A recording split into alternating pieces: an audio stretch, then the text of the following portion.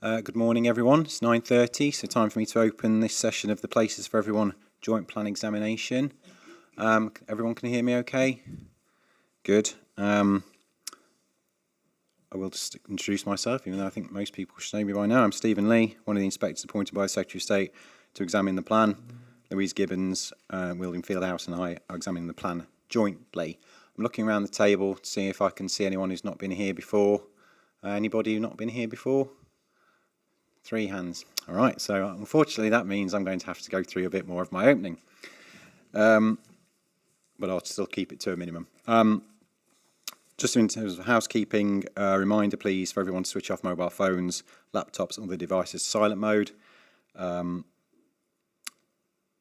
believe there are no fire alarms, again, no fire alarms as far as anyone's concerned. So if the fire alarm does sound, then please vacate the building in an orderly fashion, either to the door to the right of me or door to the rear. The programme officers, Helen and Yvonne, are around today if anyone needs any assistance, and they should be the first port of call if there is any assistance required. The agenda for today, reminder that the purpose of the examination is to help us decide if the plan submitted in February 2022 is legally compliant and sound, and if not, how it could be modified to ensure that it is. This session, like others, will take the form of a structured discussion of the matter set out on the agenda that was published last week. And I think this morning we're dealing with a return to matter 4 and the issues of Greenbelt and employment land, and then moving on to matter 7, which is about the places for jobs chapter. I will say, obviously, we are returning to matter 4. Thank you to everyone who attended last week and is attending today as well to talk about that. Obviously, that means we're trying to put in more to this morning's session than we originally intended. The GMC have also issued a couple of notes that might well mean more discussion than was perhaps going to be intended. So the plan, as it is at the moment, is to try and start the HRA session this afternoon at around 2:30. Which gives us a little bit more time. Whether that translates into lunch at 1 o'clock and a shorter lunch and come back, or we carry on until we're done and we have a lunch till 2:30, I think will depend on where we are and how far we get. We're quite good at gauging how long things take, but sometimes better than others. So we'll see how we go on. For those who haven't been here before, I will generally start each agenda item or significant issue with some questions to the GMCA team, and then when we've heard response to those, I will open it up to the table for contributions. When you wish to speak, turn your nameplate on its end and I'll bring you in at the appropriate time. When I invite you to speak, please say who you are and, if appropriate, who you represent. We'd ask that please focus your comments on our questions or specific points made by others.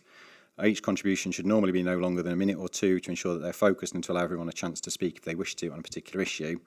I always ask that please remember there's no need to repeat or summarise what you wrote in your representations or written statements. We've read those, and there's no need to repeat what other people have said around the table, and there's no need to tell me if you agree with what other people have said or anything like that.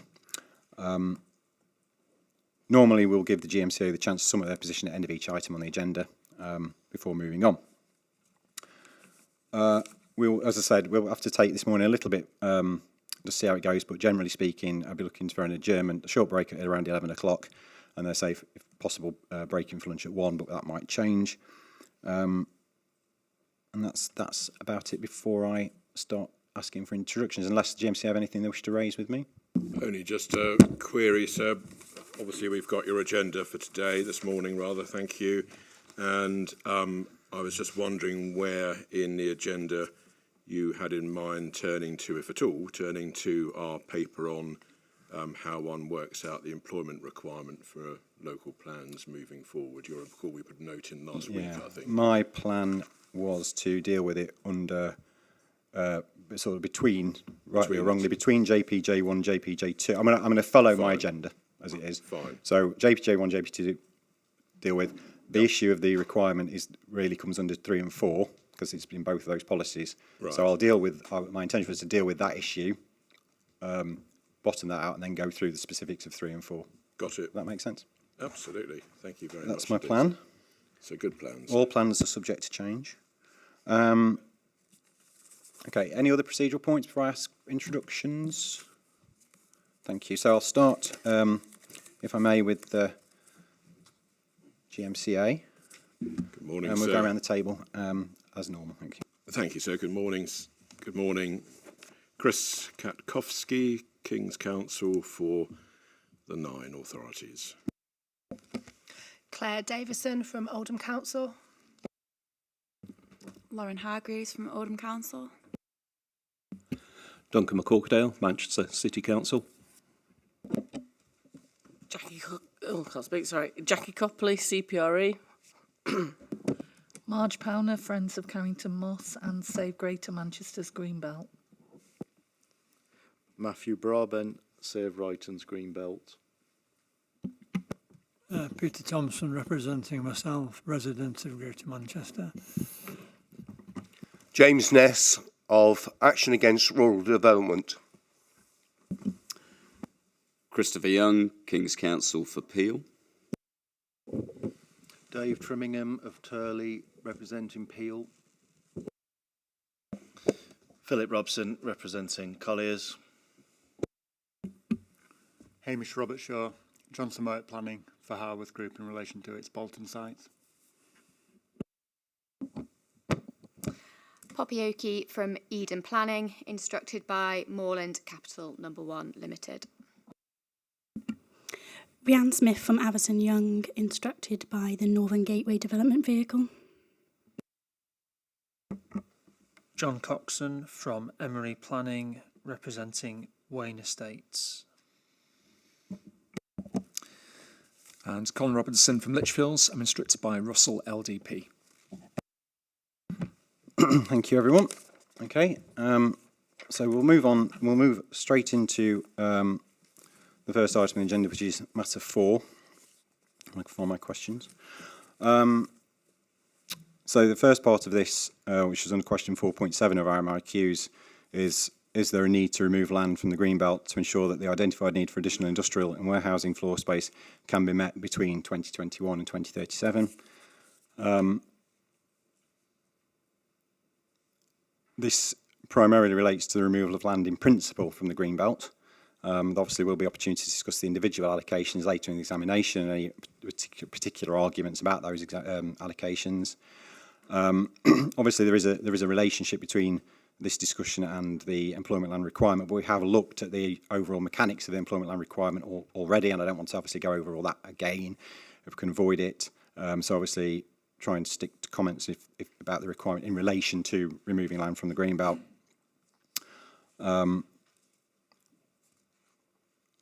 Obviously, we're still considering that conclusion, but I think for the purpose of today, we'll take it as what is in the plan that sets the context for the discussion, and obviously the scenario that the council have given us for 2022 and 2039. So I think it's just so we know that's what we'll base the discussion on, because we're very complicated to do anything else. And again, I think just for completeness, there was a discussion last week in regards to the housing session on the same sort of topics about how the existing housing supply was going to be considered. I think for the sake of principle, we're going to take the same approach to existing employment land supply as well. So that's the principle we're establishing. So I think the main issue obviously is around the questions were about industrial and warehousing development. I think the main issue with offices is in relation to single allocation, my understanding. So I think that's the exceptional circumstances around that would seem more logical to talk about in that allocation session. It's not a matter of principle, is that? I would agree. Okay. Obviously, if anyone disagrees with that, feel free to speak up at an appropriate time at the end. But we'll start with industrial warehousing anyway.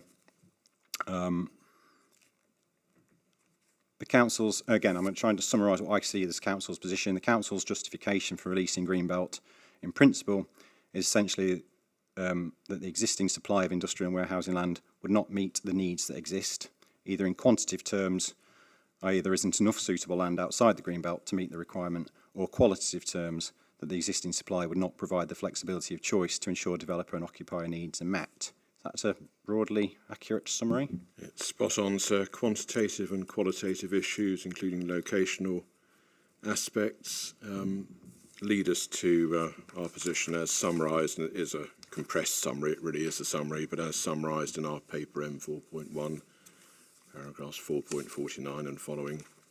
But absolutely, you've got it in a single sentence there, sir. And just by way of adding to that, just as you've quite rightly sort of made your introductory point, so I should just also state, of course, that as we've discussed in the context of housing, but also relevant to employment and adjusting the green belt, as I've said on another day in a different context, but now in this context, as you understand, this plan considers that there are quantitative and qualitative issues which has led it to look to the green belt and to release green belt land in relation to employment development. We think that we've got it right, if you like, but as has been said, subsequent local plans will have to consider this issue afresh when those plans are made. So I just add that introductory point to the others that you've made, sir.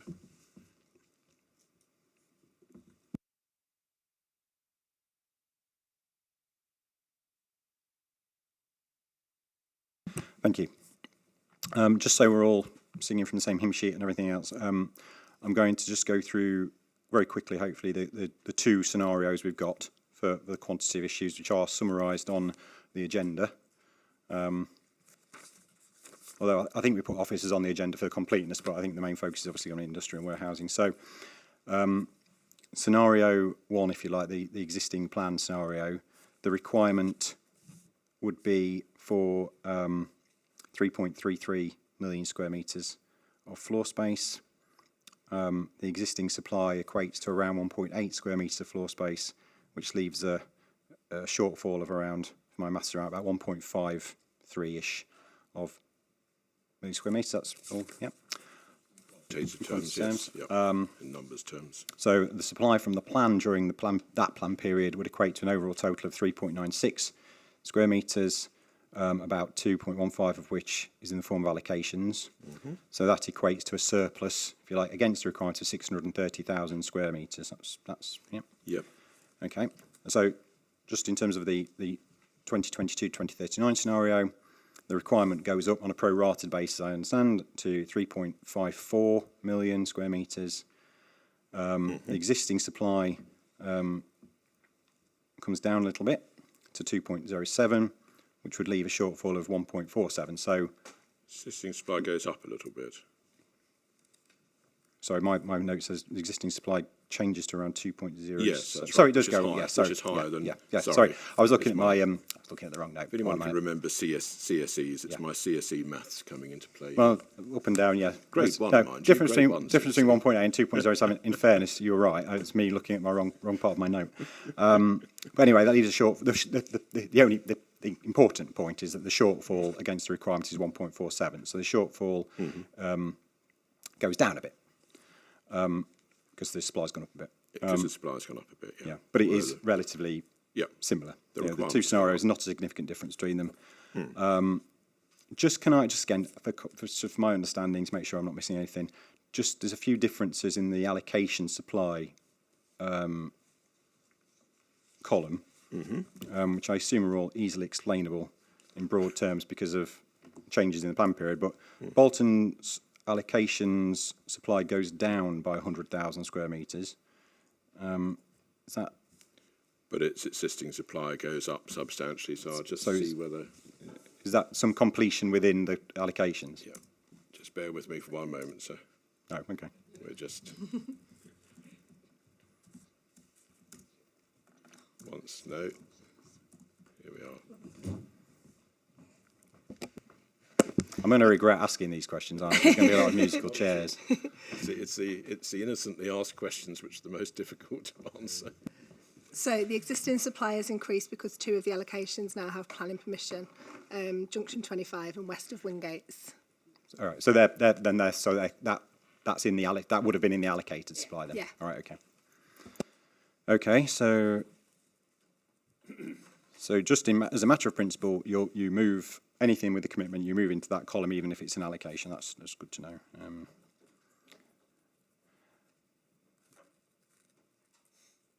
And then in Bury, we have the opposite then, where the allocations go up by about 100,000 square metres. Is that because of the plan period change, and so you're bringing more forward? Yes, okay. It must be. Yeah. Trafford, I think there's Trafford. Trafford's gone up again a bit, by about 10,000 square metres or so. Again, same principle. Yes. And then Wigan's has dropped significantly by about 140,000 square metres. Again, is that because permissions have been granted? And its existing suppliers Has gone jumped up, so presumably the same. Yeah, it's the same point as was made earlier on. So overall, then, in terms of, albeit it's got permission already, the actual quantum of floor space is going to even out, isn't it? I suppose if I do the maths, yes, then it does more or less. But I just wanted to double check that there's nothing nothing sinister I'm missing. No. Heaven forbid there be anything sinister in any of these figures. So the requirement's gone up a bit, as we can see, by extending the plan period. Okay. And the figures have moved around because planning is a restless thing. Indeed. Permissions are granted every now and again. It would be lovely if everything just stayed still until we wrote the plan. And absolutely, wouldn't that be grand? That side of the tables. So the surplus against the requirement, or the headroom against whatever you want to call it, under the second scenario is 560,000 square metres versus 630,000 square metres. So just for confirmation, is there anything significant for the plan in terms of the difference between those figures? It doesn't alter your justification or strategy for release? It doesn't, not least because obviously our strategy and our justification in relation to the green belt is a mixture of quantitative and qualitative issues. So it's not just about the numbers. Okay.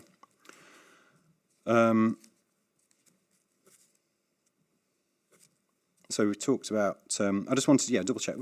There's been some talk about the SHLA for housing. There's this published data every year for the existing supply. Although I don't want to go into the nitty gritty of every site and everything else. Just for my understanding, what's the equivalent, or is there an equivalent for employment land supply, where something is published every year in the same way? So I think the employment topic paper in Appendix 2 sets out the employment land supply sort of statement and sets out the methodology that was used of how districts identified sites. It sets out that each district collates their own employment land supply, and the approach can vary. Usually identify sites for the inclusion from a combination of some or all of the following sort of planning permissions, lapse planning permissions, developer interests, allocations, pre-application inquiries, officer knowledge, master plans, council assets, that sort of thing, in order to maximise the amounts of available employment land within the urban area. And are they updated on an annual basis, or is it depends which authority you're talking about? We all submit our supply to GMCA on an annual basis, so yeah, it's updated annually. And is that published somewhere then? The land supply gets published every year on GM Mapping.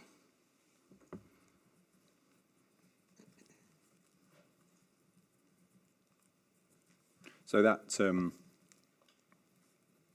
figure of 1.8 million, 2 million, whichever scenario, that somebody could interrogate that yes. every year and see how that changes. Yes. Okay.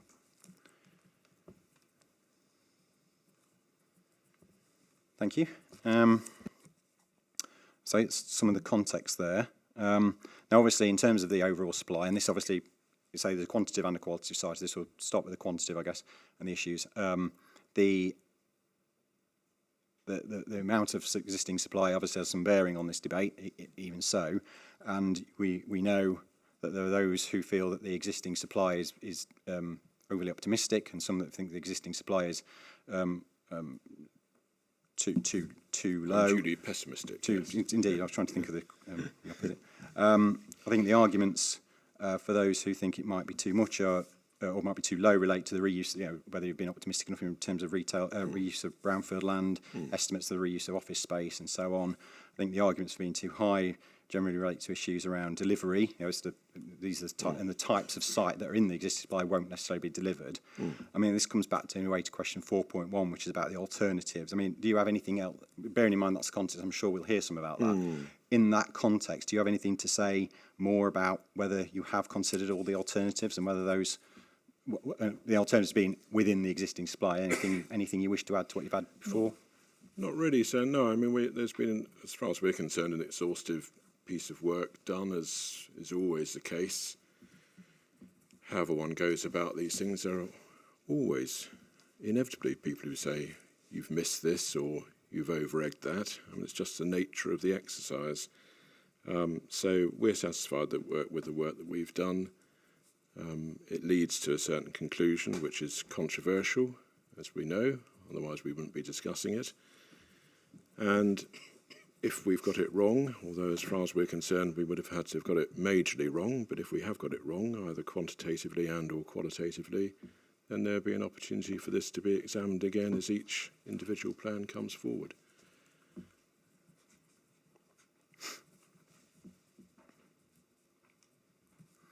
Okay, so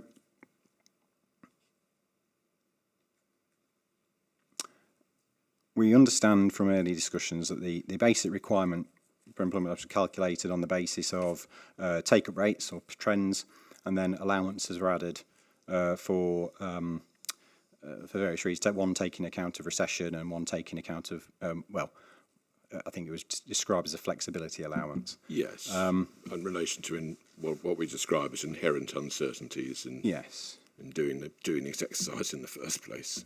Yes. One point that came up in that discussion, without wanting to go back over the older, but one point that came up in that discussion was a question mark over whether or not the need, if you like, the need what equates to about 2.4 million square metres when you look at the take-up rates. Is that the need? And then the additional 31% is, if you like, headroom, or whether or not the council's position is that the need is actually, you will expect to deliver 3.3 million. Does that make sense? It's a bit like, Well, our requirement is if we're looking at the existing published plan, it's a 3.3. So you expect 3.3. So no, yes, you don't count that as there's no headroom in that. That's your requirement.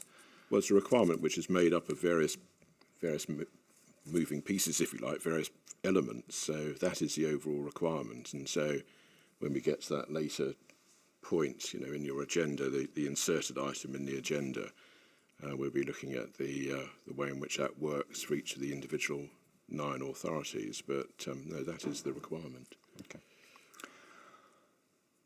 So you may have to say, pardon my maths, I've already demonstrated my maths aren't great, but I make it, depending on whichever scenario you use, you have something like either a 16% or an 18% uplift against the requirement, depending on which scenario it is. So I guess from a quantitative perspective, if you've got a position where your requirement already includes a flexibility allowance and whatever your uncertainty allowance, whatever you want to call it, why would you, from a quantitative or indeed qualitative, if you want to go that route, need this extra level of provision, this extra 16 to 18%? Well, because I look to my left in a moment, but I think this is the difficulty of looking at these things. I understand why you're doing it like this, and one has to start somewhere. But this is the issue of looking at these things as if it's all about numbers, and it isn't. But I fully understand. One has to start somewhere, and one has to do it step by step and point by point. But I would just look to my left to see if there's anything that anyone wishes to add about that particular point.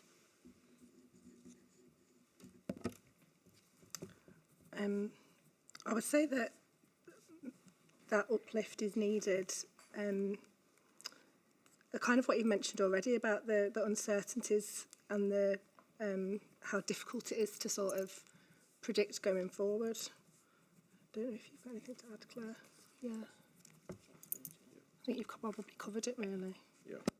I think can I just make a point? No, sorry. Wait until. I don't know what the procedure is. Sorry. I'll invite you when appropriate. Thank you. I'll go through my questions first. Okay, so, okay, that's your answer to that. Indeed.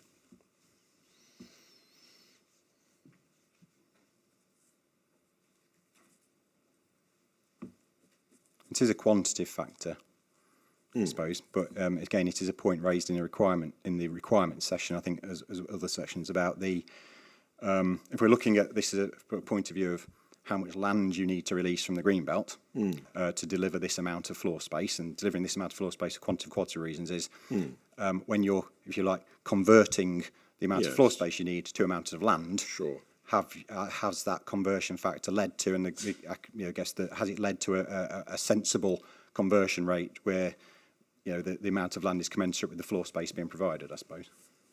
Yeah. So in effect, in the process, what allowance has been made for? Could you have released less Greenbelt land, if you like, or no Greenbelt land, and still deliver the same amount of floor space?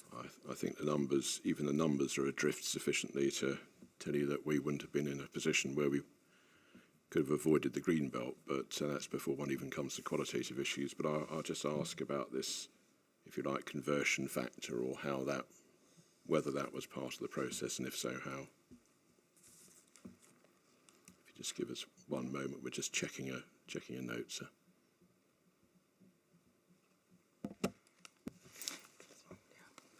So we expect to deliver the 3.3 million. 31% is to account for the uncertainty, the potential margin of error associated with any forecast process for future need, and choice of sites to facilitate the competition in the property market. We need some level of vacant floor space within the functioning markets. We also need the flexibility to allow for any delays in the individual sites coming forward. But in the work, and if. So I suppose, just if I could, simplify my question, I suppose, how did you determine the amount of land you actually need to accommodate the floor space? Yes, sorry, I think there was ships passing in the night there, or even in the morning. So if you just give us one moment. So the issue is, we end up with a bunch of numbers in square metres terms as a result of this work. One turns to the Greenbelt, or one understands on our work that one needs to look to the Greenbelt.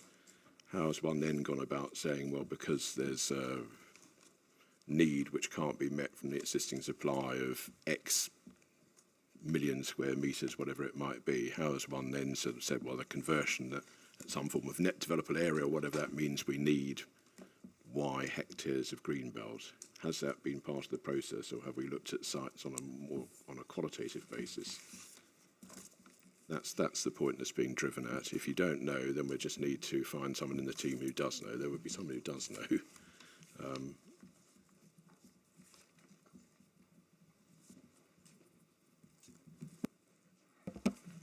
I think it's set out in the Nichols economics paper. Sorry, just bear with me a second. I think rather than taking your time, so can we come back to rather than taking your time as we pass the question around and find the person who needs to answer it is upstairs rather than sitting in the room.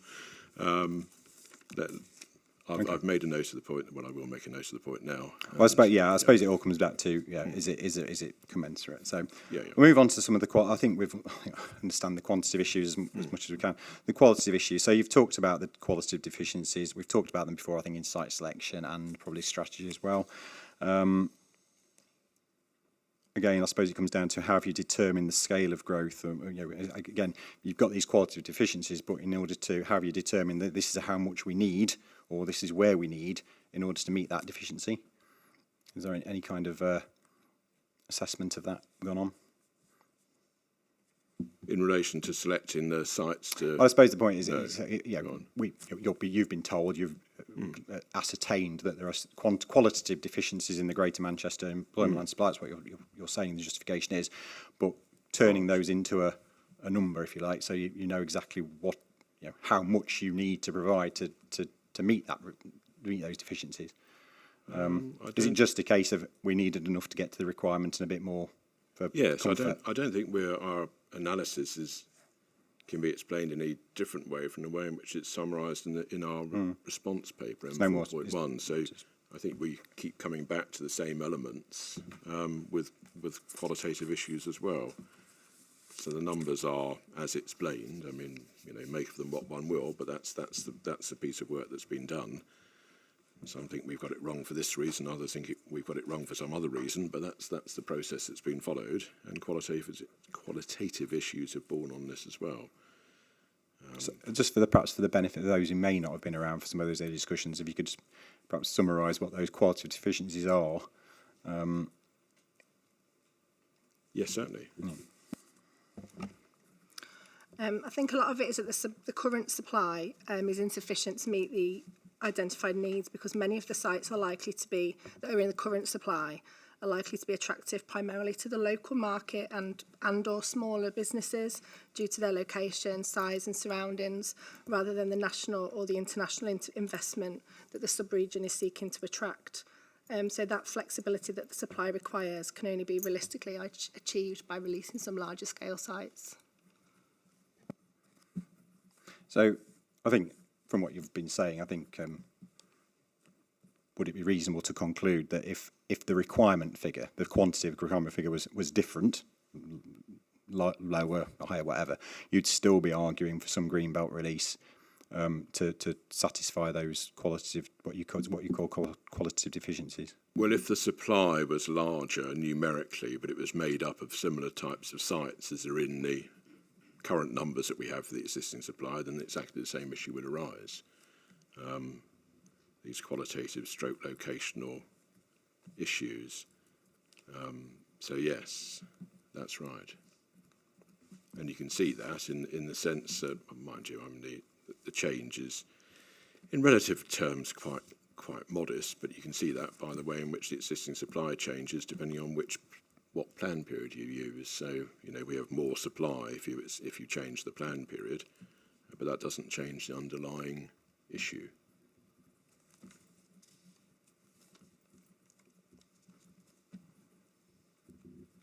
Yeah. And on top of that, of course, we recall from an earlier stage in these hearings our whole spatial strategy, boosting northern competitiveness, etc., etc.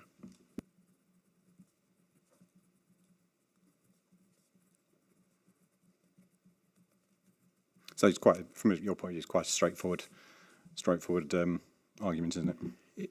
It is. It is. I mean, obviously there are all these judgment calls involved, but yes, it's. We're persuaded by the logic of it, certainly. Okay. Okay. I think I'm not going to get much more on that. Before you, unless there's an I answer just to want my to see early question. whether we can or can't at this moment answer I've called it the conversion factor, if you like, but. No, we'll find someone who knows the answer. So there may not be an answer, of course. Well, it may be that one answer would be that it hasn't been done in that way. But yes. So well, that's what I mean. Exactly. Maybe it's a different approach you've taken. And I just need someone. There will be someone in the team who knows the answer. Okay. It's the famous law that begins with an S. These questions are asked. And the one person we need to answer them isn't sitting at the table. Okay.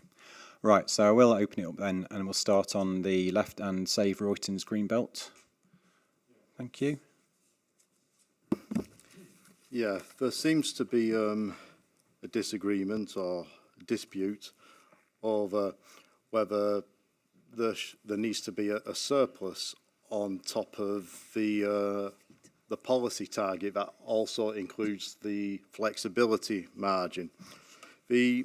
Originally, the gross need for the industrial floor space was 2.5 million square metres, and then they added a 5-year flexibility margin that took it up to 3.3 million square metres, and then on top of that, there's a 4-year surplus that takes the overall land requirement or supply up to 4 million square metres. So ultimately, over the gross need, that amounts to a 9-year combined margin, or a 56% surplus over and above the need. Now, the question is whether you need that surplus beyond the flexibility margin, because the evidence base evidences and justifies a 4 or a 5 year margin in the nickel economics paper. It doesn't evidence anything beyond that. Now, if you go back to the 2020 GMSF, the land supply, the land requirement, the total land supply stood at 4.1 million square metres, and that included an overall supply margin and surplus of about 29%, a 4-year margin. And I actually have the nickel economics paper from the 2020 GMSF that just breaks down the evidence and the justification for the buffer. This paper wasn't part of the PFE. It was revised for the PFE when the swaps over to past completions. And it's 2 short paragraphs. So if you'd indulge me, I'd be grateful. The margin was set at 25%, reflecting the top end of margins used elsewhere. In addition, a further margin of 20% was applied to the assessed supply. In effect, this amounted to a 50% combined margin, which was subject to some criticisms during the consultation stage as both relatively large and not fully justified. We have reviewed the approach to the margin and note the following. It gives a few observations, but this final point, it says, a combined need and supply margin of 50% falls well outside the bounds of what has been generally used elsewhere, up to around 25% or at most 5 years of supply. We consider that across both demand and supply, an overall margin of around 25% is justifiable over 4 years' worth of supply over a 17-year plan period. This could be thought of as 2 years' worth of supply as a minimum to reflect the rigidities in the delivery of supply, plus 2 to 3 years to reflect the uncertainty over the forecasting of need. So it sounds very much to me that the surplus, you need nickel economics advocate a 2 or 3 year flexibility margin and roughly the same as a buffer. So to have a 5 years, as they do in PFE, to have a 5 year margin and then another 4 years on top of that, that equates to a 9 year surplus. So and whether you can make the case for that or not, a 9 year surplus, it certainly hasn't been evidenced or justified in this plan. We certainly haven't been consulted on a 9 year flexibility margin.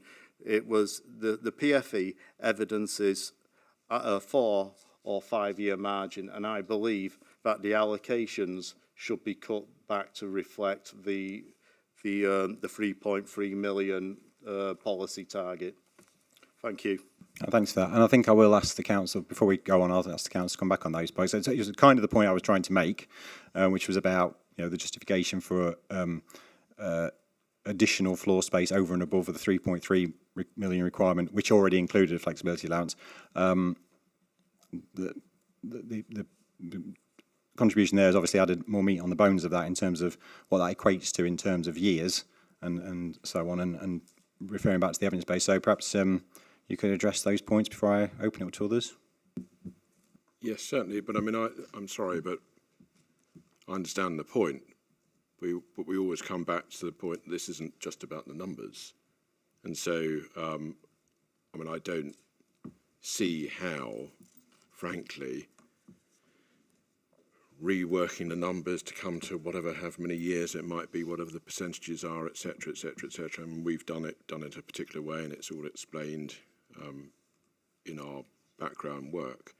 But you'd still run up against the same issues of qualitative matters, locational matters that were described briefly to my left a little while ago. So I think this is where it's difficult, I know, because, I mean, I certainly would want to always do things step by step, but you can't isolate a step here and, not think about the next step in the analysis. But I'll just look to my left.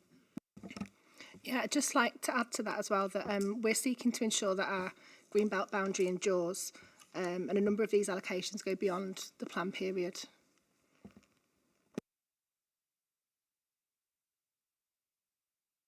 But that's not reflected in the total supply figure, is it? Because that stops at stops at the end of the plan period. So anything that goes beyond the plan period is additional Greenbelt release, isn't it? No, but if you're thinking about the basic gist of the objections, I think, from this side of the room, which is that you shouldn't be going to the Greenbelt or you've gone to the Greenbelt too much. And then one also needs to bear in mind this point. So if one's just focusing on the numbers in the tables, then you're right, obviously, because the numbers in the table end at whatever is the end of the plan period whichever plan period one wants to look at in the tables. But when it comes to removing sites from the Greenbelt and allocating them, the point that's just been made has to be borne in mind as well. It's another factor, if you like. It falls off it's not in the tables, but it's another point to bear in mind. Thank you. We'll start at the end then. I think it's Mr. Ness, was it? Yes. Thank you. Yeah, that's right. I want to make reference to the proposed warehousing around Port Salford. The initial phase 1, was authorised about 13 years ago for 154,500 square metres of warehousing. Over the 13 years that's preceded, from my knowledge, there's only been one development in that area, which is less than a seventh of that total. Why is it that the plan is proposing another 320,000 square metres in phase 2 when there's only been less than 14% of phase 1 been developed in 13 years? So you're looking at over twice the amount of development over a period of 16 years. I also would like to refer to the fact that second phase was dependent on the commencement of the rail link, highway improvements, canal berths, container terminal associated with permitted Port Salford scheme to the south of A57. The rail link was dependent upon European funding, which we will not be able to actually source. So the question is, why is there 320,000 square metres put in the plan when it's quite clear it's not required? Okay, thanks. I want to obviously focus on the general principle today rather than individual sites, but I'll take it perhaps, and we'll obviously come back to that. In context, what? But I think if I take it as an example of why you promoting more when it's not being, generally speaking, some of this isn't being delivered, that's an answer. But obviously when we come on to Port Salford in some point in the future, when we get into the specifics of those issues as well. So thanks. But we'll count it as a sort of example of a bigger issue, perhaps. So thanks for that. The Council will respond. Mr. Thompson. Thank you, sir. Mine's just a general question. We appear to be facing a massive global financial problems. What account of future prospects are being taken in this plan? Are we locking ourselves into a mechanistic sort of forecasting system that's not looking at reality, external reality? Thank you. Thank you. Friends Carrington Moss, please. Thank you. Just a couple of points. It keeps being suggested that there are doubts about the deliverability of the existing land supply, but the planning practice guidance suggests that the assessment of land availability identifies a future supply of land which is suitable, available and achievable. So I'm questioning the questioning of the land supply. It should be deliverable. And then the other point I just wanted to make is about the qualitative aspect. And I think Mr. Ness raised a good point about the what's been approved already and not delivered. But in addition to that, there is a level of windfall of these sites, and we would expect that to increase given the circumstances following the pandemic, not least of which for office floor space, some of which will not be suitable for conversion to homes, but will be in very sustainable locations. And we don't believe that these potential ways of reducing the impact on Greenbelt have been fully explored. We'll come back to the lack of sustainable transport in the next question, I'm sure, but we think it's basically premature to release Greenbelt, certainly at the levels of magnitude that is being proposed, when the evidence isn't there to demonstrate that these things have been fully looked at.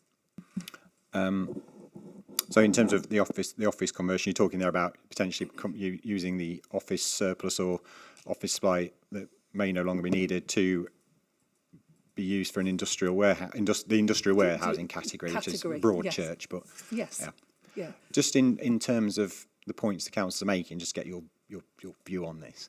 Obviously, they're talking about, again, the full range, but one of the things that keeps coming back to is the large logistics sheds and units. So would you accept that in principle that's not that's going to be difficult to accommodate on some of these existing urban area office sites? Not necessarily your point, but just for that particular sector, if you like. I understand the point that's being made, but actually there are innovative techniques in multi-storey warehousing these days and other potential uses for these sites that would come under the industrial and warehousing category.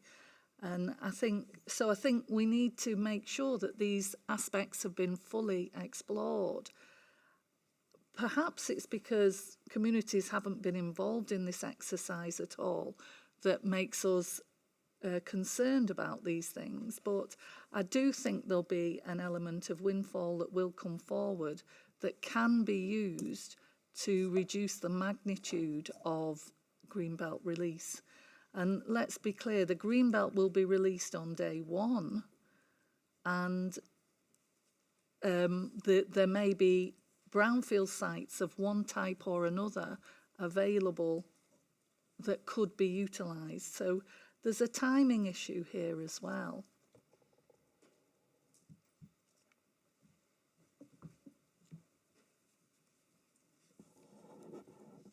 Thank you. CPRE. Thank you. Just backing up the comments that were made by Save Royton, my colleague, CPRE did submit a response to the 2019 consultation, but I realise you've only seen a breakdown of officer, they're like summary points based on, so we submitted a economic appraisal, critical appraisal of what had been submitted by two expert economists, Dr. Appleton and Mr. Milway, both of whom they did a high-level review and effectively came to the same conclusions that we've had declining manufacturing for 15 years.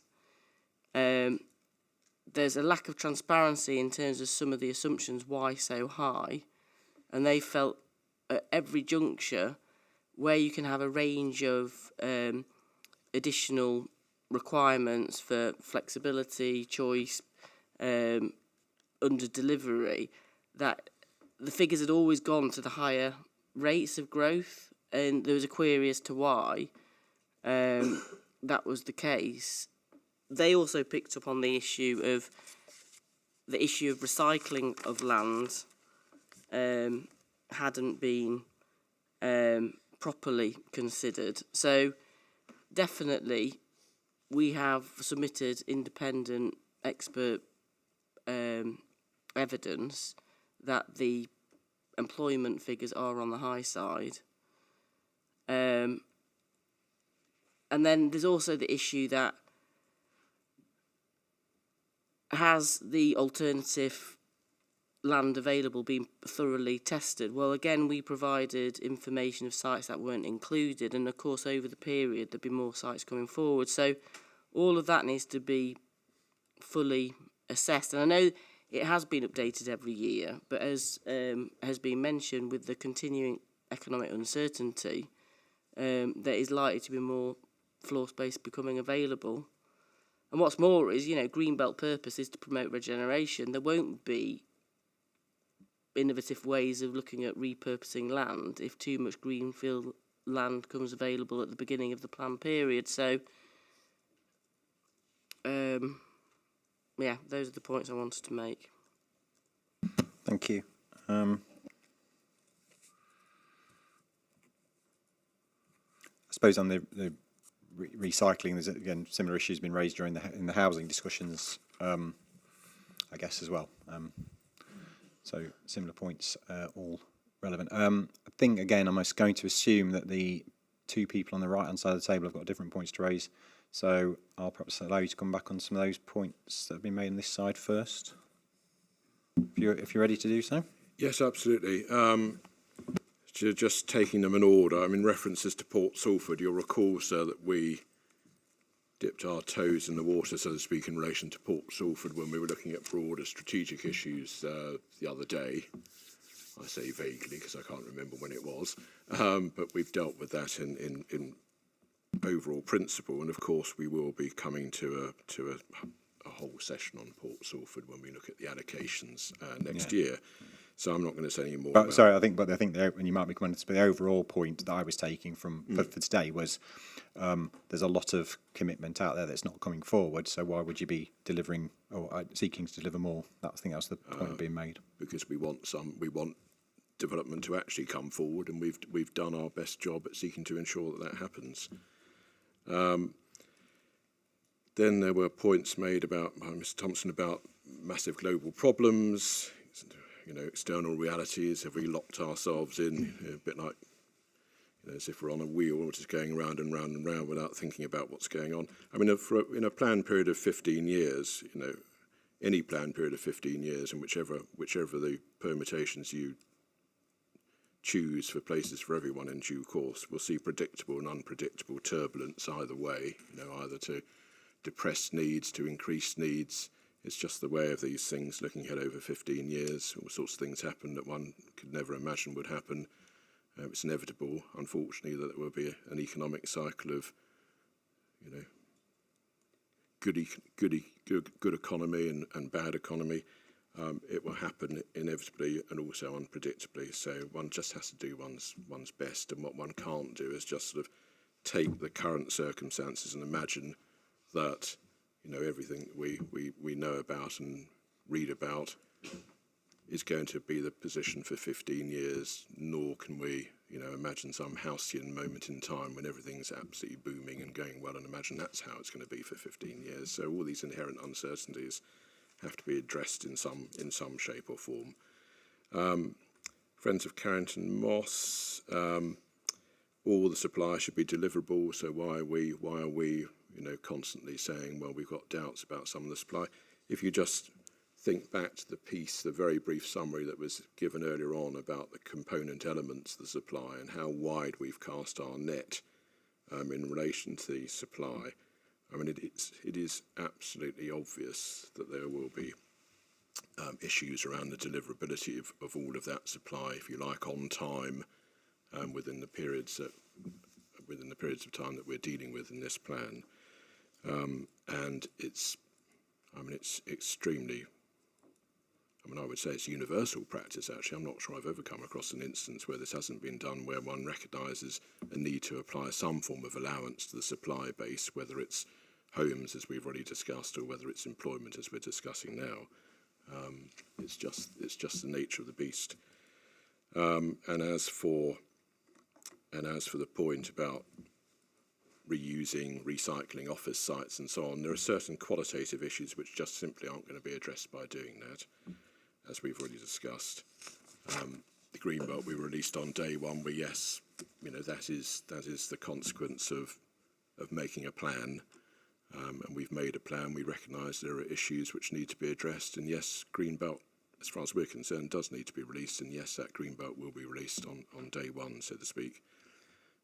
That's the point of the plan.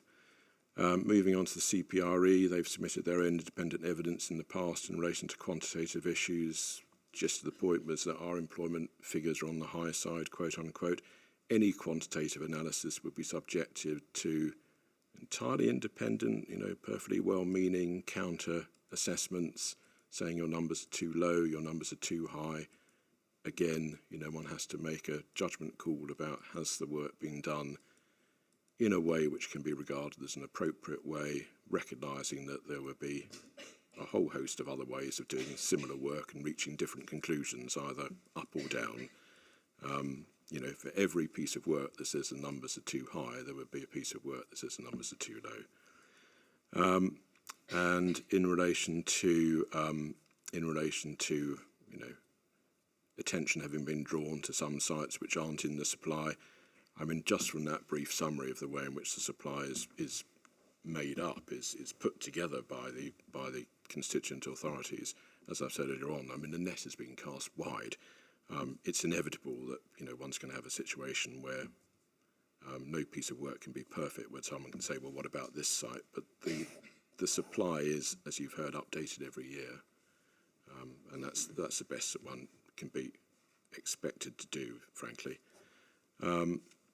And in relation to the purpose of the Greenbelt being, or one of the purposes of the Greenbelt being to promote regeneration, well, there is some development which simply isn't going to happen unless one releases the Greenbelt to meet those development needs. I appreciate there is the wider regeneration purpose of the Greenbelt, but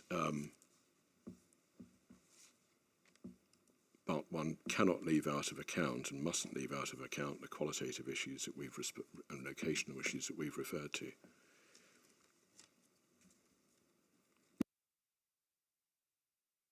Okay, thank you for that. So I'll move over to the other side of the table. I'll start with Lichfields. I think you were first. Thanks, sir. I'd just like to say that I think from our perspective, we feel that GMCA has taken an entirely logical approach to identifying the scale of land required to meet its needs.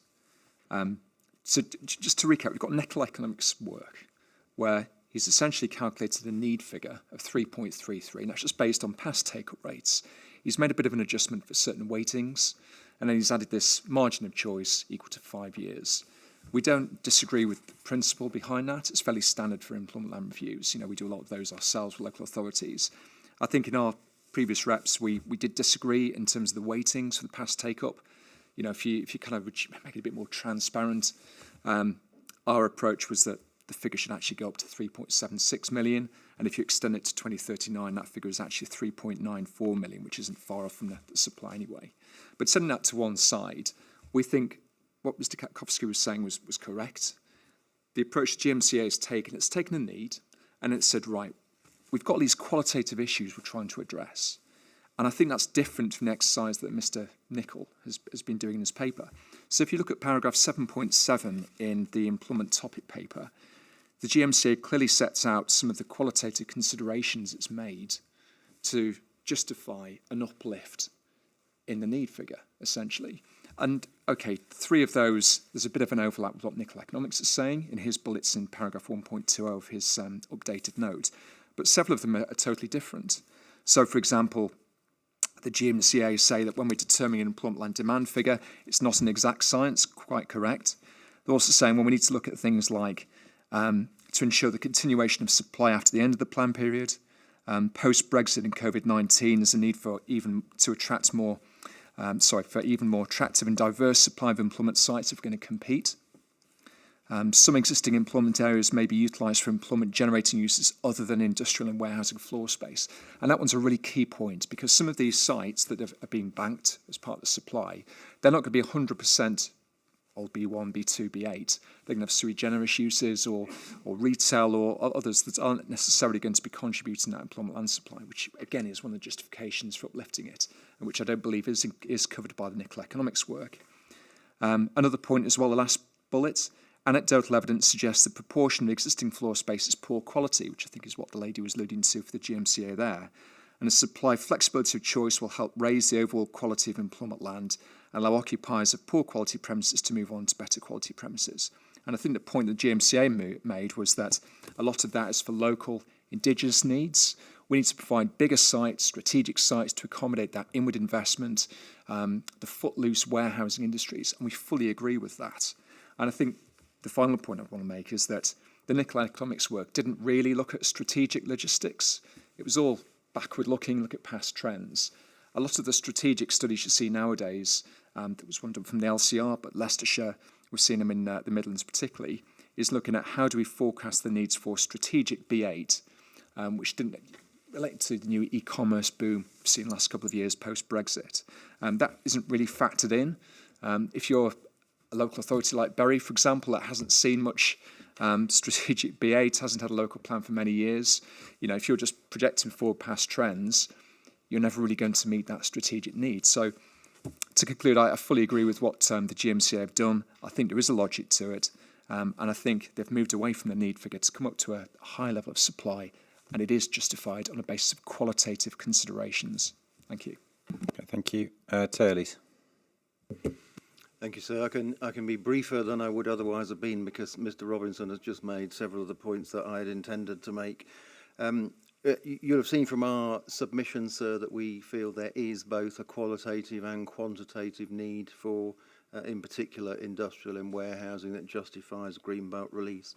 And I think it's important just to put that in the context of what the plan itself says.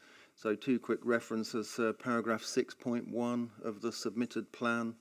Economic growth is central to the overall strategy for Greater Manchester.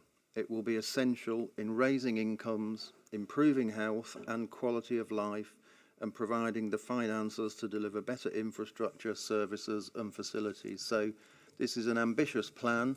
You'll have read earlier in the plan, it talks about Greater Manchester's ambition to be a top global city, and its provision for employment space is a part of that. Mr. Robinson has already taken you to some of the background papers. I would just add one reference to that, sir, alongside paragraph 6.30 of the submitted plan itself. Again, just quickly there, sir, there is evidence that past industrial and warehousing completions have been constrained by a lack of suitable sites in Greater Manchester. And the reference in the employment topic paper for that, sir, is, the topic paper itself is 050104. Paragraph 815 onwards confirms that past take-up is in Greater Manchester's case not the only consideration in assessing future need. Thank you, sir. Okay, thank you. Just on that last point, obviously you've heard one from this side of the table that suggests actually there's been a lot of, albeit Port Salford was an example, the point being made that there are commitments out there that aren't being delivered from your side of the table, as it were. What was your response to that? Well, Port Salford will come to the specifics of, I'm sure, at the site allocation stage. So what I would say on that is that the amount of delivery on Port Salford has been a function more of the need to provide necessary infrastructure and the time taken to deliver that, in particular the rail infrastructure. And so from the client point of view, I can confirm there has been significant interest from occupiers who would have taken up space once the infrastructure is in place. And we're confident that in future that will remain the case, both for the consented element and the proposed extension that is part of this plan. Could I just add specifically on the Port Salford, the permission that was... Sorry, yes, but my point was a more general one about, I was trying to draw it away from the Port Salford example and we'll pick up the general point about commitments versus, there's all these commitments, but that was my main issue. I understood the point to be made in the generality because the gentleman was raising it about the general supply, and so but he's raised a specific point. May I just answer the specific point because it does go to his generality point? Yeah, the fact is, it's important to bear in mind there is a specific restriction on Port Salford that allowed 26,500 square metres prior to the completion of the rail link and part of the roadworks. So when that's being relied upon, saying, oh, well, you don't need that much because look at what's happened at Port Salford. The point is there was a specific restriction there. That is not reflective of take-up or demand in any way. It's a specific constraint that was imposed because it's a multimodal facility. Okay, thank you. Thank you.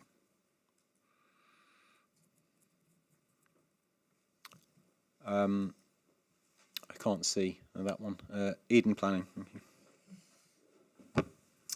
Thank you.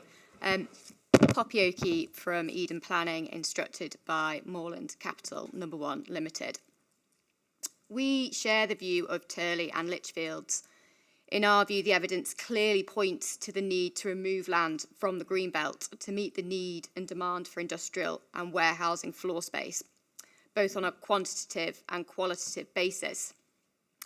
As set out in our response to Matter 2, low supply levels and lack of development land have constrained take-up in Greater Manchester in recent years, inhibiting economic growth, investment and supply chains. Similarly, the supply has failed to keep pace with demand, resulting in the availability of premises falling to historic lows, with vacancy rates sitting at 1.9% in Greater Manchester, compared to 7.5% to 10% needed to provide choice and facilitate churn in the functioning market. To address these issues, it is therefore fundamental Greenbelt land is released to assist the plan in meeting its economic objective. However, as set out in our response to Matter 2, and where we differ from others, we do have concerns in relation to the substantive underestimation of need for industrial and warehousing floor space, and therefore the supply position, considering further Greenbelt land needs to be released and allocated to meet the need put forward by Iceni's alternative modelling, as presented in our representations. As has been stated, failure to identify sufficient sites to meet the need for this plan period and beyond prejudices the ability of the Greenbelt boundaries to endure the plan period, as required by NPPF paragraph 140. Whilst the main modification introduces flexibility at the local level, ideally this matter of need and demand versus supply for industrial and warehousing floor space and how this translates to Greenbelt release will be dealt with through Places for Everyone, rather than being left to local planning authorities, where there firstly might not be the appetite to release Greenbelt land, and secondly, no guaranteed timescales for when local plans will come forward. Thank you. Thank you. Again, there's another sign up next to you. I can't see it. Can people make sure that when you're doing it, I can see it? Thank you. St Johnson Mowat. Thank you.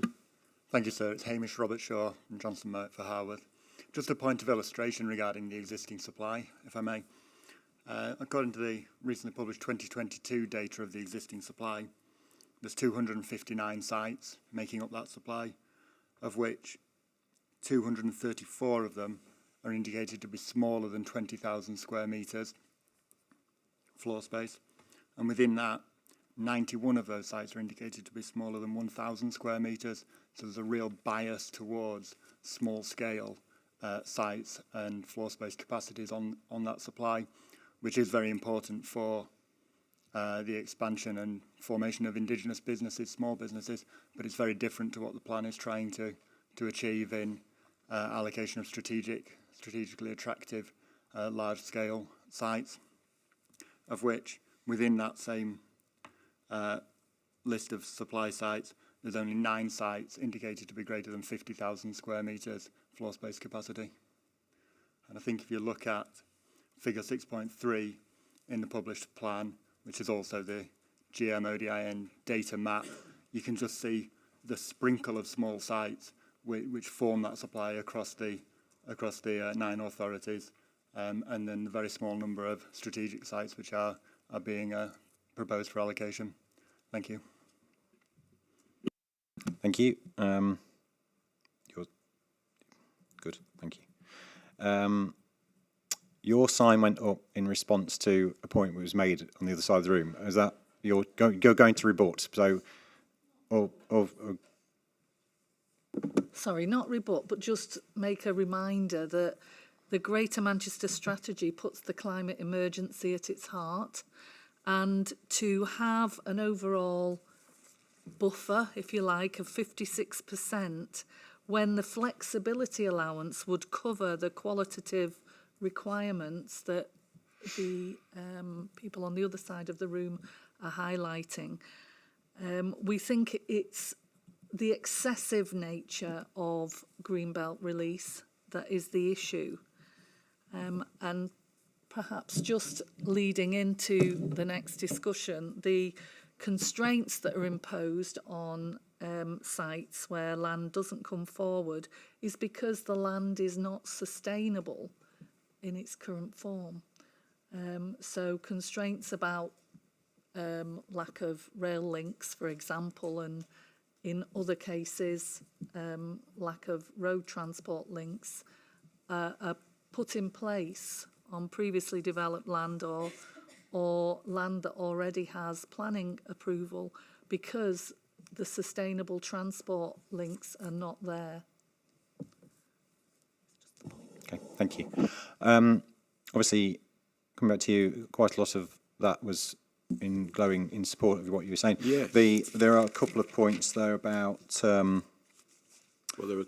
Yeah. Well, you go through and I'll. I mean, of the points that have been made, in the sort of, part two of the session, if you like, by those who are in broad agreement with what we've done. I mean, obviously, I welcome that. I welcome that agreement, and there's nothing for me to respond to there. I mean, there are two particular points that sort of jumped off the page in the juxtaposition. There was one speaker in between the two speakers in question, but the juxtaposition of the points, I mean, makes my case as far as I'm concerned. So Eden Planning substantially underestimated the need. There should be significantly more Greenbelt land released.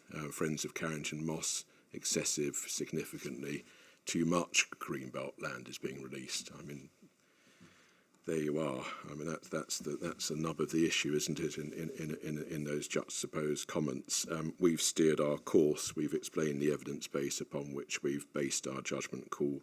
It's always a position, as I said earlier on, that however you go about doing these things, someone's going to say you've undershot, someone's going to say you've overshot.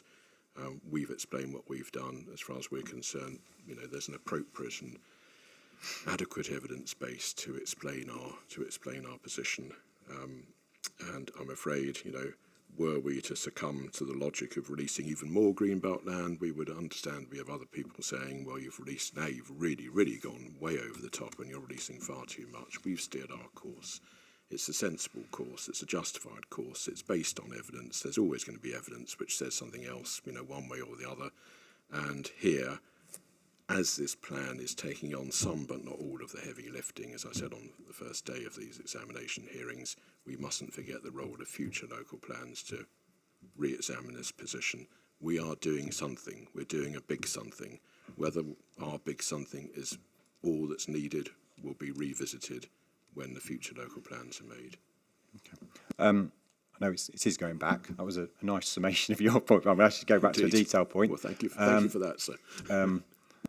The point that's just literally been made, and it is going back to this. I know it's a point you kind of addressed, but it's put quite nicely. And I suppose in terms of the question is, you've got your surplus, you've got your for qualitative reasons, but actually, could you meet? And again, it's kind of a question I asked, but look at it from a different way. Could you meet your qualitative deficiencies by not going above the 3.3 million? But it's the nature of what makes up those numbers qualitatively. So the gentleman over there who very helpfully went through the stats, the statistics, if you like, and showed that the vast majority of the suppliers in small sites. I mean, there you are. That's why we have people. Obviously, we have people understandably, we have people protesting about releasing Greenbelt. But that's also why we have people saying, well, yes, it's right what you've done, and you should be doing some more of it, because the composition of the supply numerically is all very interesting, but there are qualitative issues. It doesn't matter how many small sites you have, and however brown they are, and however virtuous it is to recycle them. All those things are wonderful, and we encourage all of that. Isn't going to address certain aspects of the need. There are qualitative and locational issues involved in that. sad as it is, but perhaps to many, but the green belt is, does have certain locational advantages for employment development of a certain type.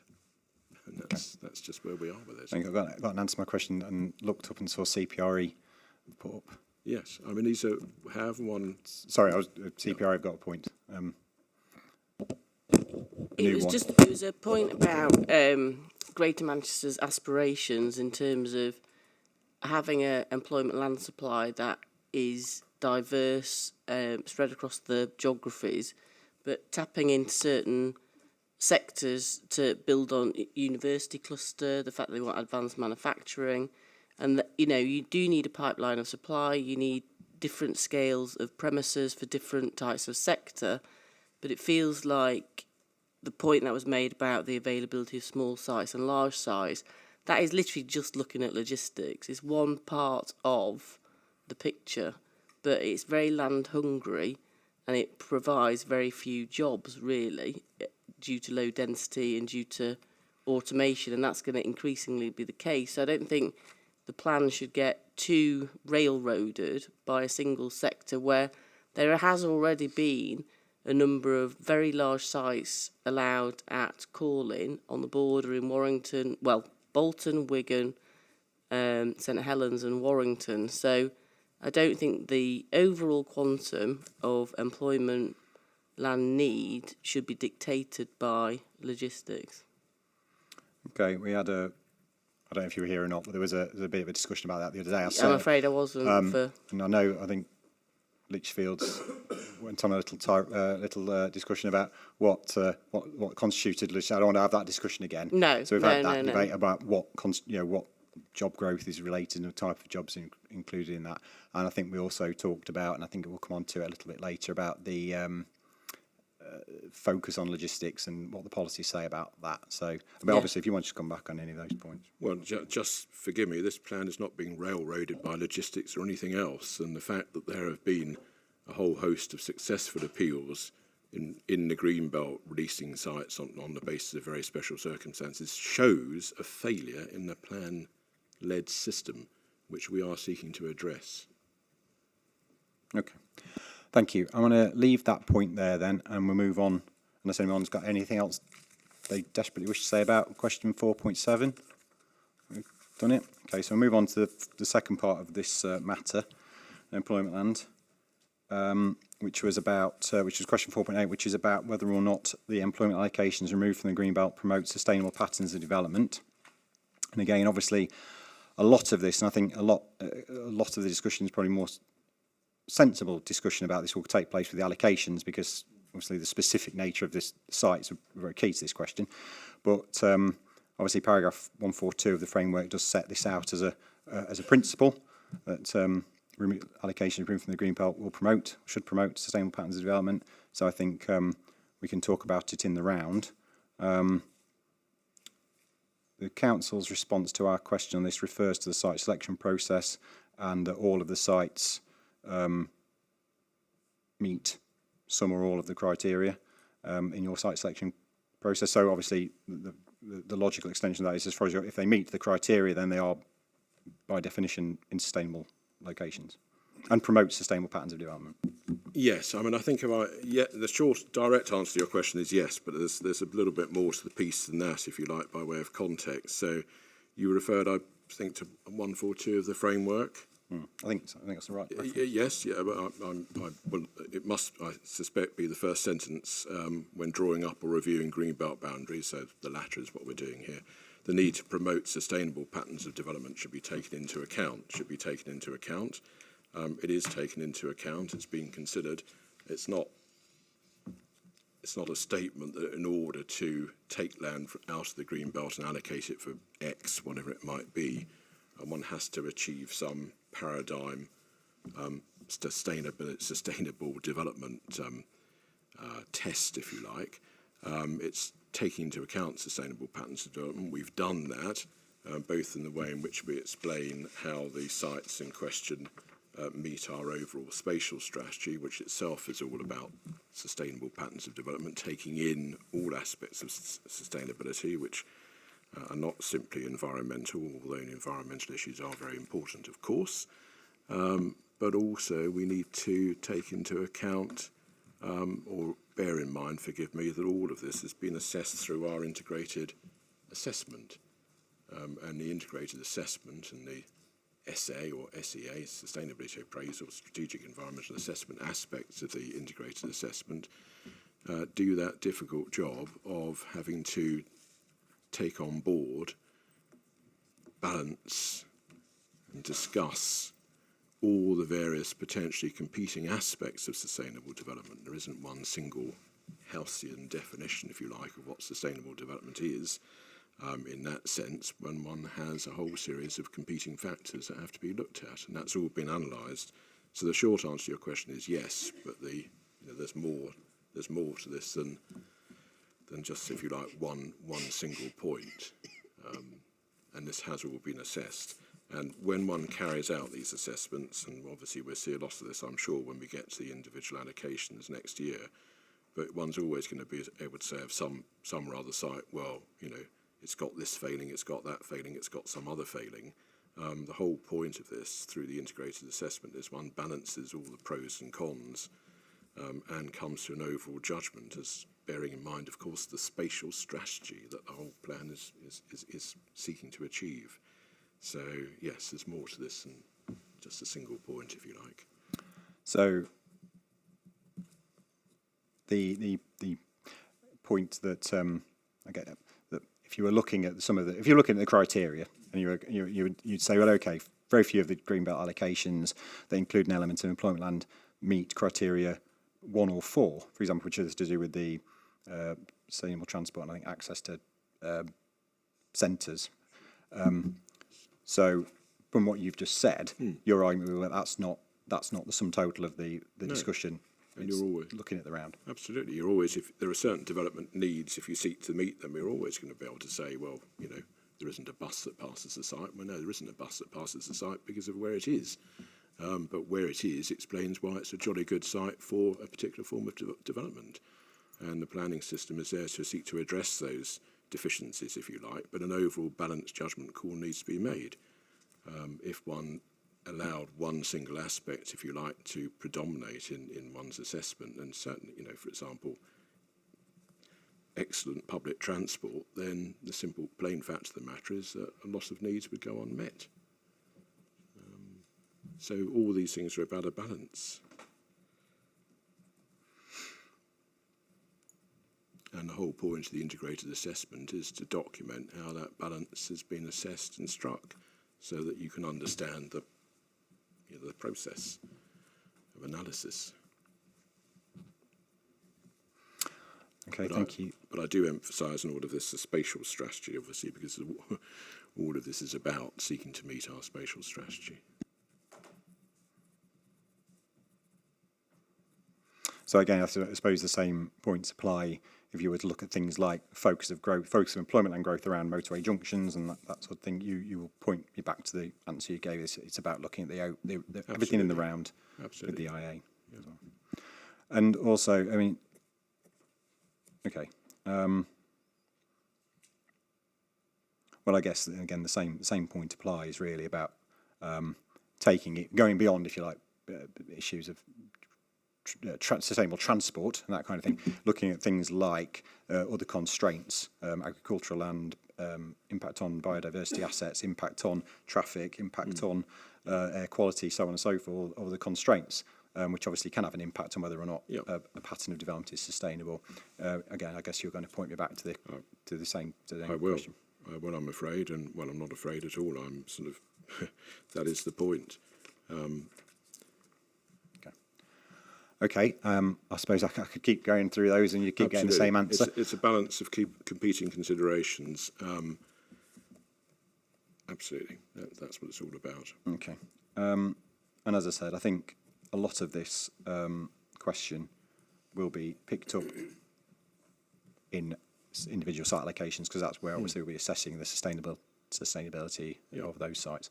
For some of the needs that we're seeking to address, there is no such thing as a perfect site in the sense that you would get a tick in every box in relation to every single potential criterion that one would apply to an assessment like this. Sustainable development isn't simply about one or other aspect. It's a balance across the piece. It is, for example, a sustainable thing to provide for employment needs. Okay, thank you very much. Okay, any comments on that particular issue? I think I'm going to be looking at this side of the room more than that. So thank you, Friends of Carrington Moss. Thank you.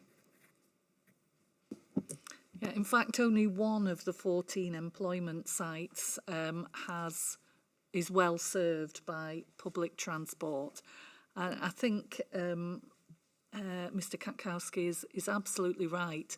It is the balance of these things, the economic, the social and the environmental. But I don't think the balance is right at the moment, because if you've got a situation where, in response to your questions, PQ 45 to 70, the GMCA responded that many of the transport infrastructure improvements are not critical to realising the opportunities for large-scale development in the plan. Then we've actually got sites that are currently not sustainable, that where the transport infrastructure improvements are not considered critical to making them sustainable. We don't seem to have, and this will come up again in the amendment or the GMCA 15 that we're going to talk about later, we don't seem to be proposing that these sites that are going to create large amounts of what will be HGV traffic are set around transport assets like the airport. So we're, other than driving up the volume of traffic on both the strategic road network and local roads, that utilisation of the key assets hasn't been maximised, leading to obviously significant increases in air noise and light pollution, and as we were discussing yesterday, carbon emissions, together with the points that you were raising about the impact on environmental assets.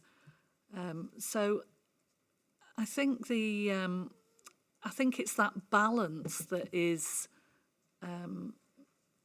has not been addressed in the plan as it stands at the moment. Thank you very much. Before I let the councils respond to that, any other points you wish to make about that issue? Keeping powder dry. So if you come back on that general point. Yes, just very briefly. Well, I acknowledge with gratitude the recognition that these things are a balance of various potentially competing considerations. I just want to make one observation or one response, if you like, in relation to Friends of Carrington Moss's bottom line point, which is, quote unquote, I don't think the balance is right. The way the balance has been struck, I don't think the balance is right. And I just want to make, perhaps it's an obvious point, but I'll make it nonetheless. There will never be agreement amongst all. You won't find a unanimous position, if you like, that the balance in carrying out these exercises has been struck in the right way. It's the very nature of making these overall balanced judgment calls, which is why, and the reason I make that point is because that explains why the test of soundness is not, do you, the inspectors, agree with what we propose? Do you think we're right? Do you think we're wrong? None of that is a test of soundness. I won't make my point about how the tests are explained, but it's all to do to see whether we have chosen a permutation, if you like, within the range of strategies which are potentially appropriate, and have we done that based on proportionate evidence? So this isn't a right or wrong question, because frankly, if you ask 10 perfectly well-meaning people, have we got this right, you'd get 10 different shades of answer. Some would think yes, but you could have done more. Some would say yes, you're pretty much there. Others would say no, you're not. Others would say you're really, really, really out on this. So that's why the tests of soundness are not right or wrong. They're not pass-fail tests in that sense. Thank you very much. Any other points on that? Oh, good. Okay, so again, come to a natural. Oh, sorry. I thought you were pointing to someone with the board. You're pointing to the clock.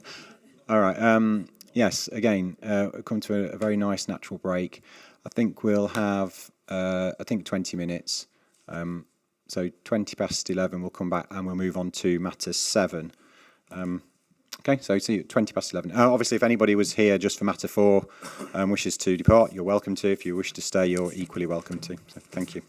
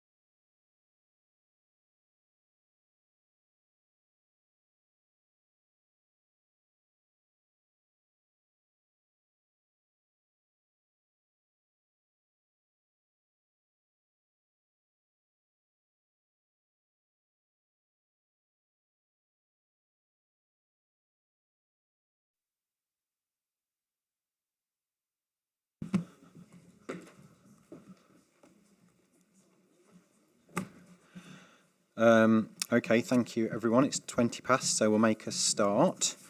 Moving on to matter 7, which is places for jobs. I think I mentioned this in opening, but I'll mention it again in case I didn't or anyone's forgotten. 2 things. One is I intend to go through the policies as they are in turn, picking up the point about the GMCA paper on employment distribution before we get onto the nitty-gritty of J3 and J4, because they're kind of cross-cutting issues. I should also say there was another note published, I think it's published this morning. I think it was at least, I think one person spotted it because they're talking about the some changes to JP, J3 and J4 that the council wished to put to us. That's on the website. If hopefully people have had a chance to see that. If not, it's not very long. So if you can get it on, everyone seems to have a laptop or something. Or if anyone needs a paper copy, I'm sure we can impress upon Helen or Yvonne to get you one. Sorry. Yes. Sorry, I think Peter will need a paper copy. Yeah. Okay. Because he doesn't have a laptop with him. Right. Okay. If someone can organise that from the GMCA for us through Helen, that would be very welcome. And in any event, so I imagine that you might want me to just explain each policy in turn as we get to each policy, because it's J1, 3 and 4. So there are some changes to J1. This is the paper that we promised last night. Yes.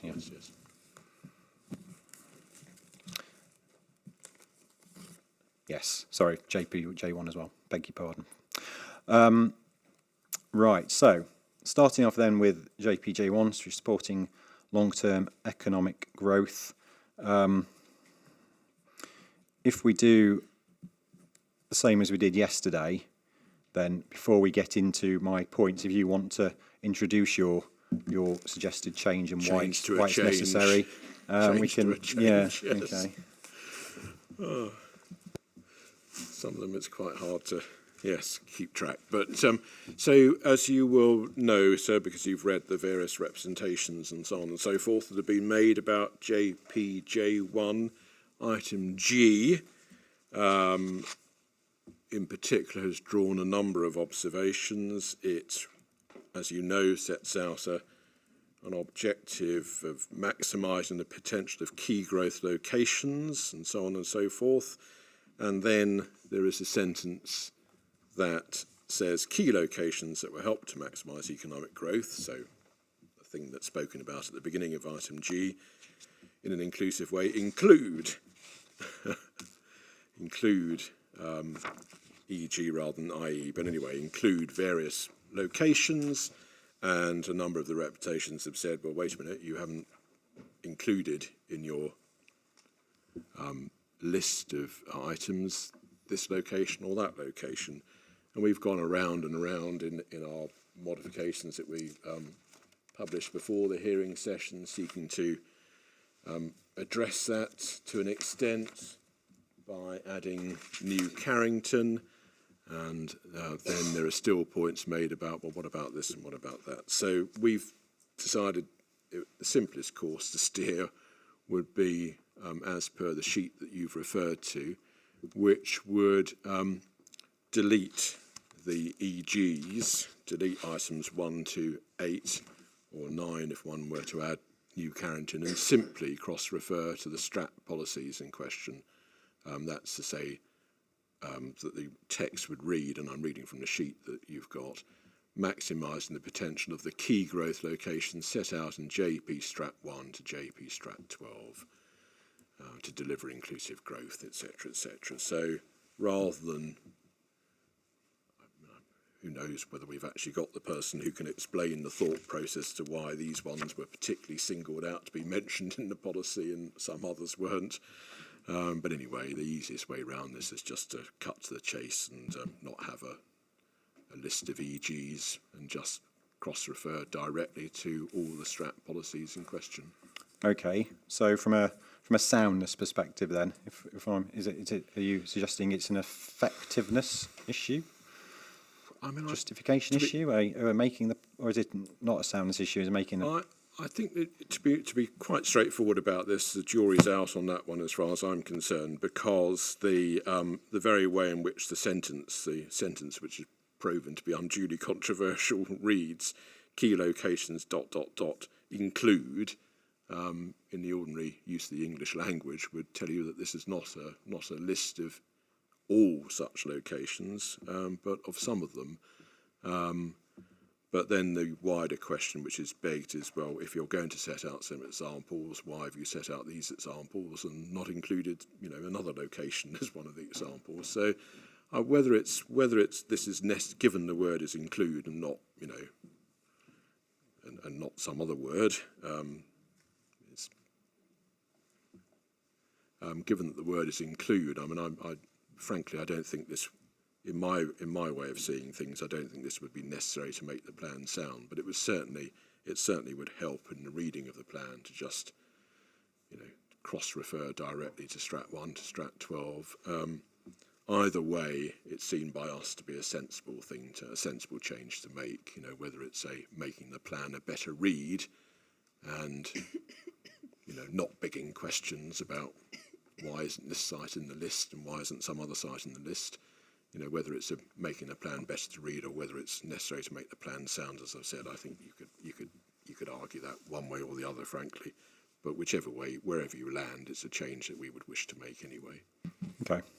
So, as yesterday, I'm thinking, and when discussing these changes or thinking about these changes, whether or not they're sound or not, but obviously the other thing always in the back of my mind is, okay, if you're removing large chunks of policy or indeed yesterday all policies, an entire policy, what is there a danger you're losing? Because I suppose it comes to on G, is what is G seeking to do anyway, other than, I guess, signpost, again, you have a phrase, signpost, signal. Signal. That's our word of yesterday. Yeah, signal that this is what you're doing, I guess. Yes, this is a sign. I think this is signposting. It's the sign. It's that S word rather than the other one. So it's signposting rather than signalling. Signalling, I think I used yesterday to capture the concept of, in some policies, we're saying what we're going to do, not what we're expecting developers to do, for example, and not what we're expecting local plans to do. This is a signposting point because it's signposting that the maximisation of the potential of these key growth locations is as per the various strategic locations which this plan caters for. Okay. So this is a signposting point. Are we in danger of losing anything? The only thing we're in danger of losing in a combination of yesterday and today is a couple of pages of the plan. Okay. Well, interestingly, on my list of questions, this might be apropos, because my first question is, what is the purpose of G? Yes. Followed on by, who is the policy for? What is anyone expected to do with it? And does it add anything that isn't already in the Strat policies? So maybe I think we've answered all you've those. probably answered that question in one way or the other. Okay. Yes. So, as I said yesterday, but I'll say it today about signposting rather than as I was banging on about yesterday about signalling elements of these policies. But in due course in your report, you may wish to consider whether signposting policies are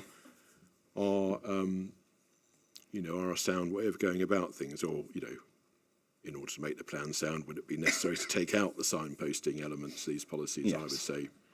I'm not saying yes, that's what we're going to do. I'm saying yes, we've talked about it. Exactly. So if one lands in the camp of saying it is sound, that is to say you don't have to do something else to make the plan sound, to have policies like this which in part say, well, we really do mean what we say. We want to maximise these key growth locations that we provided for through Strat 1 to Strat 12. Then, if you're in the camp of saying, well, there's nothing unsound in having that, then fair enough. That's what we've done. Okay. I'll treat this as a discrete item, but obviously, because my questions started with G, because that's where our questions started. Our questions were generally about soundness of these policies, but we asked a specific point about G, I think. Now, it seems that there's quite some relatively strong feeling on this side of the room about this. So we'll start with Emery and walk along that way. Yeah, thank you, sir. I'm not sure I would describe it necessarily as strong feeling. I mean, clearly we raised the point. It was an internal consistency point. I couldn't disagree with Mr. Katkowski. You know, you could argue whether this is a soundness point, but clearly I think for internal consistency it makes some sense. And obviously we welcome the GMCA's proposed modifications. We were content with the main mod as it was proposed in the MM2 document, and we're equally content with the main mod as it's now proposed to cut it down. So that's our position. Okay, so if we were to sort of conclude in the fullness of time, this list should be in the plan. You'd be supporting the mod that was which was adding New Carrington. Yes. Yeah. Okay, so that's just good to know. The overall picture. I think just to, if I just may just add, in terms of obviously the reason why we're asking for it, New Carrington, obviously we heard why it should have its own strat policy due to its scale and importance, and therefore that's why we're saying, well, really it should be listed in these locations. And I guess the suggested modification would do that by definition, because it's obviously across the road. So. Yes. Okay. I'll stay at this end of the table with Lichfields. Thanks, sir. Just a quick one again. I think we'd be supportive of the GMCA's proposed modifications. The concern we raised in our written statement was that it refers to Northern Gateway, but doesn't actually refer to the North East Growth Corridor, because obviously Northern Gateway is just one element of that, along with likes of Stake Hill. So, you know, either way, if you change that to the North East Gateway, or if you North East Growth Corridor, or if you stick with the GMCA's approach, we're happy with either approach, but GMCA's is fine. Thank you. Okay, thanks. Johnson Mowat. Thank you. It's a very similar point. I'm very comfortable with the proposed modification we've heard just now. My concern was previously regarding item 8 and an ambiguous reference towards Wigan and the Wigan and Bolton Growth Corridor. So this change removes that ambiguity, and I support it with direct reference to JP Strat 1 to JP Strat 12, which obviously includes 6, 7 and 8 within that list. That's the important thing. Thank you very much. Thank you. Colliers, are you going to say much the same? Thank you, sir. Very much the same. To borrow Mr. Katkowski's phrase, warm feelings from the Timperley Wedge. We weren't directly referenced in the published plan, nor was the Timperley Wedge allocation referenced in the main mods as originally proposed.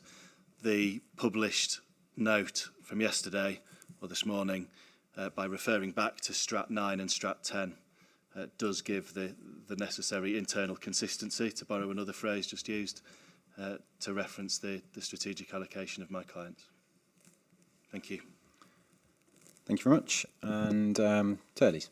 Oh, yes, certainly. Turleys, yeah. Thank you, sir. Again, not looking to raise issue here, supportive of the proposed change. I guess one thing would identify, though, is in the proposed modification, we're now losing the non-exhaustive kind of essence of the phrasing. So we'd suggest adding in maximising the potential of the key growth locations, including those. So, so just to play devil's advocate, how does that solve the issue that Mr. Katkowski is trying to solve through the problem of the phrase including? Well, I think that if the problem was that this isn't people are taking issue with ones not being included, that is not necessarily adding to that problem. It's just identifying that there could be other locations that may serve the purpose of delivering inclusive growth across the sub-region, etc., going forward. So it wouldn't raise the issue again. Okay, thank you. Point taken. Friends, Karen Moss. Yeah, I'm supportive of the modification, the new one, but if it does go back to the old one, I would like it to be accurate in its description, and I know we'll pick this up in the Matter 23, but just to raise an issue, the description as it stands mentions the predominantly previously developed land, and that predominantly previously developed land already has planning approval, and there's no reference in the planning approvals to the policies in this plan. So I guess we might come back to it at a later date, but or at another point. But where allocations have previously developed land that has planning approval, which has already been given, those planning approvals don't expect, or certainly not the ones that I've looked at, don't expect the applications that have been approved to adhere to the policies in this plan. So I think we've got to be careful about how we describe these allocations. There's other points on the description, but we'll pick them up in matter 23. The other point I just so this is obviously purely about New Carrington. This would have been the mod. The mod for the New mod, Carrington, yeah, the previous one. So it's just if you go back to that. Then the other point I wanted to make is figure 6.1, the strategic locations, should also be updated to include all the key growth locations in Strat 1 to 12 and maybe put a little note that says including. So you're agreeing with Turney's? I think it's. No, I don't think it's. I don't think it. We don't have to disagree across the No, table. no, it's good. It's good. It's nice. Okay. So, any comments from the GMC on that? No. Well, depending on which way you go. I mean, obviously, yes, if in due course you go for our changes of last evening, this morning, that's to say, just to cut to the chase, Strat 1 through to Strat 12, then figure 6.1 would need to be amended accordingly, so that would be a consequent amendment. No, I wouldn't sort of. I wouldn't agree with the happy agreement across the room that the word including should be introduced before the words Strat 1 to Strat 12, because that would actually not be a reflection of what this element of the policy is seeking to achieve, which is it's seeking to achieve signposting, if you like, of the importance of the key growth locations which this plan itself has identified through those Strat policies. So it's not meant to be here are these and there may well be others. It's not that's not the gist of the policy. Okay. And let's not have another whole debate about including, because if you put including in front of that, then that then provokes a whole. Well, I think that was my that's question. What I meant. It doesn't solve that. It doesn't solve that problem. If indeed that is a problem, it doesn't solve it. Indeed. Indeed. Were it to be seen as a problem, it would just move the problem from one place to another. Yeah. Okay. Right. Okay. I'm not going to say anything else about G then for now, or at all. Maybe. Looking at some of the other criteria, and I think as we go through these policies, we'll probably get to understand. I would say we've already started to understand how they work, and some of these questions might start to seem unnecessary. But building on what would have been my first point about G, which I've said what it would be, what's it for? In more general, how some of the other criteria translate into effective decision-making sort of tools or frameworks for local plans. Looking at A to D, for example, you've got these are things that will be done to deliver a thriving, inclusive, and productive economy. So maintaining a very high level of diversity, facilitating development of high-value clusters in prime sectors, such as, and then you've got your six clusters. C, making the most of major assets of the sub-region, and then D, grasping the economic opportunities from global transition to a low-carbon economy. So again, it's the doing. I'm always looking for the doing element of those. Are these sort of? Well, you tell me what they're doing. Are they signposting, or are they actually suggesting a decision, how to make decisions? Just bear with me for one moment. I just want to check that I would read, just double checking to make sure that what I'm about to say isn't contradicted in our paper M7.1, but reading these, the particular criteria that you've referred to, they look to me to be criteria which could be applied across the board in planning, if you like. So if one had a planning application that achieved any of these things, such as facilitating the development of high-value clusters in one of those prime sectors, then you would say, well, you know, that aspect of your planning application is in accordance with policy JPJ1 item B or whatever it might be, and also in terms of future plan making, these objectives would be sensible objectives and seen as appropriate objectives in that regard as well. So this isn't one of those where we're, if you like, signposting or signalling or whatever. In their own right, these could be used as things to be taken forward when you're assessing planning applications. I suppose they are things to have regard to. Exactly. I mean, without necessarily having to spell it out, you will have regard to these when we are considering applications. And these are things that we have an emphasis on, as the opening words of the policy say. So, you know, one can imagine if a planning application comes in that, you know, gets a tick against any or a number of these items, and, you know, perfectly legitimately would said, well, here we are achieving something that you've particularly emphasised in your strategic plan. So in terms of, if you were to take the example of grasping the economic opportunities under criterion D, that would be something that you would, you know, there's no instruction that local plans have to do something to do that. It's more a case of if an application were to come in where it was in some way grasping that opportunity, you could give it, as I say, give it a tick, and that would add some weight. But also in relation to making local plans, I mean, one would want local plans to similarly grasp those opportunities. One would want local plans to facilitate the development of high-value clusters in various prime sectors and so on. You know, so.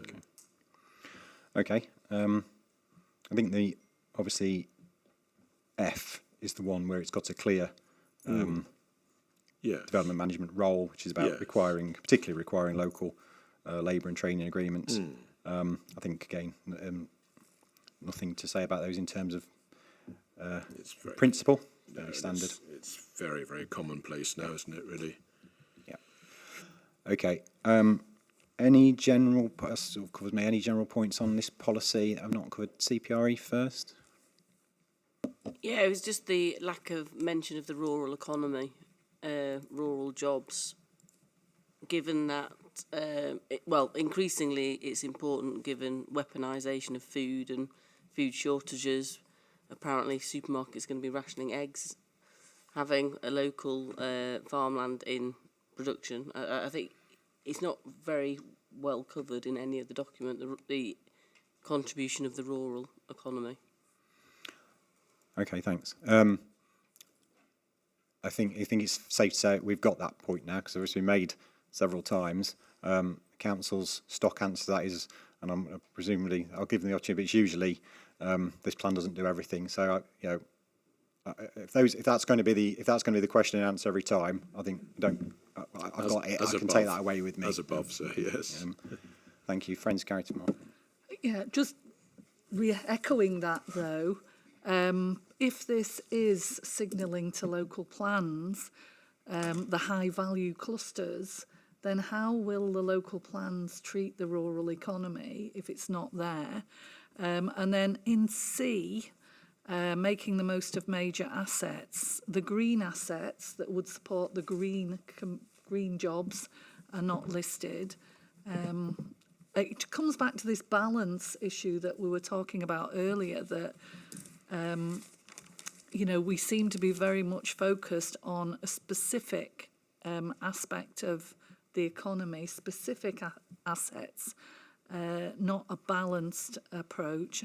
And if I can just pick up on F, it's a good example of what I mentioned previously, in that on Friday when we were talking about the new Carrington policy, the gentleman from Trafford said that this was what we would do for businesses in New Carrington, would be to seek these agreements.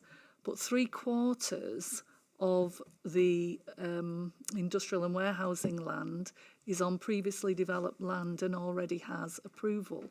So these agreements is only going to be sought for the quarter of the land that's on the green belt. Okay, well, that seems like that's factual. because obviously the plan can't nobody can retrospectively. There are ways of doing it, I suppose, but nobody's going to retrospectively impose new requirements on these permissions. So in terms of what the policy, I guess I always come back to for what you're, I take the point, but you're not suggesting there's anything wrong with that criterion from what you've just said. I guess principle? the policy should make it clear that it only applies. I don't think it needs to make that clear personally, because that's the law. Right. Planning law. So, it's not going to be able to. The policy is not going to be able to retrospectively re-examine planning permissions. So, and we recognise that, and there is nothing in the ones that I've looked at that suggests that these policies will be covered. I mean, it may well be that that's, and again, I don't want to put words in anyone's mouth, but that's a deficiency perhaps the councils have identified, and so that's why this policy is there, so that from this point on, those issues can be addressed. Is that would seem logical to me, anyway. Okay. Reasonable. It'll, for those allocations with an amount of previously developed land, this policy is only going to, this and other policies are only going to apply to a very small proportion. I mean, I take the point that I guess, again, perhaps what you're saying is more about that in terms of the delivery of this plan as a whole, incorporating the existing permissions, it's not going to be doing what perhaps that implies it will do. Yeah, that's. I think that's the point, isn't it? I think from this is a recurring theme with some of these policies. There's a bit of development management, bit of marketing brochure, bit of local plan, a little bit of different things. You know, when I say marketing brochure, I mean this is where we talk about the signalling thing. I think about this is what we're doing, and sometimes I think this is very clearly a development management thing from now on, rather than this is what we're trying to achieve sort of thing. I think that's how I take it anyway. And it isn't just now on in terms of the allocations. Forgive me, it would be any planning, planning application. So that perhaps should be borne in mind. It's not just the allocations, because any planning application that came in after the adoption of this plan, assuming it's adopted, etc., with this in it, would have this point in the policy to deal with. Okay. Litchfield, so yes. Thanks, sir. Yes, just a quick point really about B. So I think we've got some concerns about the inclusion of advanced manufacturing. We see this peppered throughout the PFE, but we don't really understand why the GMCA has flagged it up as a prime sector under Part B, because there's no evidence in their evidence base to justify its inclusion as a prime sector. If you look at the Greater Manchester forecasting model, and I've had a quick look at this, trending it forward from 2022 to 39, for the 9 authorities, manufacturing jobs are projected to decline by 20,380, and advanced manufacturing is forecast to decline by 4,220 jobs over that 17-year period. And there's no evidence anywhere in the evidence base to say that advanced manufacturing should be a prime sector that we focus upon. There's nothing in the nickel economics evidence base or anything else that we can see.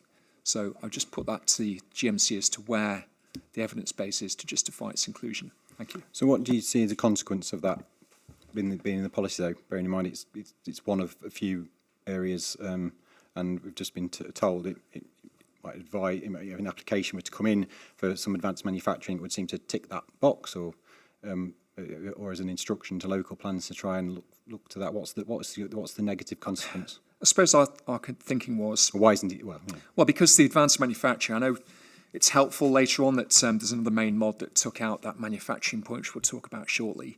But it just seems to pepper through the places for everyone that advanced manufacturing has some sort of priority over other sectors. And we just can't see that in the evidence base. I'd just like to see from the GMCA where the evidence is that we're going to see this big job growth in advanced manufacturing, and why that should have some kind of primacy or other industrial uses, such as logistics, for example. Thank you. But I must labour this point, but the policy itself doesn't say anything that it's a priority over any other cluster, does it? It talks about logistics is in the same list as advanced manufacturing. There's no. Are you suggesting that policy would say that things could be refused because of that list? I just wonder why it's necessary to have it at all if it's not really going to affect anything. And if I know it's such as Mr. Katkowski's point would be it's an EG rather than IE, so there's others that could come into it. But why have it? Okay, well, fair enough. I just wanted to get to the bottom of what the concern was. So. Yes, but again, so the EG rather than IE point has been made just now. So the opening words of the policy are seeking to facilitate the development of high-value clusters in prime sectors. And why is advanced manufacturing in the list as something that we would wish to be facilitated? There is a reference in the evidence base for that. I'll just look to my left. The excuse me. The employment land topic paper refers to the Northern Powerhouse Independent Economic Review that states that highlighted the North as having 4 prime capabilities to perform on the world stage, and one of the 4 listed was advanced manufacturing.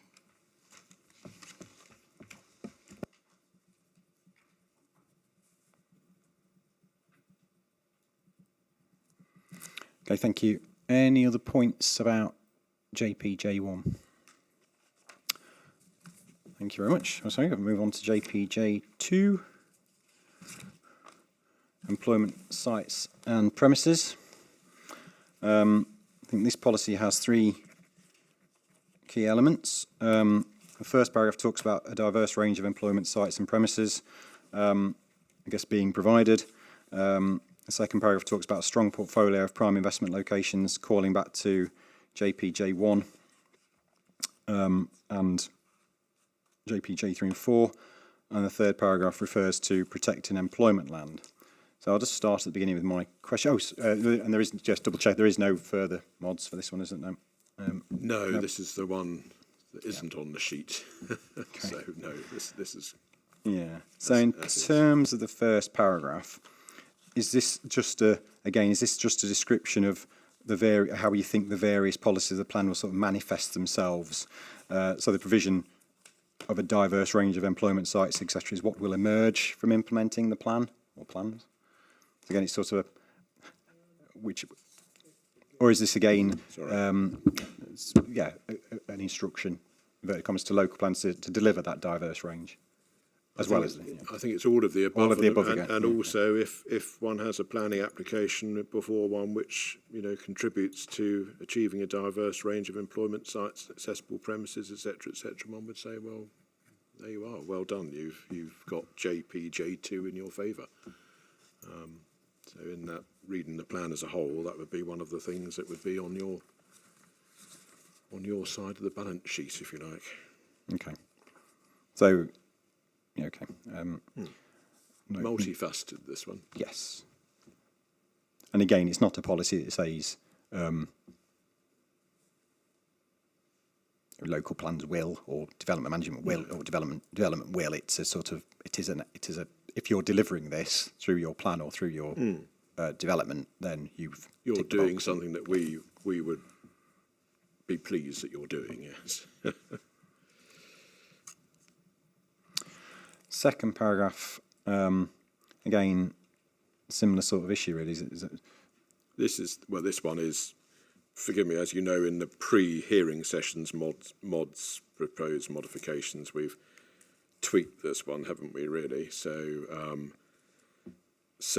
much of it, I'll come to the last sentence of the second paragraph in a few seconds, but much of it is,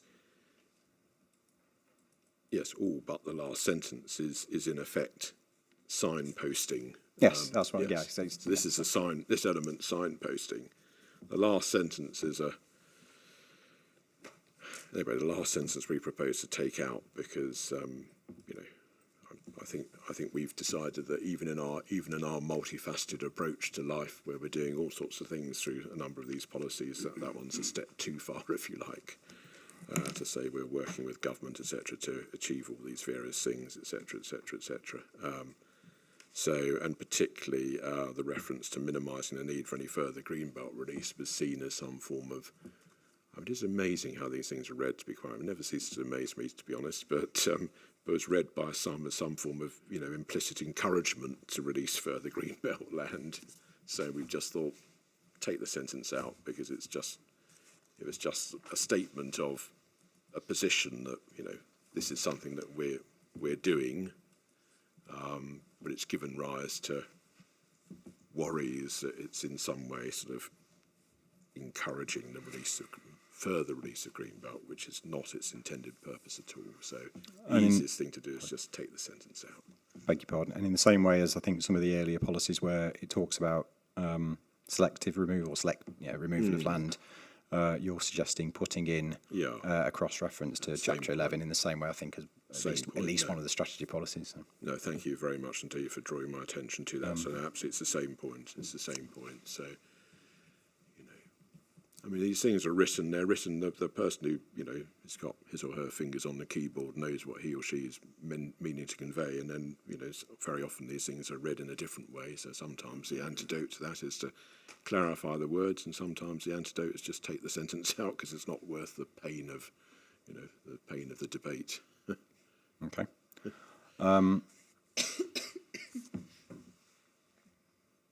Okay, so moving on then to the third paragraph.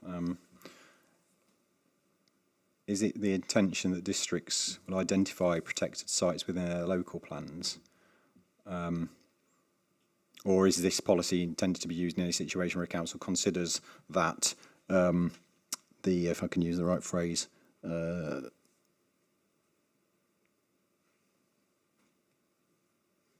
well, if the council just decides, if you like, that an area is important to maintain a strong and diverse supply of sites, then this policy applies, or is it going to be delivered through sort of local plan policy, which will identify the area, specifically identify the areas where that would apply? Okay, it's first, well, whether you'd order them in this way, but a role that it has is that if someone proposes a planning application to change the use of an existing employment area, and that existing employment area is judged by the decision maker, the planning authority, to be important to maintaining a strong and diverse supply of sites, etc., etc., etc., then this would be a negative. This would be a minus in the balance sheet, if you like.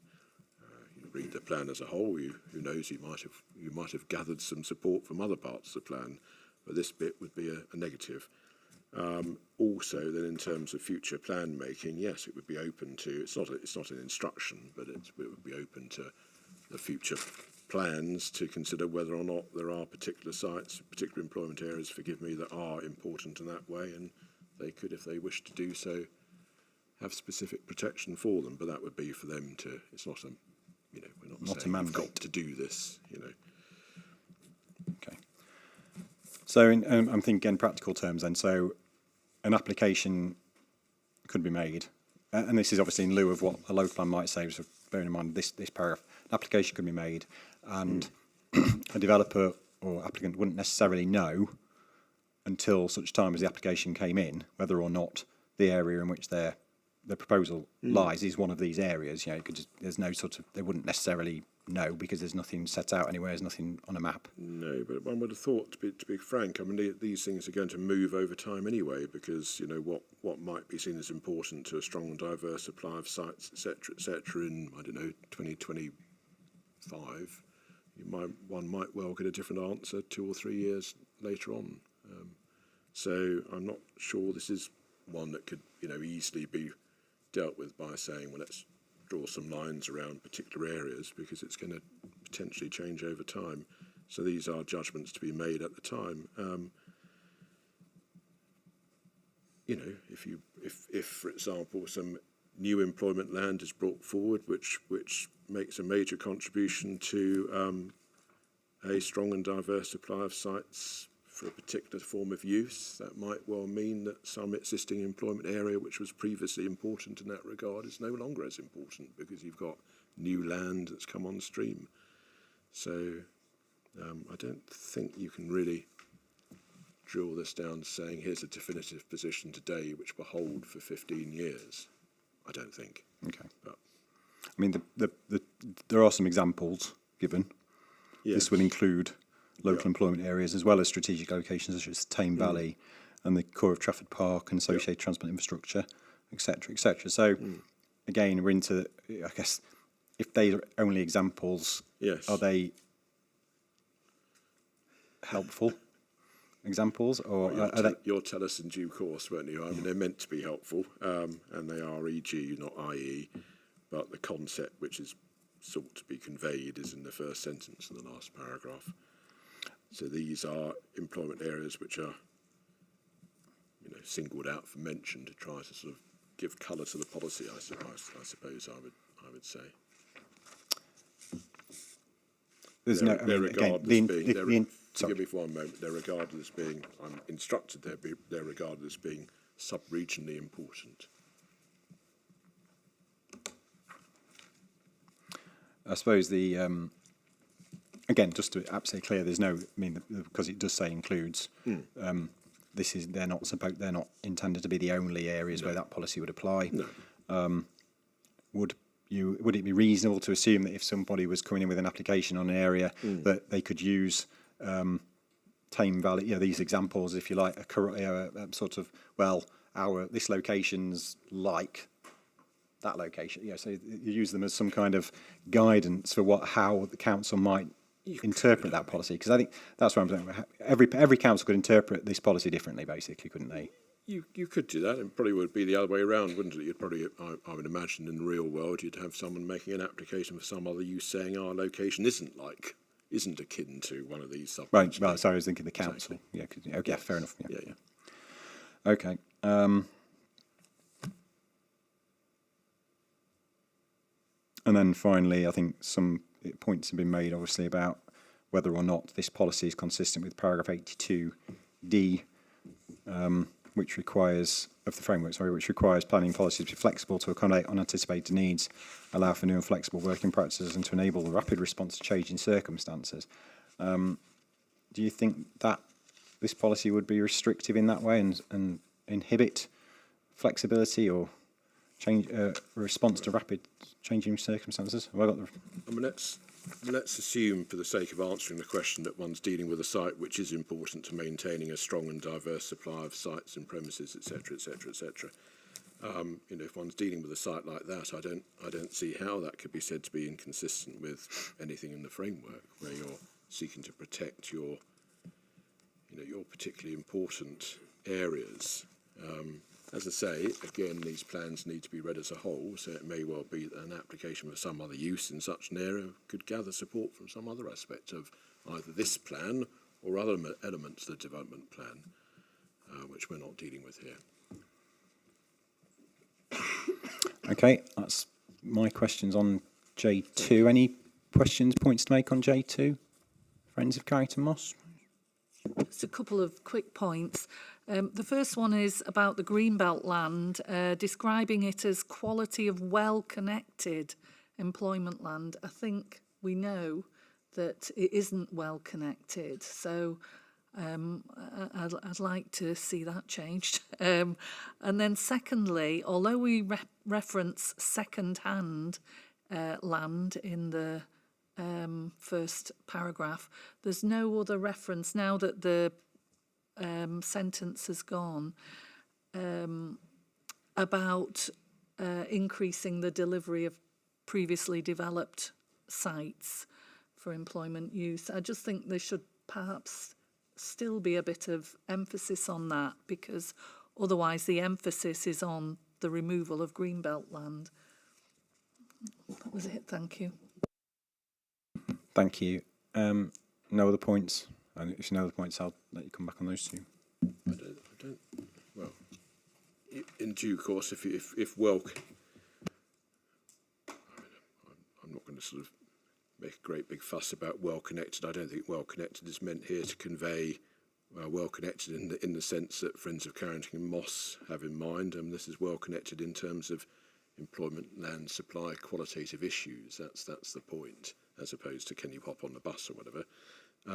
And as for second hand, it's sound as it is. Frankly, I don't see that it could be said that the plan is not sound, because it doesn't then separately somewhere else in this policy sort of say, yes, we really want you to max out on your brownfield land. But you do consider it unsound to say it? To say what? To say, because obviously you're suggesting removing that sentence. Which sentence? Sorry, that last sentence. Yes. Yeah. Well, I think it's one of those borderline points, again, to be frank. We suggest the reason why we suggest the sentence comes out, it's not so much because of the brownfield point, but because of the confusion that was caused to some by the reference to minimising the need for any further greenbelt release was read, I would say perversely, frankly, but was read as some form of encouragement to further greenbelt release. So that's why that's, as I said, the easiest thing to do is to take the sentence out. Whether, to be honest, whether that is a soundness or whether it's making the plan an easier read and, you know, preventing that sort of anxiety from arising. Would you say that the first part of that sentence, we will work with government and other stakeholders to increase the delivery of previous developed land, albeit here it says for employment use, is covered by the general principle, is that covered by some of your other policies? Yes, is the answer to that. But I mean,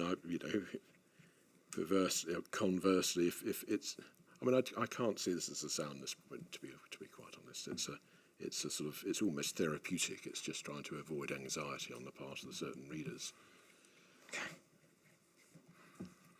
Makes it very difficult for us when mods are being put forward, which may or may not be soundness points. I know, but we have this debate. I mean, I can't. It will obviously be entirely improper for you to have any idea what our discussions are like. But all I can say is that we keep asking ourselves this question: is this soundness, or is this just making the plan a nicer read? And you know, you get all sorts of different views about that. To be quite frank, when you discuss them. Okay. If no other points on CPRE.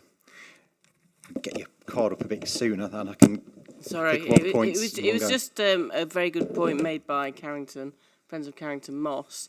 Obviously, yesterday we had the discussion about removing brownfield preference in terms of the sustainable development policy. So I think I was giving you a solution that if that was to be removed, so long as it's kept in that earlier policy, that's okay.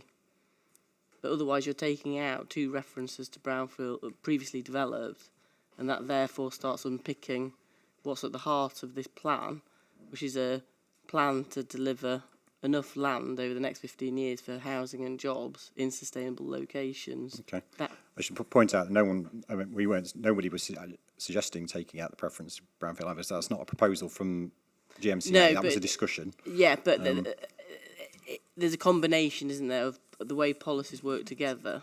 So, yeah, I was just bringing the 2 points together from this matter and yesterday's. Understand. Thank you. Thanks. Okay. I'm going to move on then to matters relating to JP, J3 and J4. In the first instance, talking about the note that was submitted to us on Monday, I think published on Tuesday.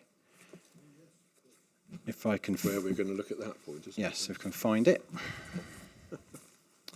Where's that gone? Too many bits of paper. Yes, proposed employment requirement calculation. Is that or employment land requirement methodology? It's got two different titles. Bear with me a second.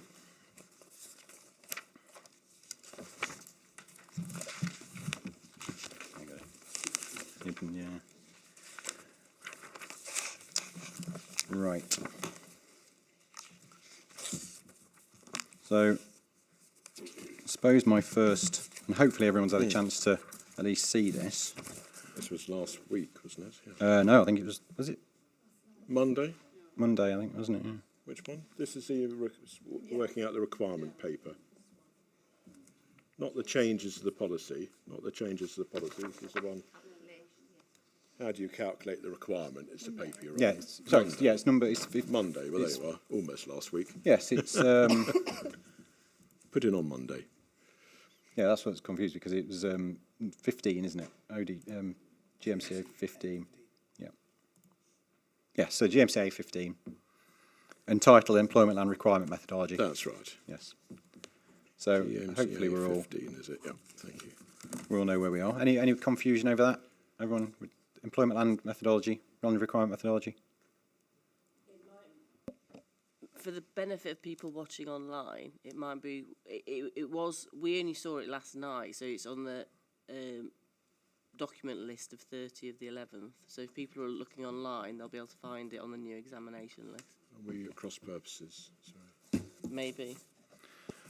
This is not change. This is not the changes that have been put on the website this morning that we're talking about slightly later on. This is this is GMCA 15, and it is on there now. I thought it was published yesterday, so it's been available from yesterday. Anyway, I'm going to move on. Do you want me to explain the background? I think, the first instance, I think, explain the background. Obviously, starting, I'm sure you will incorporate but I guess starting with the idea of why is your existing position of an overall requirement, why do you consider that to be unsound, such that this change would be necessary? Yes. Well, I mean, so the context of this is a point that you've sort of got near, I think, and skirted around or touched upon, but not quite sort of grabbed by the throat, really, which is the scruff of the neck, which is in relation to these policies and its offices on the one hand and its industry and warehousing on the other, so J3 and J4. They set an overall amount for the overall plan area, which is made up of 9 local authorities.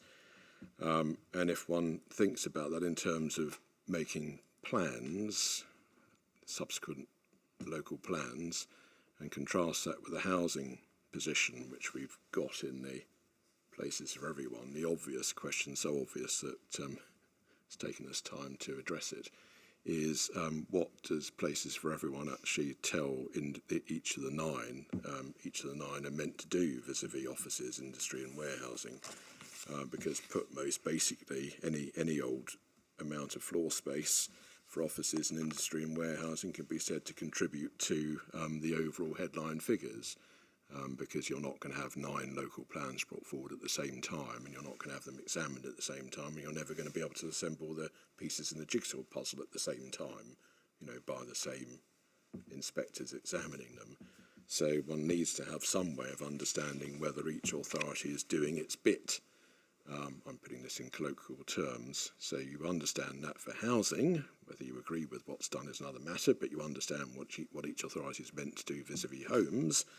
But it isn't easy to understand what we expect each authority to do vis-a-vis offices on one hand and industry and warehousing on the other. And as I said last week, I think it was, I don't know when it was, but as I've said at some point earlier on in these hearings, there is an understanding on our part as to how local plans are meant to take these, global in the sense that they're overall figures for 9 authorities, how they're meant to take it forward. But the reader of the plan would scratch his or her head to understand that. And so the intention is known, but it's not expressed clearly in the plan. And so the note, GMCA 15, is a note which we've put in to explain how we envisage places for everyone setting the scene, setting the requirement, if you like, for these employment uses for subsequent local plans. And the process which is explained I'll explain the formula in a few seconds' time. Why is this, as far as we're concerned, a soundness point? And I think this is a soundness point myself. It's a soundness point because given that the role of the plan is to deal with pointing the way for future local plans, it does seem to me anyway to be a missing element in places for everyone, that it doesn't clearly explain how it is that individual local plans are meant to pick up their share of these overall figures and take them forward. And it's all very well for the plan makers, the 9, who have written this plan, to have their understanding, a clear understanding of what they intend, but it's not. I mean, it needs to be corrected. It needs to be put right that intention has not been spelt out in the plan itself. So what we've done is we've explained the formula, if you like, in the paper. If in due course, underlined if, because you're the inspectors and not us, if in due course you agree that this needs to be addressed in order to make the plan sound, then obviously there would need to be consequential modifications arising from that. So we would need to have well, in effect, you'd probably end up with a separate column for each of the districts, setting out the requirement, and some supporting text explaining how that has been derived. So our paper GMC A15 does not set out all the modifications which would arise. If in due course you say to us it would be sensible, it would be, in order to make this sound, you should do this, then obviously, well, as it happens, we already have the modifications, but we haven't put them in this paper because, the point was to explain what we envisage. And what we envisage is, it's relatively straightforward once one gets one's head round this. So can I take industry and warehousing policy J4 as my proxy for both policies? And the only reason I'm doing it is because my scribbled post-its have been stuck on J4 rather than J3. So in J4, we have, in the published plan, we have a headline figure of, across the 9 of at least 3,330,000 square metres of et cetera, industrial and warehousing floor space. One then later on in the plan has, at page 72, one has, and it unfortunately breaks the page and goes over to page 121. I don't know what page I was just, so page 121 and page 122 in the published plan, we have a table, and that table assembles together supply and allocations, etc., and in the last column has, for each of the 9, has a figure, and that all accumulates to the bottom line figure, in this case of 3.9 million in this table. And so the process is, if we just take Bolton, because it's the first in the list, no more sophisticated than that, just take it as it's the first one, 754,208 is 19% there or thereabouts. I've rounded this, 19.0 something or other, 19% of the global figure at the bottom of the table, and the intention is that 19%, and whatever it is for each of the authorities in turn, is their share of the 3.3 million, which is set out in policy J4, and that's the requirement. That's how it's done. It's very, very simple, but it needs to be explained. It's pretty obvious and logical, but it's so obvious and logical that the plan hasn't at the moment explained it, and it needs to be explained as far as I'm concerned, because it does beg the question. And, earlier on in these hearings, you said, unlike for words to this effect, unlike for employment, the plan sets requirements for housing. And as soon as you said that, we thought to ourselves, wait a minute, have we not explained ourselves? And we haven't. So that needs to be addressed. Okay, thank Otherwise, you. the future plan maker will think, well, this is all very interesting, but what am I meant to do? So before I get into some of the points about this, are you, just to be clear, you're not suggesting that this changes your approach, that this has always been your intent. Absolutely. This is the way it would be I've delivered. You're just explaining it. Absolutely. No, I've taken pains to make sure that this is an explanation of the intention of the plan makers, and it is, and it needs to be captured in the plan. So no, it doesn't change the strategy. It doesn't change what we wanted. This is what we envisaged. There you are. These things happen. It needs to be explained. And so the obviously this is a very based on supply, isn't it? So the distribution, if you like, is based on supply, and so it rolls in the allocations as well. Yeah, sorry, that's what I mean. Sorry, the overall supply, I should say, the overall supply with the existing supply with the allocation. So you're factoring in the strategy, if you like, you're factoring in. Exactly. And if you take it on employment and the industrial and warehousing, the majority, I think again, my maths, around 65% of the overall supply, the last column, is through allocations. So a significant chunk of the strategy for industrial and warehousing is the allocations. So in a way, a requirement, the requirement figure. If you didn't have a requirement figure for each of those districts, that would still hold, wouldn't it? The majority would still be there, and The allocations are still whole, but as per the debate and discussion we've had vis-à-vis the housing side, home side of the plan, when it comes to future local plans, subsequent local plans being made by, the 9, plainly in relation to the supply column, which is captured in this table, supply minus the allocation, so the background supply, a future local plan would need to assess, well, what's happened to that supply element? So where are we today with supply? It's all very well places for everyone having had all these things in the supply, but, where are we now? And, it may very well be the case, or it might not be the case, when these future local plans are made, there's a need for more employment land because the requirement figure, which is derived from places where everyone can't be met from the supply as at the time. But as at the time that we're having this debate, we think that, this works. Okay. But this is setting the scene for future local plans. Okay. It's exactly, to be honest, it's a mirror image of the discussion about homes. Okay. Just a few points then about just looking at industrial and warehousing first, and then obviously, so you've done this again. I suppose what it's doing, in effect, is taking the last column of supply and then throttling that, if you like, to the requirement. So it's to create an individual district requirement. Converting. Or, yes, I think throttling might be a controversial. Well, it's not throttling necessarily the development, because obviously one of the outcomes of this is that Bury, for example, the allocations in Bury would be more than the district requirement, which is obviously, but in most of the districts that would be the opposite. There'd still be something, if you like, for them to allocate or make provision for. Bury would be the opposite. So does that have any implications or factors in terms of the strategy? Or well, not given that for Bury's case the allocations play that particular role, and the allocations are made by this plan.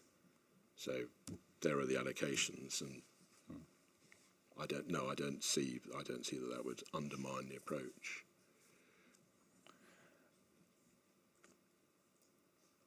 For office, thinking about it, offices. Obviously, we've not had this for a long time, so some of this is we want to see what people have to say. Understand. Offices are different. Obviously, it's a different thing anyway, because you've already got, if you like, the requirement. The overall requirement is lower than the supply, existing supply plus allocations. So, recognising perhaps, as you've said, that not all of that supply in table 6.1 will necessarily come forward. There might be other competing interests for it. But one assumes that the majority of that supply, or all of that existing supply, will be in areas which the councils collectively consider are suitable for offices. They're in existing urban locations, existing town centres, and so on. So I suppose if you didn't have a district requirement, and just relied, if you like, on the supply coming forward, would that have any would that result in any particular problems? Because obviously, if the offices are all in suitable locations anyway, is it a problematic thing that there's no district requirement for offices? Because presumably, they're not being expected to do anything. This one's going to. I mean, you can see there are significant differences between 3 and 4. That's to say, industry and warehousing on the one hand, and offices on the other, for the very point that you've just made. And one could shrug one's shoulders and say, well, you only therefore need to give local plans a helping hand for industry and warehousing. You don't need to give them a helping hand for offices. But to be frank, as far as I would put the position simply on, as explained earlier on, that this plan is meant to be setting the scene for future local plans. Yes, it may very well be that because the supply is so strong, if you like, as we see it for offices, that as opposed to having to rely on allocations, that there isn't, it's not going to be troublesome, if you like, for future local plans to grapple with the requirement. But you never know. But in any event, given that this plan is meant to be setting the scene for future local plans, it needs to explain what that scene is, and it may be, much more challenging in relation to industry and warehousing and much less challenging in relation to offices. But it's just, otherwise, all that one's doing for offices is saying in this plan, we want across the 9, we want at least 1.9 million square metres of accessible new office floor space. So if someone's making a future local plan and they think to themselves, thanks, you know, what's that telling me that I'm meant to be doing, you know? Okay. I would say, obviously, I guess my question well, up until recently, that's obviously what, you know, how the plan was written, you could argue. But I guess from what you said, you're telling me that was never the intention. Yeah, I'm saying on instructions, and having discussed this and having made sure this is the case, I'm saying in public for the record that the plan was meant to set an approach for future local plans. Based on the approach. The supply and the allocations, exactly, and the distribution. Formula, so it's an inbuilt distribution based on those things. Yeah. One thing, just again, it might be the thing about officers, again, if you look at the maths of this approach, if you look at the 2021 to 2037 period for Bury and Wigan, they have a requirement of nearly 24,000 and just over 5,500 respectively. When you carry that data forward to the 2022-2039 period, for whatever reason, obviously Bury's requirement would drop to pretty much next to nothing, and Wigan's would go down similarly. So, if those figures became the de facto requirement for those areas, are they, and taking that they're minima, would that actually be a realistic assessment of what Bury and Wigan might need for the next 15 years, 17 years? Right. Well, it's a good question, if I might say, but it's the outcome of the fact that this plan sets this figure across the 9, and it is composed and is meant to be composed of figures for each of the 9. So, you know, and this is one of the consequences of changing the plan period, for good, bad, or otherwise, is it does have these implications for the figures like this. When I think it's a bit like the question you asked me, was it in relation to industry and warehousing? You know, you can single out, and this is literally singling out one, and I think it's 2 here, but one is particularly stark, if you like, for the point you're making. You could single out 1 or 2 and say, well, you know, that looks anomalous, or that looks odd, or, you know, is that sufficiently challenging, if you like, or whatever might be the way in which one looks at this, to which I would say, well, but that, fair enough, but that doesn't actually undermine the overall approach, and the overall approach is this plan is meant to be saying to local plans, this is what we want you to do. And if we said to Bury, well, we think you should be doing, I don't know, 10 times your small figure in this new table if you change the plan period, then that would beg the question, well, who's going to be doing less, you know? Well, I suppose that's the point, isn't it? Because it's tied to that overall quantum. Exactly, which itself. When the supply changes, the requirement changes. So. Yeah. Okay. Yes. And, you know, the prior question, all of this is, given that I've explained what we have sought to achieve, but our language in the plan doesn't give the reader an understanding of that, and so if it's seen in order to make the plan sound that this plan should explain what it wishes local authorities to do when they take forward their plans, then there would need to be an adjustment like this. Obviously, the prior question is you and your colleagues will think about, which is, well, does the plan need to do this at all in order to be sound? Yeah. And obviously that's the main thing. But if it does, that's what you want to do. There's no other way of doing it other than completely unsettling the whole. Well, that's what I was going to say. I mean, there may be I can't preempt this, of course. There may be some people who say, well, if you're going to do it, you should have done it a different way. But I'm taking it that because this is I'm using your words, if you like, because this is a reflection of the strategy you always intended by doing it a different way. It'd be a different strategy. It'd be a different strategy. Exactly. Okay. It wouldn't be the strategy that's captured by this plan. These are all minima as well, of course. So these are all at least, you know. And so when it came to Bury, if the plan period does end up being changed, and if whatever the moment in time, you know, table is, because who knows by the time the plan's adopted, well, if it has a changed plan period, who knows what the latest edition of the statistics would be at that stage. But whatever they are, doubtless the figures would have moved around again. And someone, you know, making a local plan, if Bury will know their minimum requirement is X, and doubtless there'll be people saying, well, for all various reasons, you need to do more than that. And that would be a debate for that local plan to grapple with. Okay. One point I was going to make, actually, before we got this note, and because obviously I was going to ask questions about the role of 6.1 and 6.2 anyway, and I would take you back to the modification you suggested to paragraph 11.2, which is the, we talked about this way back when, probably day one. Oh yes, here it is. I happen to have it at the top of a pile of papers. Find yes. it. Yes. Sorry, I want to quote it. Oh yeah, thank you. Yes, so it would change to as appropriate, district local plans will allocate sites from this supply, reflecting, and then there's a bit, the distribution set out in tables 6.1, 6.2 and 7.2. So obviously that new paragraph, if you like, seems to make that suggestion that the role of those tables is actually to imply some form of distribution, indeed, if not explicitly. Yes. Maybe that was a subconscious change that was made, or. I'd like to claim it was all extremely carefully thought through, and as a result of. Because my question was obviously going to be: is that an accurate reflection? Now seems that you would say it is. It is, but whether when it was written it was an instance of serendipity as opposed to. But there you are.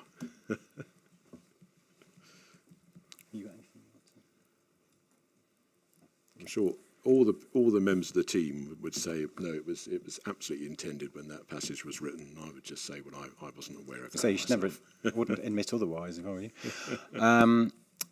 Right, I will open it. I think there's obviously just in terms of timing, we were going to go on a little bit, but I've been told we've got to stop at 1. I've got the message. Yeah, we've got to stop. We've been told we may have to stop at 1 for the lunch trolley. Because apparently, if we don't stop at 1, there's a chance that you may lose your. Oh, I know. I'm planning for lunch, sir. In that case, forget planning for everyone. We'll try and get it done. No, we won't get it all done. Probably we might. Who knows? If everyone sits around saying, "Well, this is a great idea," we'll finish it by 1. But we'll take a break at 1. I guess we'll see where we are, but possibly have 3/4 an hour for lunch. Come back and do about half an hour, 3/4 an hour. Hopefully, if we can get through this issue, then all we'll have to do is talk about the mechanics of 3 and 4, which are not, I expect, to be as, and obviously the changes you've proposed, which hopefully we can do quite quickly. So, with no further ado, we'll start on this side then with Lichfields. Thank you. Thank you, sir. I've got to say I'm a bit concerned about tables 3 and 4 and whether they're actually necessary to make the plan sound. Yeah. On the note, yes. So it's that column about the district requirements. So, I mean, we heard Mr. Katkowski say that, well, we've followed the same process you would for housing. And he'll know that the standard method that identifies the housing needs doesn't necessarily produce a housing requirement figure. And I'd argue the same applies to employment land. So we heard at length earlier that Nickel Economics calculated an employment land needs figure. It was objectively assessed needs, and that was 3.538 million square metres. Absolutely fine. Then we heard that there were a variety of qualitative policy choices that the GMCA applied to uplift that figure to address a range of issues, which I'm not going to go into again, apart from 1 or 2 things like a diverse supply of employment sites, the fact we're going to get other generating uses apart from employment, flexibility of choice, quality of land, etc., etc. So that moved away from the OAN. And I would suggest that the 4.1 million was actually their requirement. That's how much employment land they need to meet their policy objectives. And again, it's set out throughout the plan. It's about boosting economic competitiveness of the northern areas, sustaining the southern, etc., etc. So you've got this varnish, essentially, as you do with housing, to move from the objective assessed need to the requirement. Now, it's quite clear to me that's your higher figure.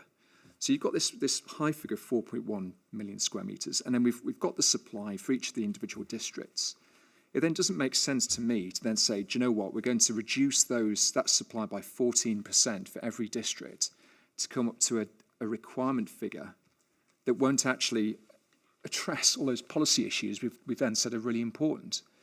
And I guess I'm concerned that if you've got a requirement figure, the councils could then say, well, we're going to annualise that as well, as we would with housing. And then it's a lot more complicated with that. The delivery of logistics sites is a lot lumpier. You can't say that you're going to get a nice trajectory of employment land coming forward. There's going to be peaks and troughs on that. So my conclusion is that that column isn't necessary, it's confusing, and it undermines some of the points that I thought we'd agreed on earlier. Thank you. Okay, thanks. I'm going to say how I've interpreted that last column, which is that the 3 point, a little bit like housing, obviously the requirement has always been 3.3 million or 3.5 million, depending which time period you look at. And then you've got the supply figure of 3.9 or 4.1.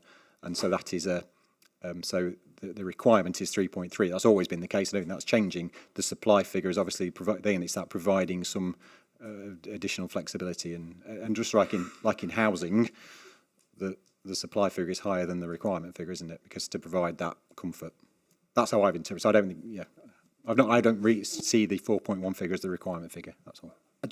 The point I'm making is I'm concerned if the council's then scaled back from that supply figure, and so we actually, Bolton only needs to provide 609,000 square metres, because a lot of the reason why the GMCA has uplifted it to that is because of a variety of policy choices that go to the very heart of the plan.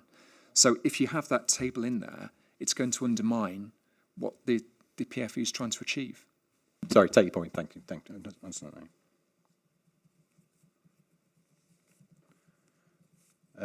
Emery, please. Yes, thank you, sir. Similar points, but I think I agree. Obviously, what we heard earlier was, well, we've got the requirement, and then we've got the qualitative factors which lead us to allocate this much employment land. And I think I share that.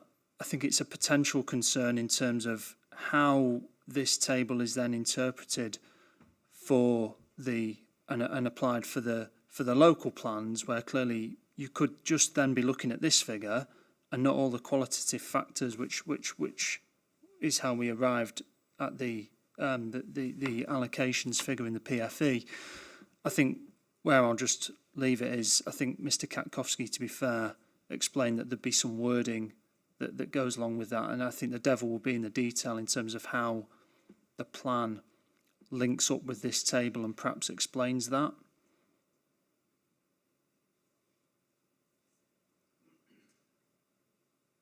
So we may have comments on that, or we may be perfectly happy with it. Okay, thank you. But you've not suggested the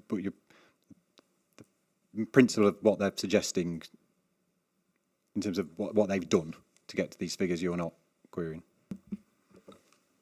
It is what it is in terms of splitting it between it's reflecting we the see supply. what they've done. Yeah. Okay, thank you. Nothing extra on that side that I can see. So, Save Royton's Green Belt. Yeah, I have similar concerns to the gentleman from Lichfield. I think this district requirement, I don't think it was ever the original intention. And furthermore, I think it effectively dissolves the idea of a spatial strategy. I'll just illustrate my point. Originally, there was never a district by district requirement. The land supply was pooled for the whole of Greater Manchester, and then these allocations were made on the basis of a spatial strategy. So, for example, you had Stake Hill and the Northern Gateway allocated. The purpose of that wasn't to take Rochdale's land supply up to 500,000 square metres, which would be more than Oldham and Tameside combined. So it was never, these allocations were never made to apportion land to the land supplies. They were based purely on supporting the spatial strategy at the heart of the plan. So now and then, if you, with this district requirement, it creates two problems. I think it creates a problem for you as examiners. For example, if you were wanting to, for both ways, for our side and to their side, if you wish to allocate an extra site, how would that work with this district requirement? It would take, if you wanted to allocate a site of 200,000 square metres, it would effectively take one of these districts way over its requirements. If you wanted to add a 200,000 square metre site to Oldham, that would double its district requirements. By the same token, if you were to determine that they've over-allocated land, which was basically the crux of my point earlier in the morning, and wanted to take a 200,000 square metre site out, how could you do that without violating any of these district requirements? So that's basically my point. I don't think there was. I don't think the intention ever was to apportion land to the different district supplies. It was clearly a pooled concept from the start. And that's how the allocations were made. And I think if you introduce this concept of a district requirement, it dissolves the spatial strategy and turns this plan into something that is fundamentally different to what was consulted on. So that's my point. Thank you. Okay, thank you. Thank you very much. Friends in Carrington Moss. Yeah, I have got a different point to make, but just adding to that, there are no district-based objectives in this plan. District-based objectives were introduced with the rules for the housing and now with these requirements on the employment side. But my other point is that the district supply percentages highlight something very interesting. It's easy to see why Manchester would have over 70% of the office supply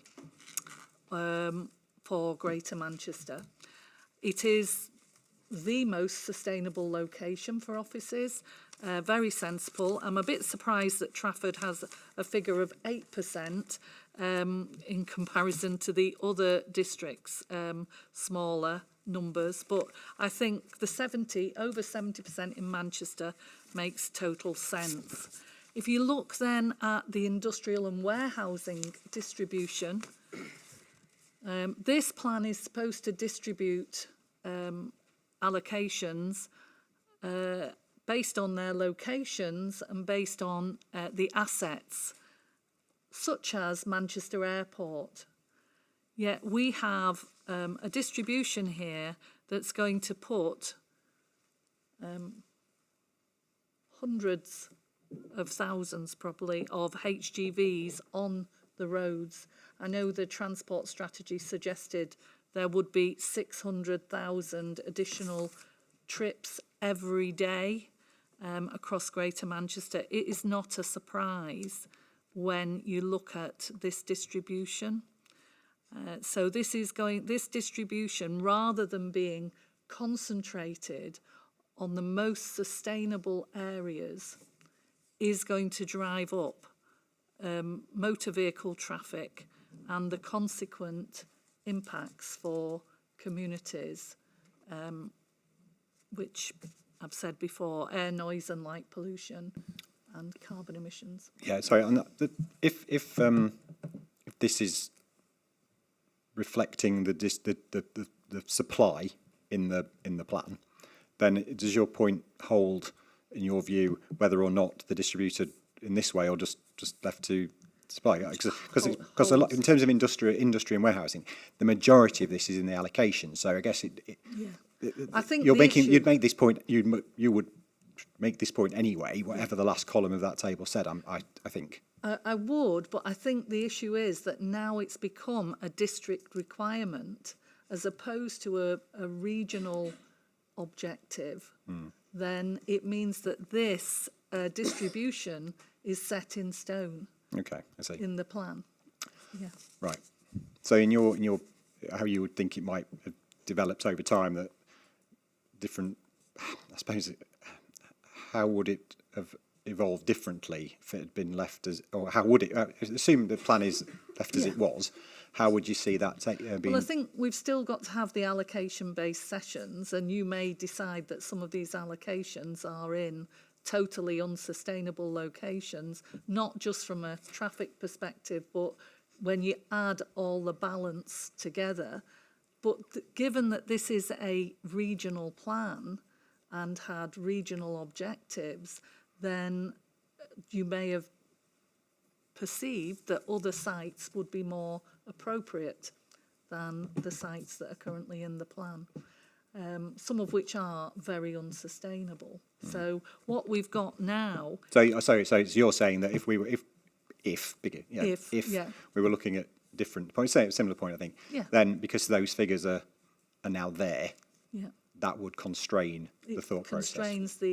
It constrains, and also in the future. I mean, we mentioned earlier the potential for other sites to be identified.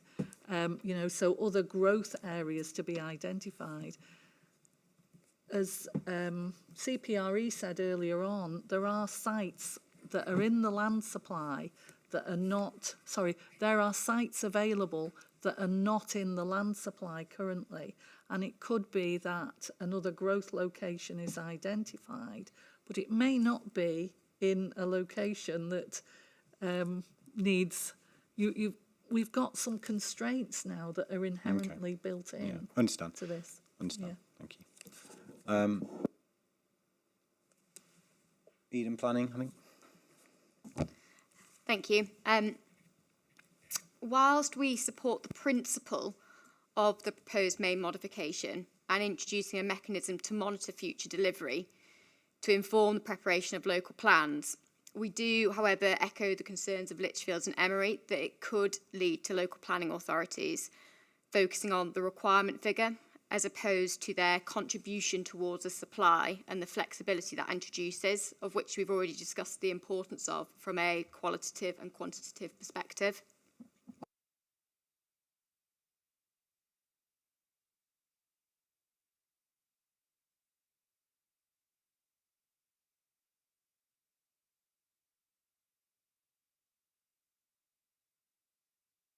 Sorry, I can't keep up.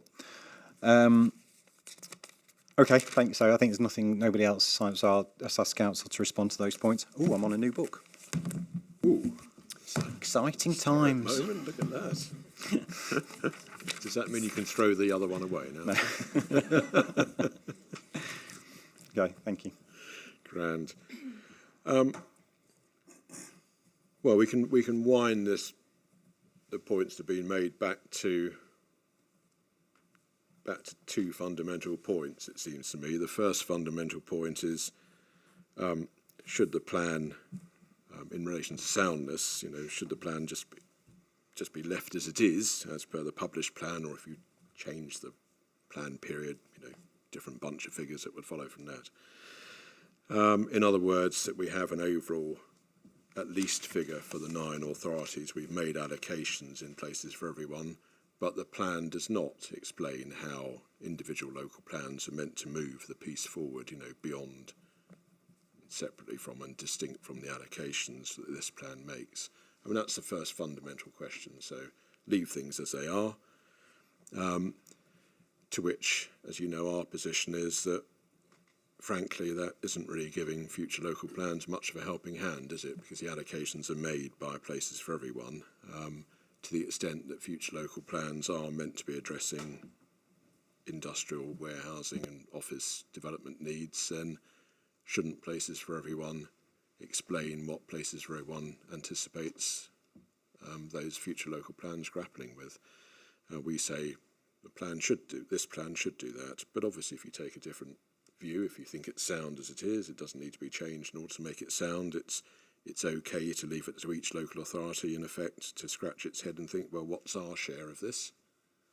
Well, PFE doesn't really help us. Then so be it. I mean, fine. So if you decide in due course, in order to make the plan sound, it would be necessary for this plan to indicate what future local plans are meant to do to carry the burden forward, so to speak, or to carry the objectives forward, then it becomes a question as to how does one do that, and how does one do it? Well, we've put forward our approach. I don't think we've had a counter proposal as such, if you like, but obviously if you decide in due course that in order to make the plan sound, these policies should be changed, or supporting text should be changed, then there would be published main modifications, and everyone would have the opportunity to make their position clear. As was fairly said across the room, the devil would be in the detail, and it may well be at that stage someone would say, well, a better and clearer way of conveying what you want plans to do would be to say this rather than what you've said in your main mod. So we can, if you like, sort of wait for that moment to come. The real fundamental point is, should this plan say more in terms of guiding future local plans or not? The devil will be in the detail. I agree actually with Mr. Coxon, the devil will be in the detail as to how you explain what local plans should do if you decide that this document should help local plans. As for undermining the strategy or so on and so forth, well, I think we just need to ensure that one fully understands that whether one does or one doesn't make changes along the lines that we've been discussing, the allocations in places for everyone would remain. I mean, we wouldn't touch the allocations at all. So in the distribution, vis-a-vis the allocations, where they are, how big they are, green belt, etc., and that's all the result of the spatial strategy and the site selection process. All of that would remain completely intact. It doesn't bear upon that aspect of the plan at all. So there we are. I mean, is it necessary to do this in the first place? We think it is. On reflection, we think it is. If you disagree, fine, leave it as it is. You're in effect passing a problem down the line, but this time it's a problem with a capital P, because the plan makers really, from the plan as written, don't really have a clear understanding as to what they're meant to do, other than to contribute to these global figures, and global as in across the 9 figures. And so, each authority would have the room to argue, well, our share should be significantly less, significantly more, or some other figure, whatever. And it's whether we need to tackle that now. We think we should, but if you disagree, then that's fine. Okay, thank you. Just the point that was made, the specific point that, and you've addressed or responded to the point about undermining the strategy, but then the other side to that about if you have that requirement figure in the table somewhere, it kind of constrains. Well, there's 2 points. Constrains the qualitative side of the plan being met, but also that the best way of explaining it.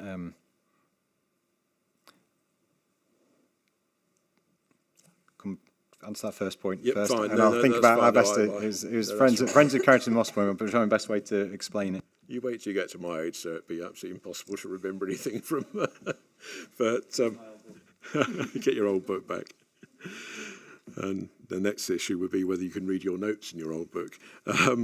So no, just tackling that. I mean, the figures would be and are at the moment, and would be at least figures, and they're figures, quantitative figures as opposed to qualitative, issues.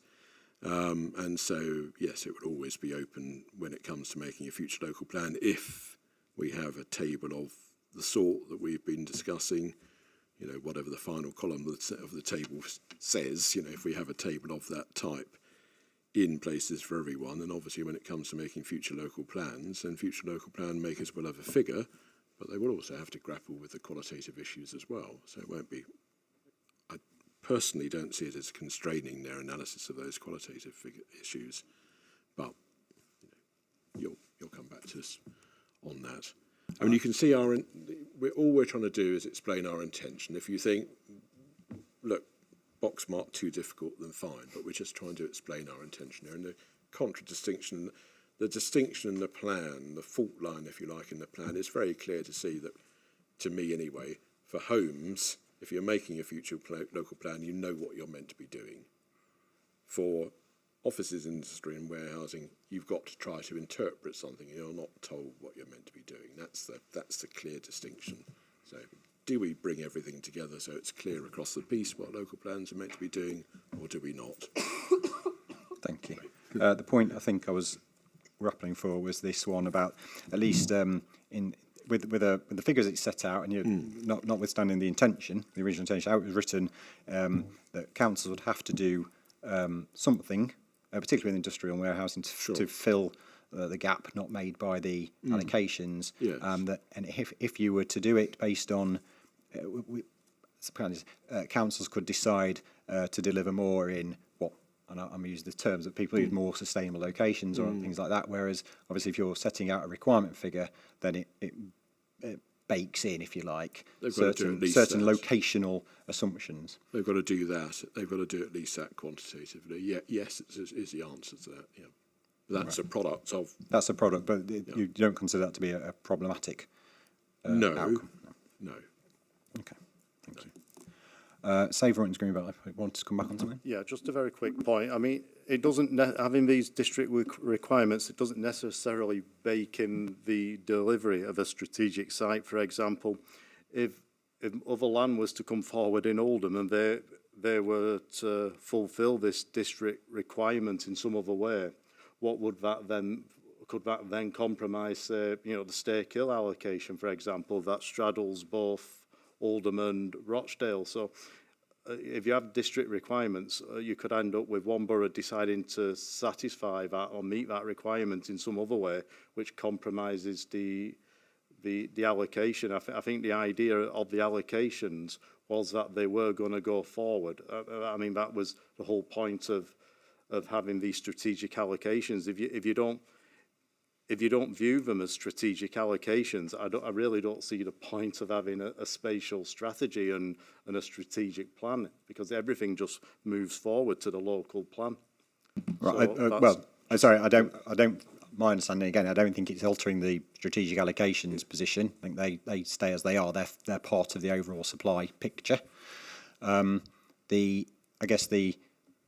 Even with those allocations, in the industrial and warehousing, let's say, again, too many papers, but it's about 65% of the overall requirement, 3.3 million, is made up of allocations. Yeah. So somewhere along the line, local plans would have to address the additional 35%.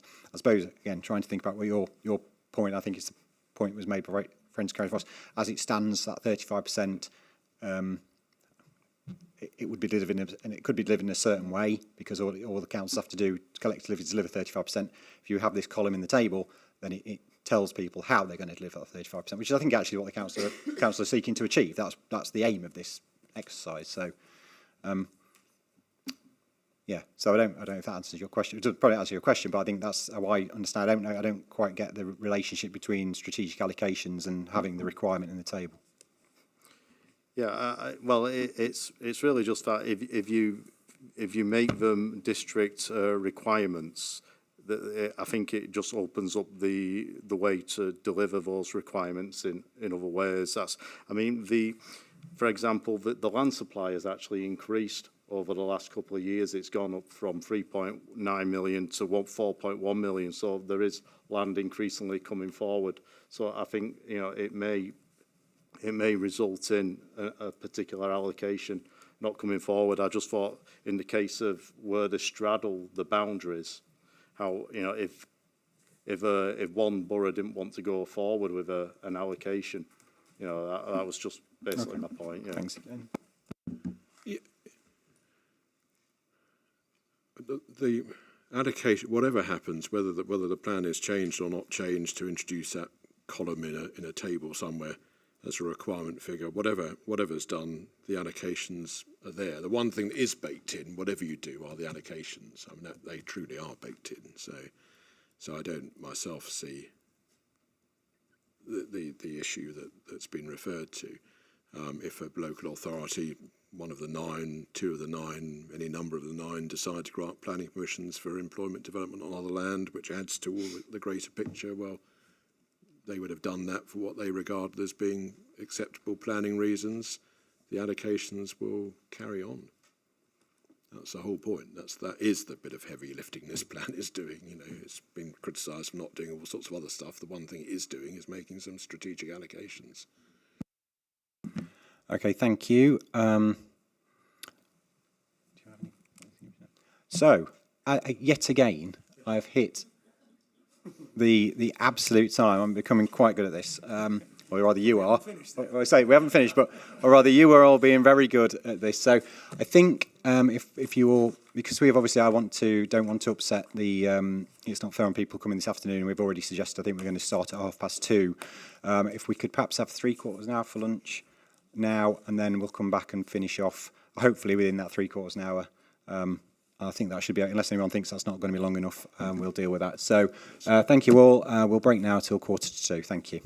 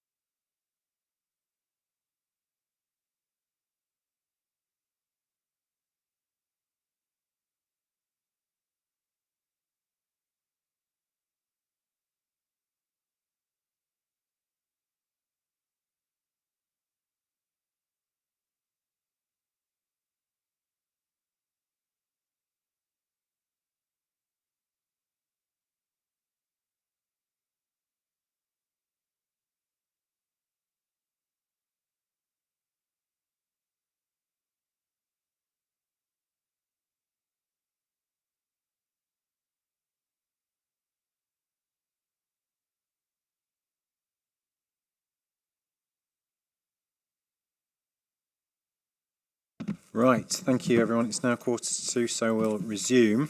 I was about to move on to, if you like, the matters of JPJ3 that haven't already been discussed. I think just for ease, we'll start with the changes that the council wish to make, and then we'll take it from there. So yeah, if you just, yes, you've put forward some change. If you just explain that, and then we'll start with that and work backwards. Do you want to just do 3? We'll just do 3. Yeah, we'll do 3 and then 4 separately. Yeah. Certainly, sir. So J3 office development, pages 113, 114 of the plan.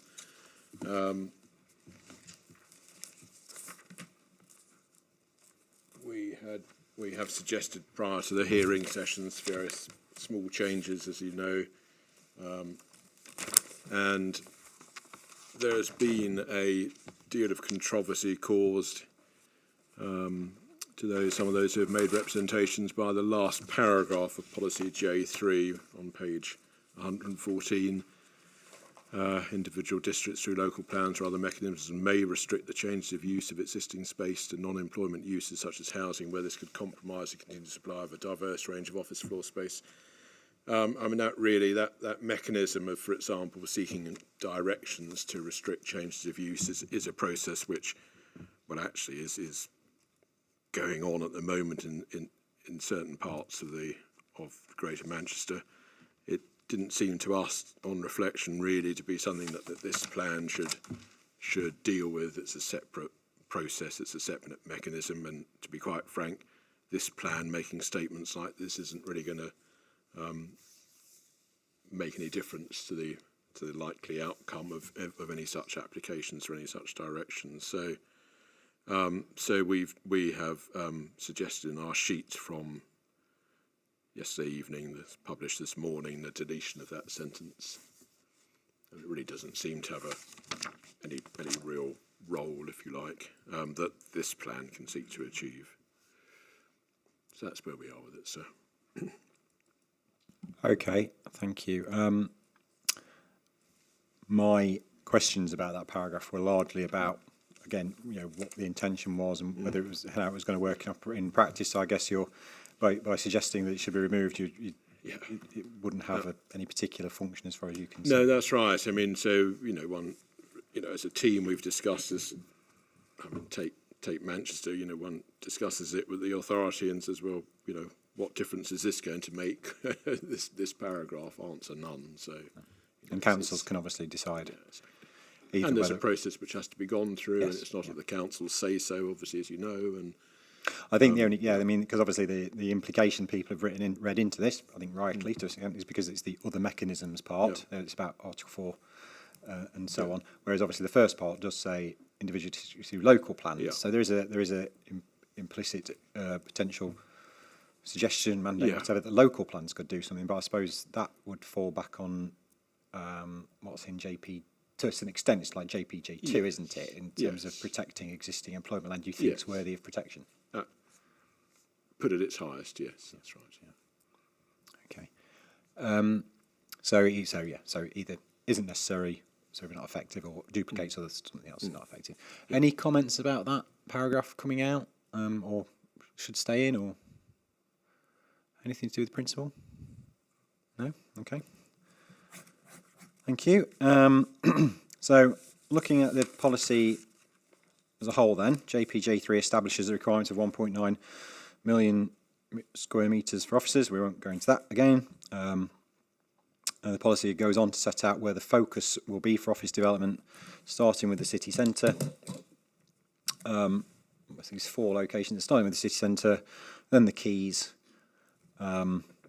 Manchester Airport Enterprise Zone, which I believe you do wish to amend to Manchester Airport to be consistent. I think that's probably into the borders of AMs, as provided it doesn't alter the strategy in any way. I mean, I suppose actually Enterprise Zone in the Manchester Airport.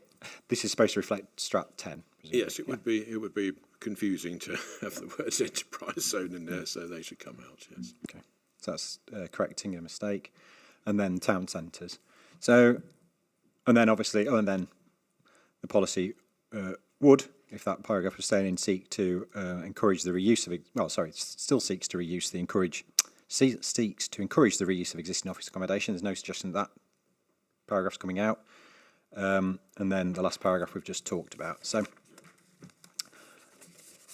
okay, again, is, in terms of the first four criteria for the focus, are they saying anything different, again, to what's in the Strat policies or JPJ1? And the reason I say that is because obviously when you go on to JPJ4, that basically just says, go and look at JPJ1. So I wonder if there's a slightly different approach to those policies. Yes, there is. I mean, they're both achieving the same objective, which one is J3 is a summary of what's found in other parts of the plan, and J4 has decided that it's too much work to summarise it. Let's just refer to the policies in question. So no, these are different. Yeah, you're right. They're different approaches. I mean, again, this is, to me, that would, the side of the line that's on is the... Oh, yeah, I'm just trying to understand and whether or not... So, again, it's also just trying to... Do those four criteria or the preceding introduction to those four criteria lead to any different approach to the Strat policies or JPJ1? This is effectively, again, a signposting back to... They're obviously meant to be consistent with... They're meant to be, and as far as we're concerned, they are consistent with the strategy and the plan. Okay. Enterprise zone done. Consistency, obviously, as far as you're concerned, consistent with the strategy because they are just referring back to the strategy.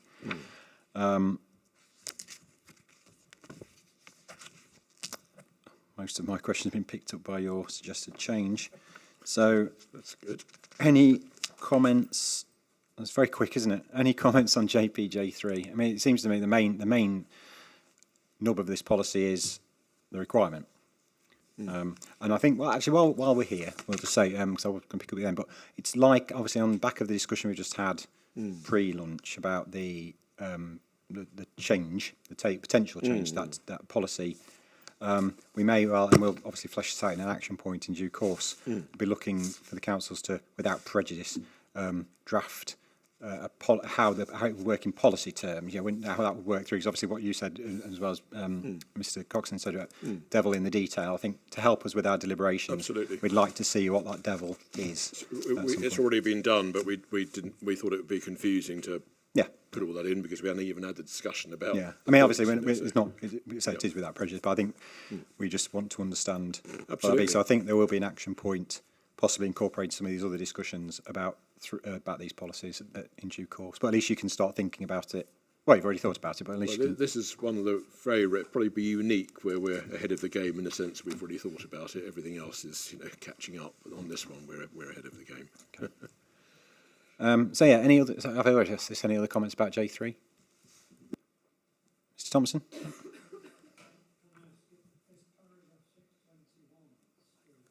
Oh, sorry. Can you use your microphone, please? Sorry.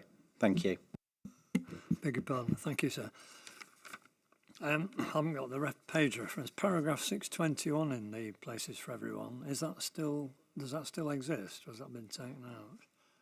It says modelling based on past economic trends suggests the supply of new office floor space needs at least to match average development rates over recent years.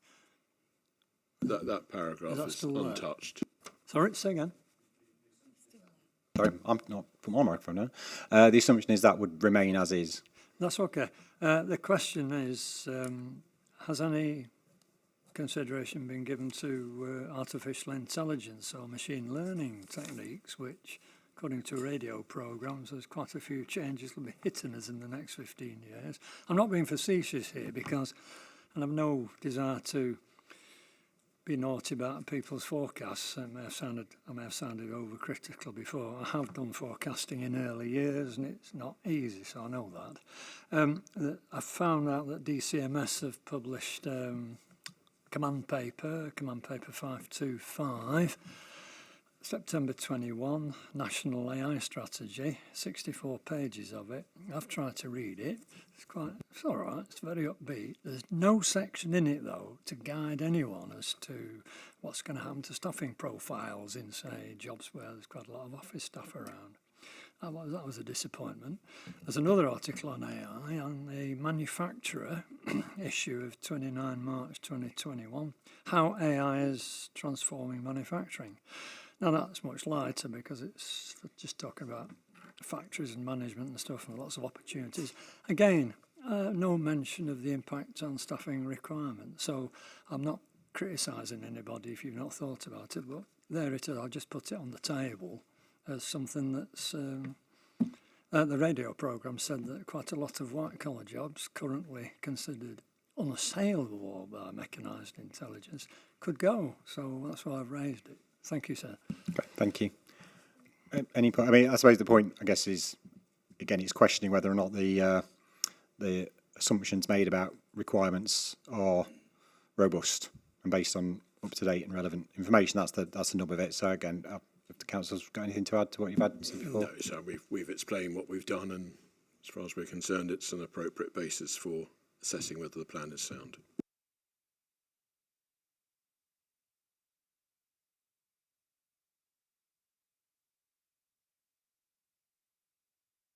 Thank you.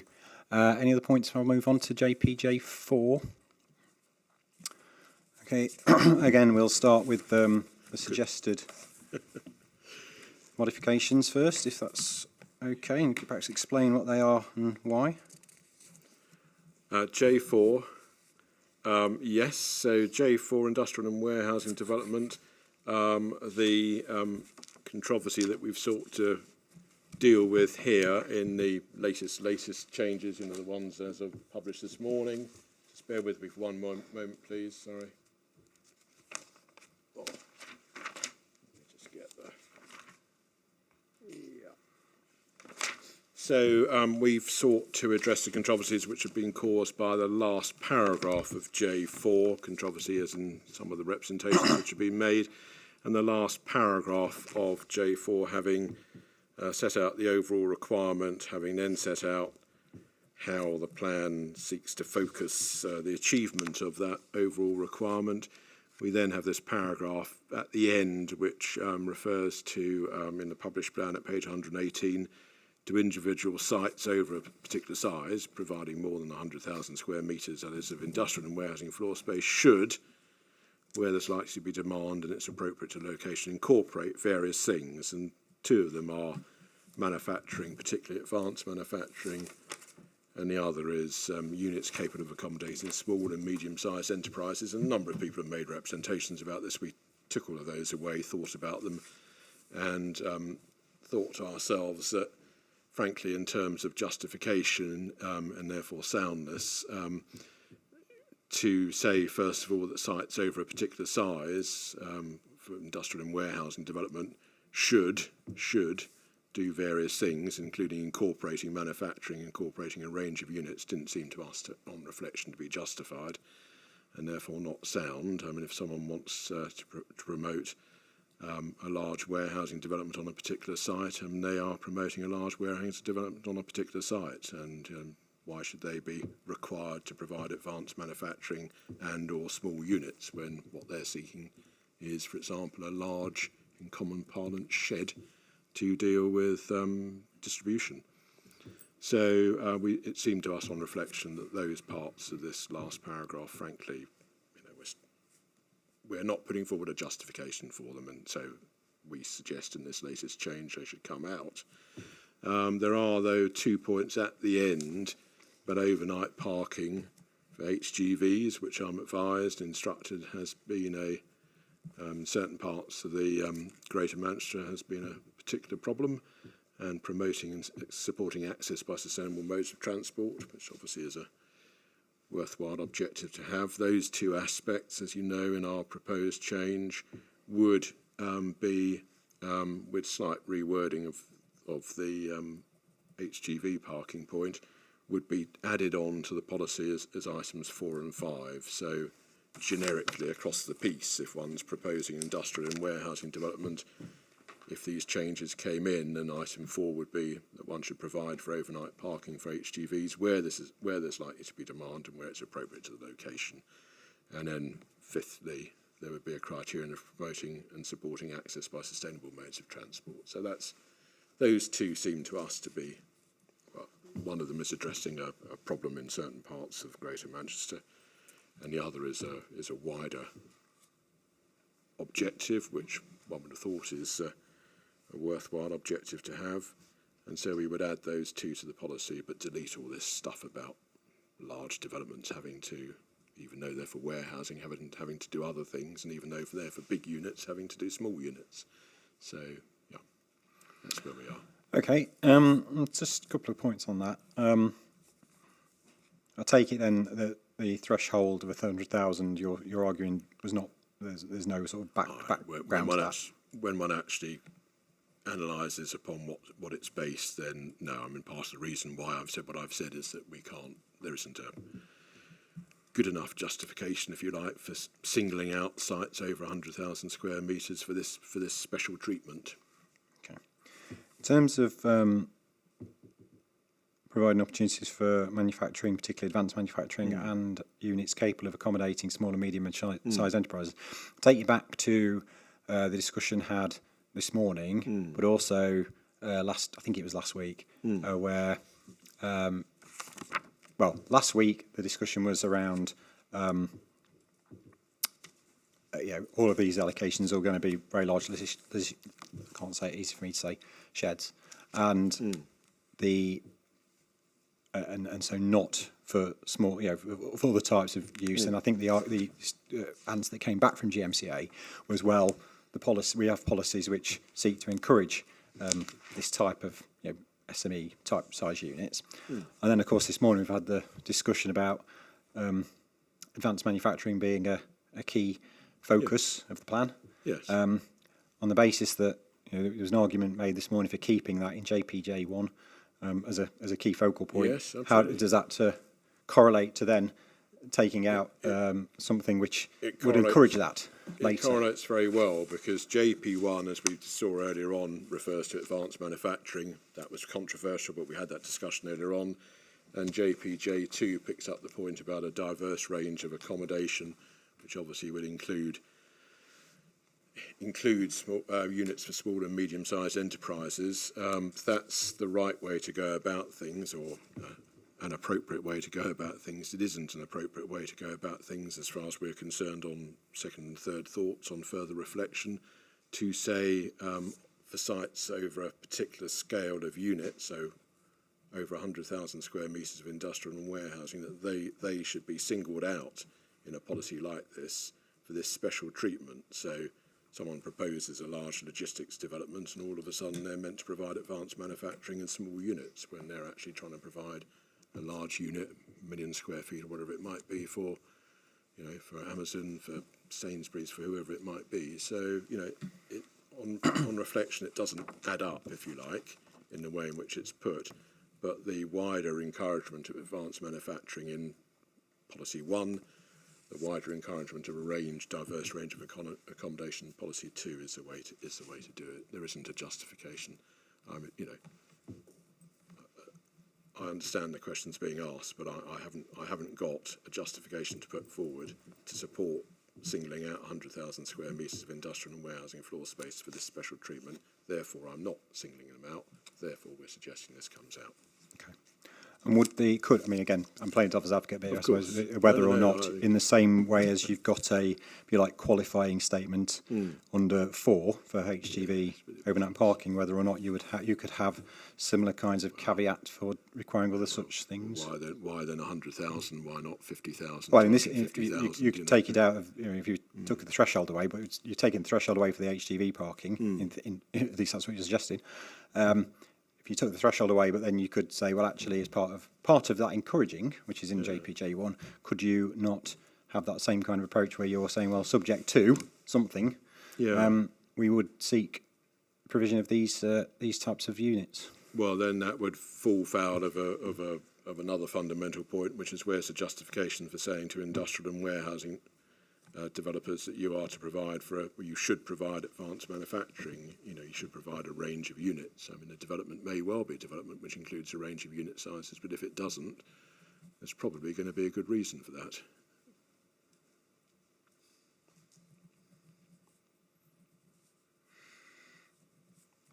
Okay. So yeah, that's where we are with it. So obviously, and this Okay. one On the HGV parking, obviously, I had my questions were sort of generally there, so I'll just I've got to unpick the ones which are about the 100,000 square metre threshold. Well, because that could still exist if we decide not to change the policy. So I will just touch on this because it is part of the plan as it stands, and I know what your view is, but this might help me understand whether or not it needs to change. But sure, we've talked about justification threshold. As far as there isn't one. Fine, that could be the end of it. But if you were to carry on with this policy as it stands in the plan, how would you envisage dealing with phased or ad hoc development? So if you had a large site that was coming forward with lots of little things, how would that 100,000 square metre threshold kick in? Good question. And that's another reason why you don't think it's a clear, effective policy. Yeah. Okay. My other point again would be going back to if there is a particular need for units for small and medium enterprises and advanced manufacturing, whatever that looks like, then should they not be specified in the allocations? That would be the other side of my question, I suppose, looking at it from both sides. You know, if you've got this particular need and you want these allocations, I know there might be other large development comes forward outside the allocation, but this plan allocates quite a significant amount of land for employment land. Some of that will be in big schemes like this. If you want it, that would be the place to say it, wouldn't it? If there was a particular justification, in particular in relation to a particular allocation, that would be the place to say it. I mean, we're obviously going to be looking at the allocations in detail later on as to what they do and don't aspire to. Yes, but if there was a particular identified need, but most importantly, if the allocations were seen as being suitable and justified for reference to any of these particular points, then fine. You know, one would do it. Could do it there if one wished to do so. I'm not going to go through all 38, but I suppose some I think are probably more prescriptive or give more guidance than others, I think, on that kind of mix. They do. Generally, I think it's generally just says X square metres of employment floor space, which is... But some do have more. Exactly. Yeah. In terms of the lorry parking, and I guess this applies in both terms, is the policy consistent, well, either as drafted or new, consistent with MPPF 109, which always make sure I better quote it correctly.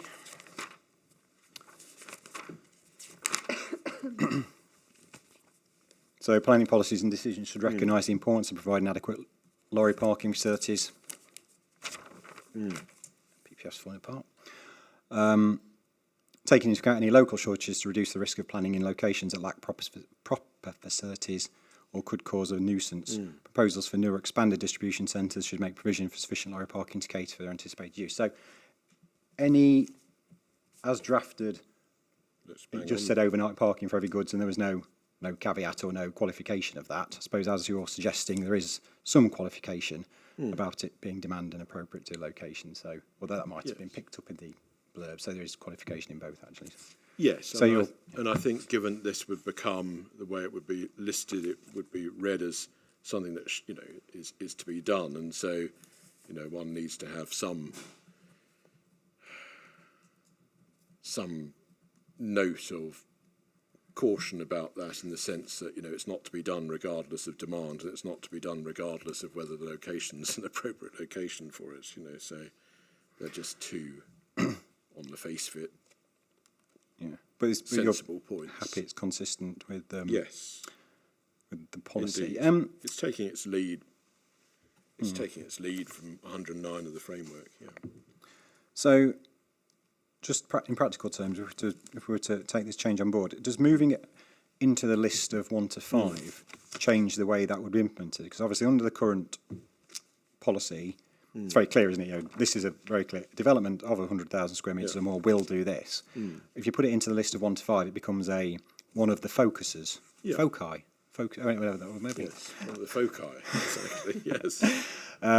So, is that to be interpreted in a different way then? So it becomes something more for local authorities to think about rather than well, clearly it must be because there's no threshold. So it must be something that would have to be taken account on a case by case basis. Case by case, and with those, if the change that we've put forward most recently is taken forward, then, you know, subject to those caveats about demand and appropriateness of the location.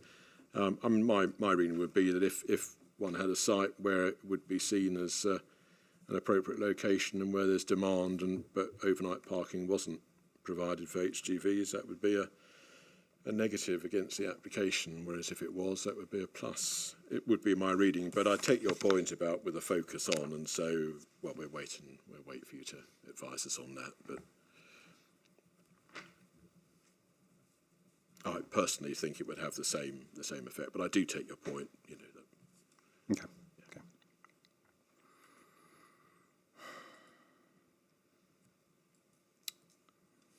Sorry, just because obviously everyone's trying to... Things change rapidly.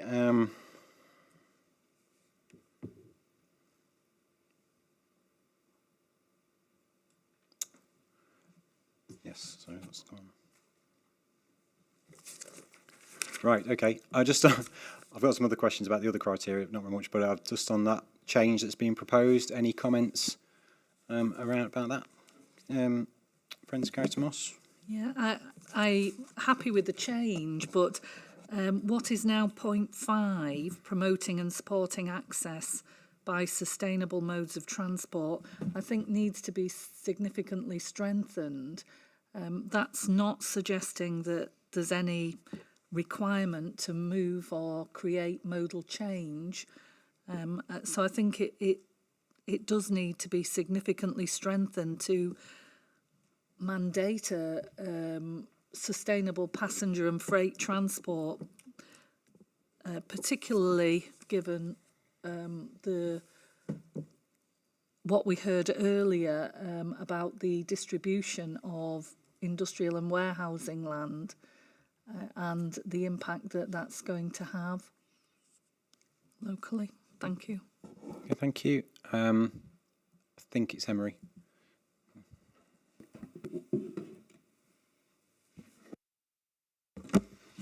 Thank you, sir.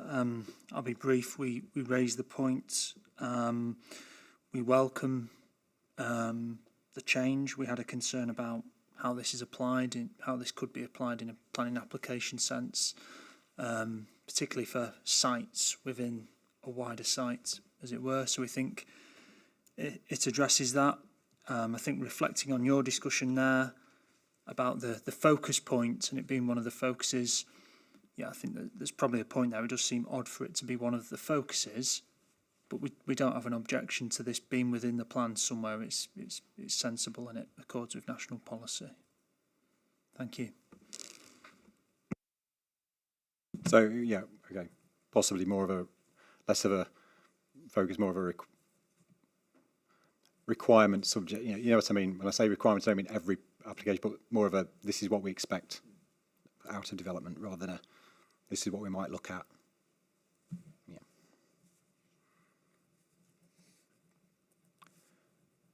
I suppose there's one question is whether or not, I might turn to my colleague, whether or not there's other parts of the plan where that might sit under transport. I don't know. But anyway, possibly. We'll think about that. It doesn't really matter for this discussion. No, I was trying to work out what the opposite of focus is. So, you know, the implication is you can look at this in an unfocused way. But anyway, never fear. No, I think there's always in my mind a little bit of a something you can do if you want, something you can you will do. I mean, focus sounds much more than that. It sounds to me as if it's a word which is telling you really do need to do this. This is what we want you to focus on. But I understand the point that if one, as we are saying, we see this as in the rejigged version as something that should be achieved in the cases where the caveats are met, then yes, it's a more straightforward requirement rather than I take the point. Yeah, I mean, I'm thinking a lot. Some of this is thinking out loud as it's coming to me. Lichfield. Yes, just a quick one. So I think again, as with Emery, we fully support the GMCA is doing by removing that sentence about the 100,000 square metres. You know, we agreed that we didn't feel it could be justified. I think it's probably going to influence probably some of the discussions we have early next year on the allocations, where that seems to have filtered down into some of the policies. I don't want to get into that debate now, but again, we might revisit this discussion as to whether advanced manufacturing should be a requirement on the allocations. We don't think it should, certainly in our allocation. But just to set a marker down, that's something we'd look to revisit as well. Obviously, if the GMCA, in light of this change, makes further proposed modifications to the allocations, it'd be good to see that too. That's next year. I might start thinking about it the next year. Certainly not advocating that. Okay. Any other points on that issue? Before I just pick up one or two, hopefully quite quick ones on the rest of the policy.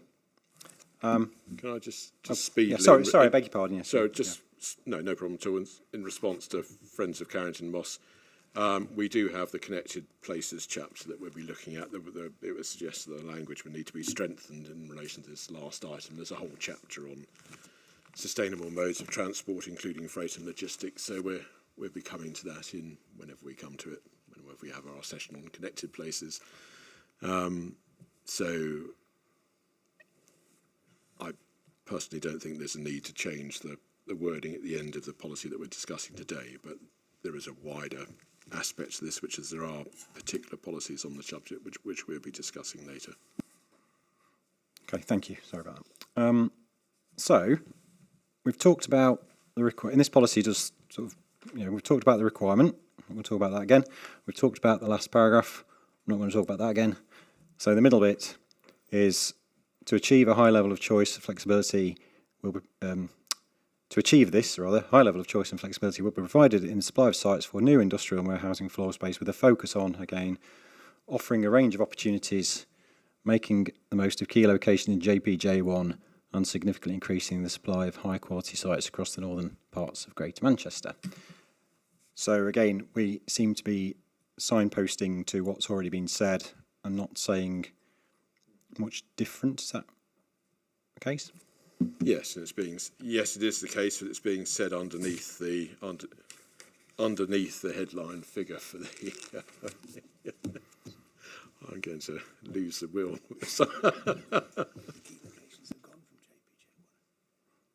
That's a good point. Yes, that's a good point. Mr. Whitfield has reminded me That's why we need two people here. Answer. The key locations are identified. Yes, the key locations will disappear from JPJ1.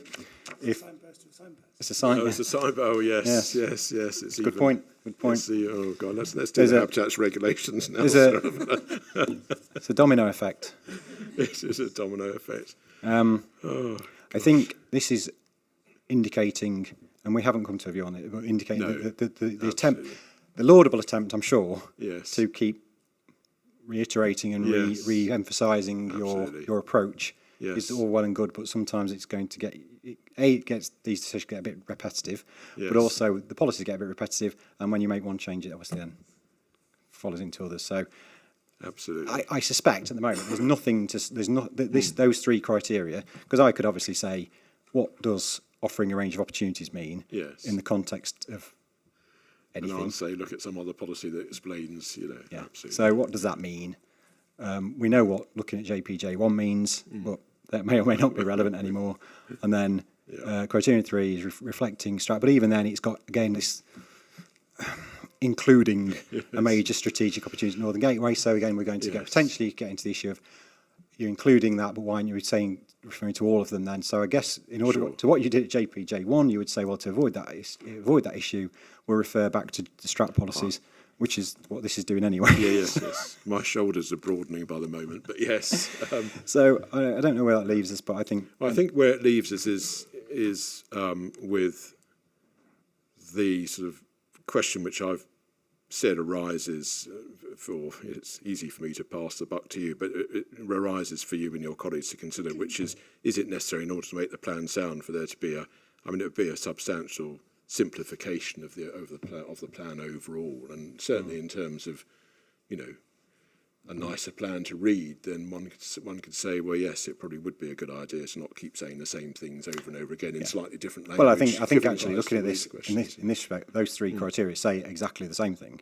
Yeah. they all basically point back to the strategy. Exactly. Obviously. So But the point is, as I've said before, I mean, I do take the point, and the decision which needs to be made by you and your colleagues is whether it's a soundness point or not, as opposed to if we all had our time again, or if you were writing the plan, or if I was writing the plan individually, etc., how would we have gone about it? I suspect we may well have gone about it in a different way, but this is the way it's been done. Is it necessary in order to make it sound to substantially simplify it by saying a good thing once rather than saying a good thing several times in several different ways? I mean, if you were just looking at criterion 3 here and put the two to one side for a minute, I think you would be looking at,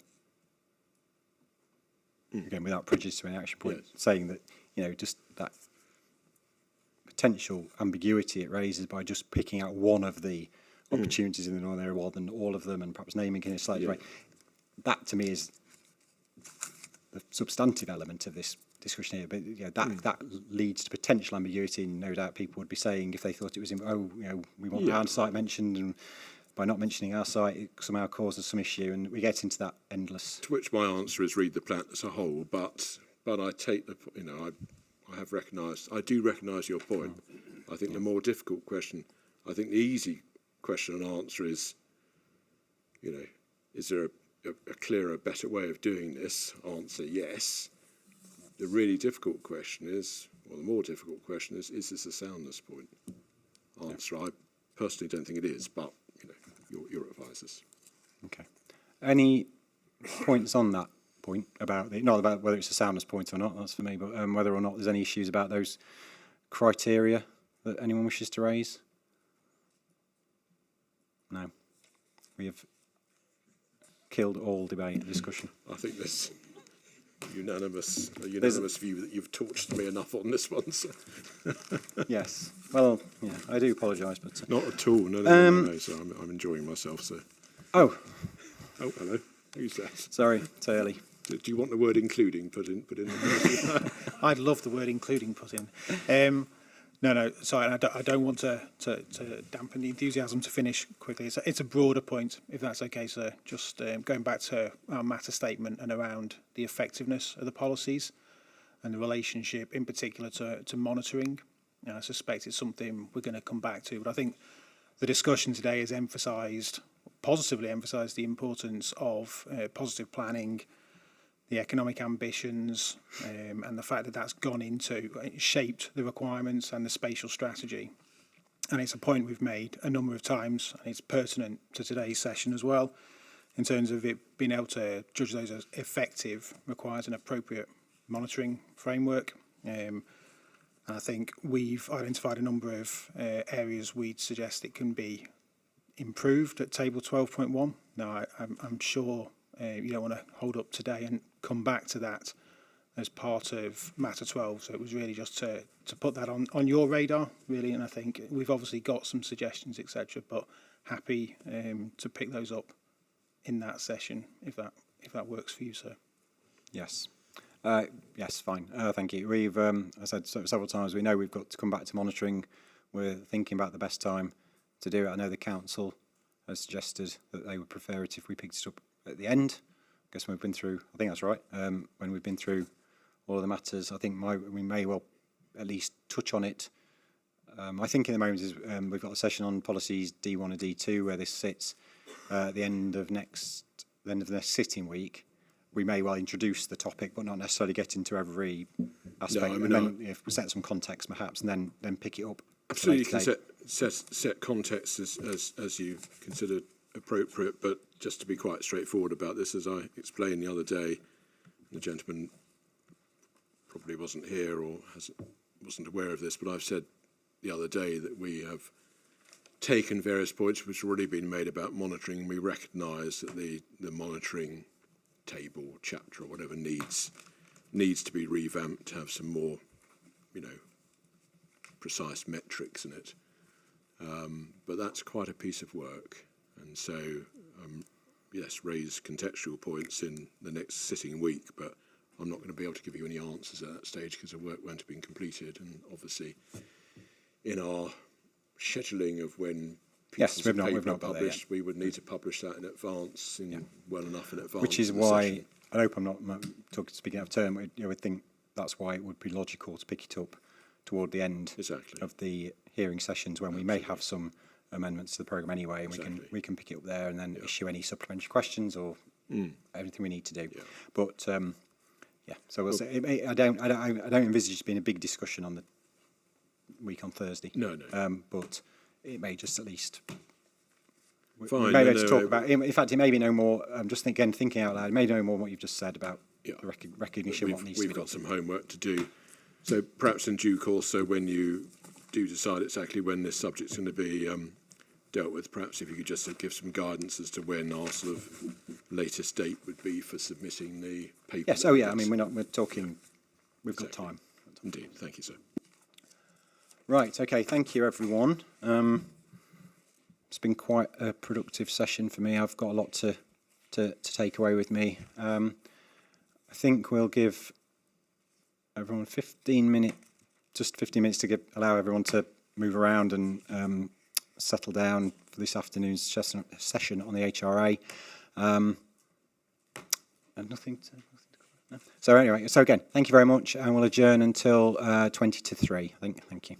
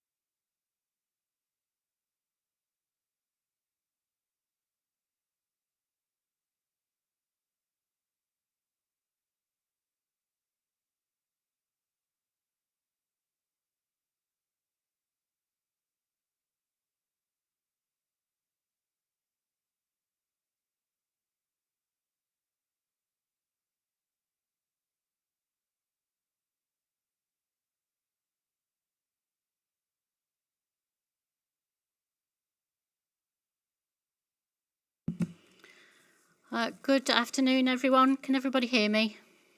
Thank you.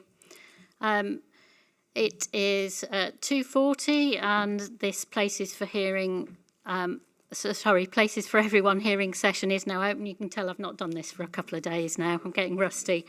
I'm Louise Gibbons, one of the inspectors appointed by the Secretary of State to examine the plan. William Fieldhouse, Stephen Lee and I are examining the plan jointly. Just to remind the usual reminders, please turn your mobile phones, laptop notifications and other devices to silent.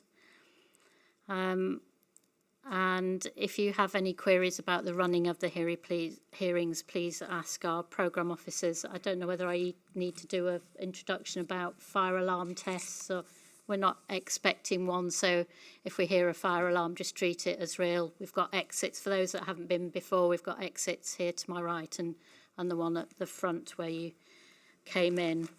There are a couple of new faces, but I think you're probably familiar with the process to some extent, so I'll just briefly outline that the purpose of the examination is to help us decide if the plan is legally compliant and sound, and if not, how it could be modified to ensure that it is, and we'll have a structured discussion based on just that one agenda item. And we are dealing with the Habitats Regulation Assessment this afternoon. I'll generally, as normal, start with questions to the GMCA team.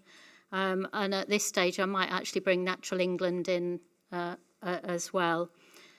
Just a reminder, if you want to say anything, just turn your nameplates on end and keep your comments brief and focused. We'll give the GMCA the chance to sum up their position at the end of this session.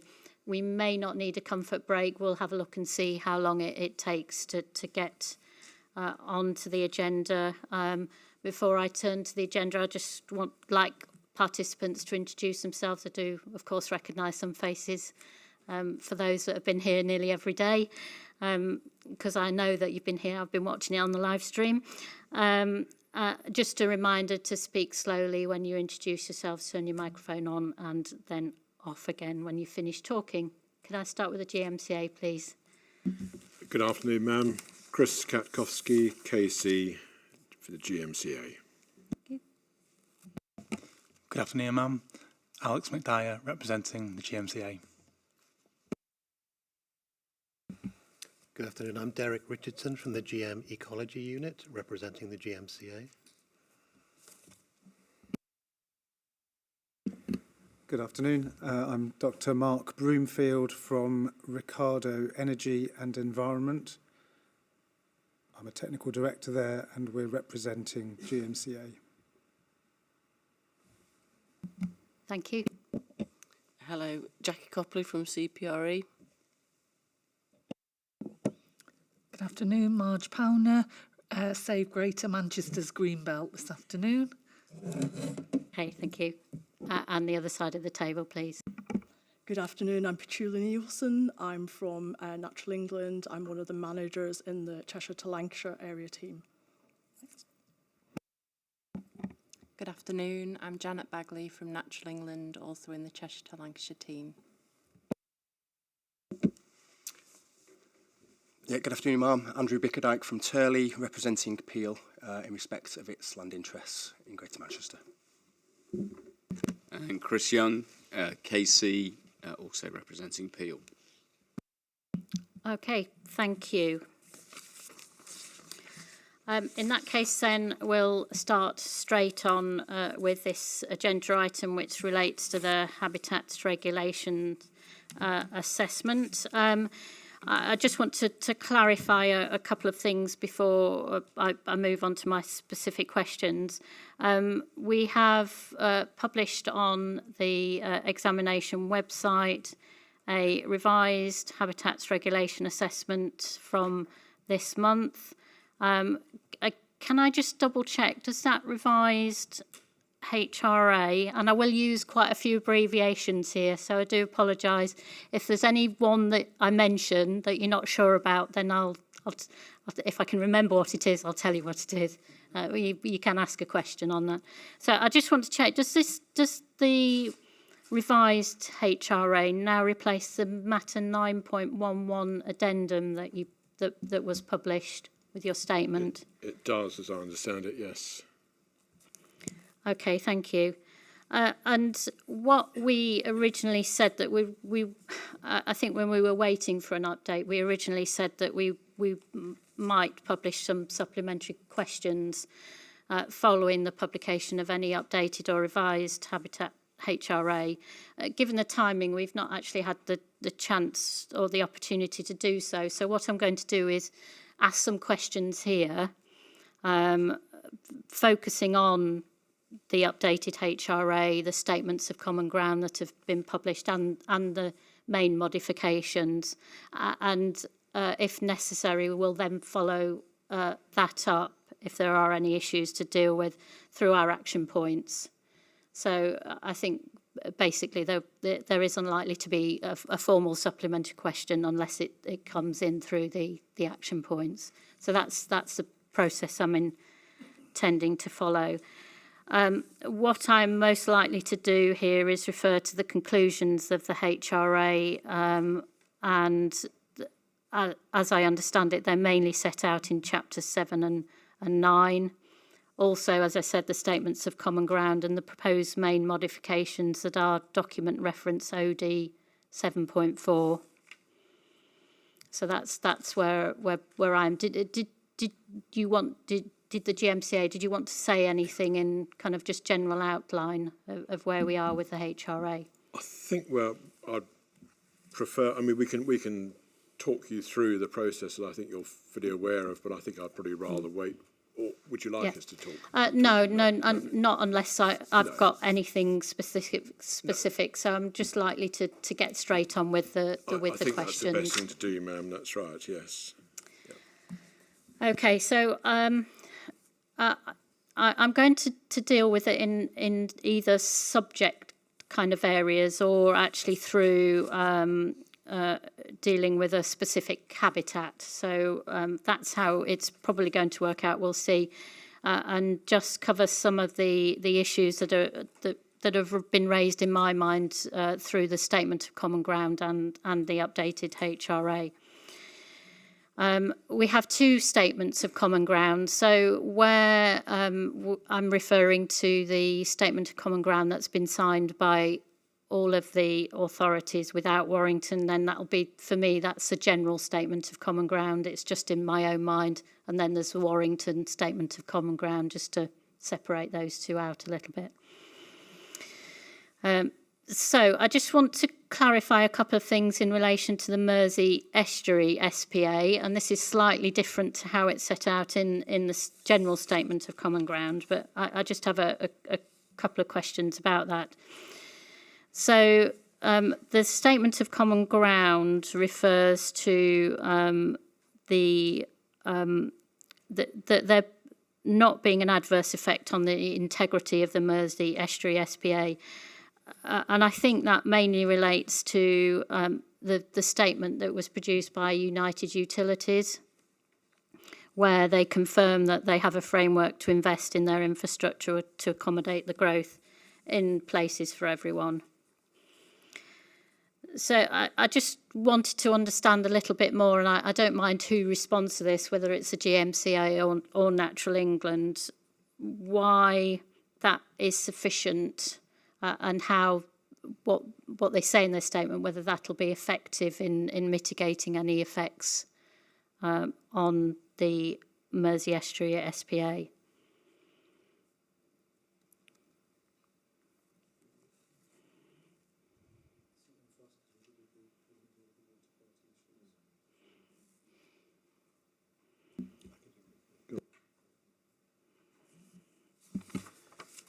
Just generally, we took a very precautionary approach in terms of the water quality in the estuary, and because of the distances involved between the developments in Greater Manchester that are planned and the boundaries of the designated sites.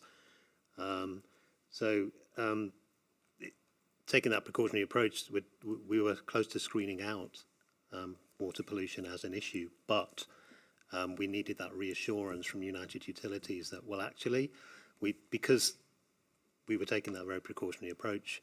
We needed that reassurance to say, well, if there was an increase in particularly foul water production, would United Utilities have the capacity to deal with that? Would there be any substantive increase in that pollution? So that's where that reassurance came from. So that reassurance comes on top of the very precautionary approach we took with the screening exercise. Okay, that's very helpful to establish that you were close to screening it out. So that that I think that clarifies the position in my mind. Obviously, United Utilities produce their AMPs, as they're called, which sets out how they're going to kind of invest in schemes. And when you mention the boundaries, is that the distance between where development is likely to take place in the places in the Greater Manchester area and the distance between that and the Mersey Estuary SPA? Is that what you meant with that? Yes. What distance are we talking about roughly? Well, 25, 30 kilometres sort of distance. It's yeah. And from Natural England's perspective as well, that was something that was that United Utilities' commitment in that statement is satisfactory. Is that correct? Yeah, I mean, from our point of view, generally, it's recognised from a point of view of HAB's regulations assessment that if we get assurances from the utility companies, then we accept that as acceptable response basically. So yeah, we're happy with that, and it was really related to the kind of whole diffuse water pollution issue. I think sometimes we talk about the Mersey Estuary, you get a lot of conversations about things like recreational disturbance and that kind of thing. That wasn't the issue that was raised here as part of the screening process. It was really around that diffuse water pollution issue. Okay, thank you. And my understanding is that there's also policy, which we talked about yesterday, JPS 5, which relates to, it's mainly in relation to flood risk, but it also refers to some water quality, dealing with some water quality issues. So I take it that is in itself is a form of mitigation, how applications might be dealt with through that. Yes, but I don't think it particularly bears on this point about it would. I'm sure it would do. It can only help as opposed to hinder. But the actual assessment that's been carried out has been carried out on the basis that's been explained. Yeah, I mean the HRA itself, I think, refers to policy JPS 5. So and that forms part of the mitigation to my mind as well as being satisfied that that what United Utilities said would form part of the mitigation. Okay, thank you. I've got no further questions about that. It's just to clarify that in my own mind. I'll then turn to the Rochdale Canal, I'll say SAC, that's a special area of conservation, and SPA is a special protection area for those that may not be familiar with the abbreviations. So Rochdale Canal, my understanding is that the concerns relate to really just a single plant. Is that right? I won't call it by its Latin name, but it's a floating water plantain. Is that the species that's affected? Yeah, that's correct, Inspector. Yes, and it's I struggle with the name as well. Lunorium, I think it's pronounced. So yes, but yeah, it's one particular species that it refers to. Okay, thank you. And the habitats, the HRA actually looked at the potential effects of development in the area on that particular plant. Now, I think what's been recommended in terms of mitigation are amendments to actually some site allocations. Which deal with the concerns relating to, and I just want to clarify that, is this in relation to recreational disturbance, light spillage and shading? Is that the intention that the suggested modifications for those site allocations cover? Is that what that's right, doing? Yes. And I noticed the HRA actually only refers to JPA 2, which is Stakehill 1, but I think this also covers JPA M20, that's Castleton Sidings, isn't it? And JPA 22, land north of Smithy Bridge. Is that right, that those policies are also affected by the Rochdale Canal? Yes, they're affected too, yes. Okay, and just on the main modifications themselves, so those are proposed in, sorry, just bear with me. Just as an example, I'm now referring to the response to matter 20, so M20 on page 12. This is the Castleton Sidings allocation. You've suggested inserting some wording for the policy which refers to the canal special area of conservation and the protected habitats being affected by changes in light, shading, leaf fall and water quality. Is the water quality related to recreation? Is that the use of canal boats? Or is that some other form of recreation? It wasn't quite clear to me what that actually means. Yeah, it relates directly to the use of canal boats. There's a threshold for the use of the canal boats where it's thought that harm might occur to the plant just because the boat engines, they churn up the sediment and they may actually directly affect the plant. So it's to do with boats, yeah. Okay, and the threshold, I understand, has never been reached. Is that correct? Is that monitored by the Canals and Rivers Trust? Is that right? That's right. When the canal was restored 20 years ago, they set a threshold for boat movements that it was considered would be, well, not that they would cause a harm, but they would need reassessing to see whether any harm was being caused, and that threshold of boat movements has not been reached in the time. Yeah. Okay, thank you. And the requirement is still to retain a project-specific habitats regulation assessment, but you've then clarified that that's relating to development being close to canal is designed sensitively. It doesn't. The end of that sentence doesn't quite read clearly enough. I'm not sure whether there's a missing word. It just says designed sensitively to the protected habitat. It's maybe just my reading of it, and it's only a minor point, but whether it's clear what that means. In relation to? Yeah. Okay.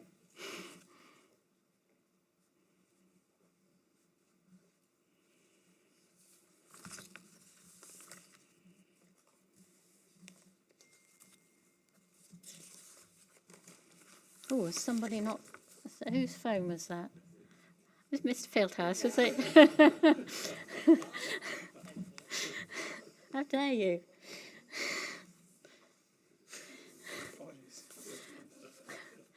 And just on the statement of common ground, there is a reference in that to say that the updated HRA has assessed the air quality impact on the Rochdale Canal SAC and found no adverse effect in that respect. It doesn't refer to the things that have then been mentioned in the changes to the policy. Was that because you were satisfied that the changes to the policy actually, I think, came before the updated HRA, didn't they? If that makes sense. Yeah. I mean, I think from our perspective, we were interested in the kind of air quality dimension to that, but obviously, through the sort of conversations that we've had, we're now satisfied that there isn't likely to be, any impact on site integrity. So we're happy with that. Basically, there's no mitigation required for air quality. Okay, but you're satisfied with the mitigation that's proposed for the specific allocations? Yeah, it wasn't an issue that Natural England had actually raised as of concern, so that's fine. Okay, thank you. Is somebody else's phone going on? Ms. Cobley. Thank you. I don't know. People determined to disrupt my only session this week. I wanted it to be fun, and now it's not. Sorry. Right. Okay. Thank you. I do appreciate that sometimes it's easy to forget, even when you're inspector. yours is a bit of I don't bring mine in with me, so that's the best thing to do. Okay, thank you. So we'll move on now to air quality, and I just have a couple of questions in general about that, partly because there have been some concerns that have been picked up by some representations. And it'll also be helpful for me to understand how this was assessed as part of the HRA. So when you're assessing air quality, you're looking at two different time periods, 2025 and 2040. Why was that done? What was the intention behind that? Thank you, ma'am. Yes, I'm Mark Broomfield from Ricardo, and we were responsible for the air quality assessment and also for part of the recreational pressures assessment, but I'm particularly here to speak about the air quality. So in answer to your question, we were driven partly by the availability of traffic data. So those were the 2 years for which traffic data were available. And so that's why we modelled 2025 in particular, but we're particularly interested in 2040 because that's at the end of the plan period when it's fully implemented, so the traffic impacts and the consequent air quality impacts resulting from that are at the greatest. So you'll see that we did mention the 2025, but we don't focus very much on that in the analysis. The analysis is all on the 2040 data. So it's all based at the end point, essentially. That's right. Yes, exactly. Yeah. Yes. Okay, and there's a reference in the same part of the HRA to a 10-kilometre limit. What does the 10-kilometre limit apply to? Is it just acid from the atmosphere, or was that for other things as well? So the 10-kilometre reference, that sets the search zone, if you like, where we look to see where there are designated habitat sites. So we look at the 9 boroughs, and then we extend 10 kilometres in every direction. So we're in principle looking at every every European habitat site that is within that the authority area plus a 10-kilometre zone. And then we're therefore looking at the air pollution impacts in that area, not specifically because pollution travels 10 kilometres, but because the impacts of the scheme on traffic potentially could extend and potentially be significant across that zone. So it's a sign of a threshold to make sure we pick up all those effects from traffic extending out of the plan area. Okay, and that was the 10 kilometres for the whole of the area. So that's right. So that's why we're picking up the Pennine Moors SPAs and also the Warrington sites and other sites to the west.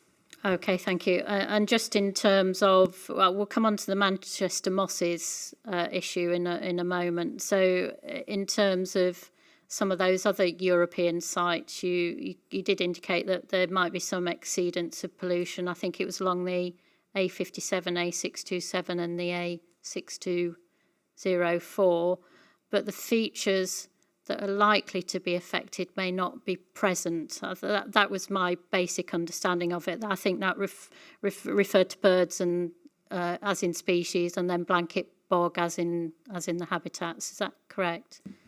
That essentially, yes, that's correct. So the modelling kind of narrowed down an area that we might be concerned about to the immediate vicinity of the roads that you mentioned and that are covered in the habitat regulation assessment.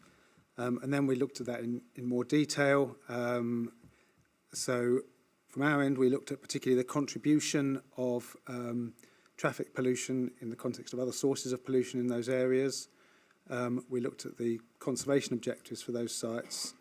And we also looked, the colleagues at GMEU did a survey to establish whether those habitat sites were present in those areas. So that was part of the additional information that then went into the November 2022 submission to allow us, as you said, to conclude that there was no impact in those areas. Okay, thank you. I do have some questions that really relate to the main modifications. I'll come on to those when I do the main modifications shortly. But the conclusion was that there in combination with Warrington and all the places for everyone, that there would be a potential effect on the Manchester Mosses SAC. But it's a very specific area, as far as I understand it, within that area. That's the Holcroft Moss. That's actually it's a triple SI, a site of special scientific interest. And is that the only kind of area within the Manchester Mosses that we're concerned about here? Yeah, so it's the Holcroft Moss compartment of the Manchester Mosses SAC. So it's a SAC and a triple SI, but it is one sort of proportional section of it, and it's actually a fairly small proportional section of it that's affected. Why is that? Why are no other areas affected? Is it just because of the nature of the moss itself? No, it's because the M62 runs adjacent to the moss itself, and it's the impact of the air quality from the traffic on the M62 that impacts on this site, because it's within a sort of 200 metre zone. So it's the 200 metre zone from the motorway where the impact would be. And obviously looking at the site in more detail, we've got a kind of buffer area of woodland, which is about 90 metres in from the motorway before we then move into the kind of impact on the site, sort of beyond that 90 metres. But within the 90 metres to the 200 metre mark, there's quite detailed plans, maps in the HRA that kind of demonstrate the area that we're concerned about specifically. Okay, and the woodland buffer, when you say it's a buffer, does that act to absorb some of the pollutants, or... It does help. I mean, I think obviously Ricardo ran some modelling on that, so that does help from that perspective. But I guess the key thing for us from a Natural England perspective is it's not part of the what we call qualifying features of the site, that 90 metre area. So it does provide that, as I say, buffer zone, even though it's actually designated as part of the SAC. So, yeah. Mark, I don't know whether you want to just come in on any of the technicalities of your modelling methodology around the woodland buffer. Yes, well, thank you very much. Yes, I was just going to suggest, if people are interested to see that particular area, you can see it in figure A2-8 in Annex 2 of Appendix 2 of the HRA, which is not the easiest thing to find. It's on, I think, page 255 of the Word document. But just as if you're looking at it on screen, if you search for figure A2-8 or something like that, I should find it. I like the page reference because you can just type that in at the top. Absolutely. There. Yes. Thank you. So it's a fairly discrete area that we're talking about exactly, here, isn't it? That's correct, yes. So you can see the green wooded area just to the north of the red line on that figure, which is the area that we were just talking about. And just to say that Natural England asked us to explain more thoroughly why we were screening that out. And that's, again, part of the change from the February submission to the November submission, that we provided more explanation on that point.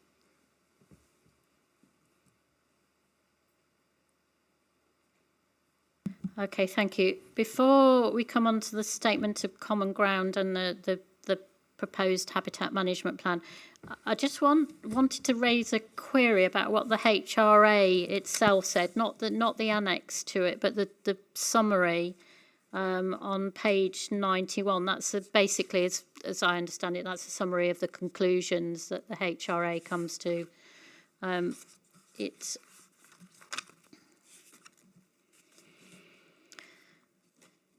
and in that it refers to the statement of common ground. It's the top paragraph.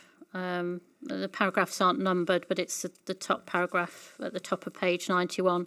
It refers to the impact from wider economic development over the period to 2020 would be substantially greater than the impacts from the two development plans. I wasn't quite sure what that meant and whether that's explained anywhere else, in particularly maybe in Appendix 2, which is the particular air quality. Are you able to? So I will do, or in fact I might even ask my colleague sitting behind me if he can find that if we explain that in more detail in our technical appendix, but the thinking behind that is that if we look at the volume of traffic on the M62 now, and we factor that forward to, then we look at what the traffic will be in 2040, there's a lot of growth on the M62, and other roads, of course, but in particular here we're concerned about the M62, which is due to just ongoing economic growth, people having more cars, more activity going on. And then if we then look at, in that context, at the additional traffic that results from the Places for Everyone plan, it's actually quite a small additional increment. So the idea there is simply kind of set that in context so you can see, in some ways that means that we're small, our contribution is small, but it also means it's really important to deal with because it's part of a big issue. So so it's really to kind of explain that although the extent of exceedance is relatively small, if you then look at it from the context of wider economic growth, actually that adds up to quite a big change. I think that's where we're going to go, and I think that's something that Natural England again asked us to look at. So let me just ask if I've reflected their views as well. Yeah, absolutely. I mean, I think from our point of view, we're really aware that there's going to be this kind of ongoing cumulative impact, and that's going to have a longer term impact on the site integrity. And I think it's not feasible to attempt to identify that kind of wider growth just in terms of the specific plans and projects, because obviously with it being a strategic motorway, obviously the net is cast very wide in terms of where the traffic comes from and the impact that would have. So we're aware that that goes above and beyond the kind of in-combination assessment that was undertaken as part of the PFE and the Warrington local plan examination process. So, I guess sort of we feel that from the point of view of the competent authorities, they've got an obligation to consider that. And I think there's actually a kind of a reference, I think it's section 9 in brackets 3 of the HABS regs that says, there is a requirement for them to kind of look at that wider perspective, shall we say, and the impact that might have on a protected site, which is in unfavourable recovering condition, which is the situation we have with Holcroft Moss at the moment. So, and it's also got a restore objective within its conservation objectives. So again, because of that, there's that impetus that we have to look towards a kind of restoration sort of process with it. It's not just about maintaining the status quo. So again, these incremental sort of in combination impacts, some of which are beyond obviously Warrington and Greater Manchester and are really hard to tie down, are the things that are going to drive the site to the sort of situation where we're not able to, be able to kind of look at a restore objective going forward. So that's where we were kind of coming from with that, if that helps to explain the situation. Yes, it does. Thank you. So actually moving on to both the statement of common ground and some of the detail in that. Now, my understanding from what's been said in the habitats, the HRA, and I think to some extent in the statement of common ground, that there is some evidence that hydrological interventions are working in Holcroft Moss. Does that just mean, in very simple layman's terms, you're making the moss wetter so it then it's able to absorb pollutants better? That's a very simple understanding, but... Yeah, so I mean, basically what you've got on Holcroft Moss is a number of sensitive species, and they're obviously part of those qualifying features that we're trying to restore on that site. So by making the site more hydrologically sort of sustainable, shall we say, i.e. wetter, what we've been able to observe, because we're actually quite involved in the management of the site, is that we have seen an improvement in some of those more sensitive and more, difficult to establish species in the areas where the hydrological work that we've done previously has been successful, and that work was done about 15 years ago. So we've kind of had quite a reasonable length of time to be able to kind of see those changes. Our kind of wetland specialist has been working on that site for 15 years, so we've kind of got the continuity of that information in order to be able to kind of have a good, kind of evidence base to work from on that. So, so that's sort of, yeah, the kind of basis behind that. So hopefully that answers your question.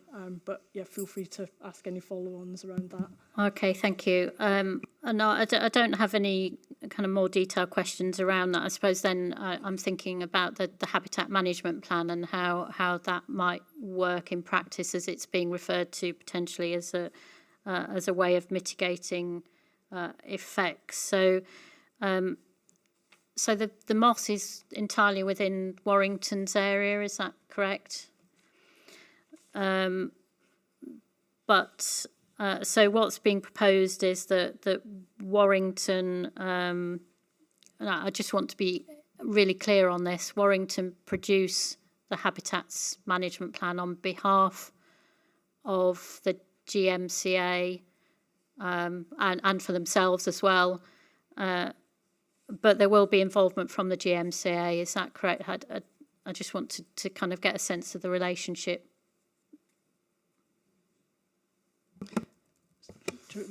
Shall I answer that question? So my understanding is that Warrington will lead on that, and they have said that they would lead on that piece of work. But what will happen is they will work with ourselves and they will work with GMCA as well, or GMCA's consultants, probably the ecology unit, to produce that documentation.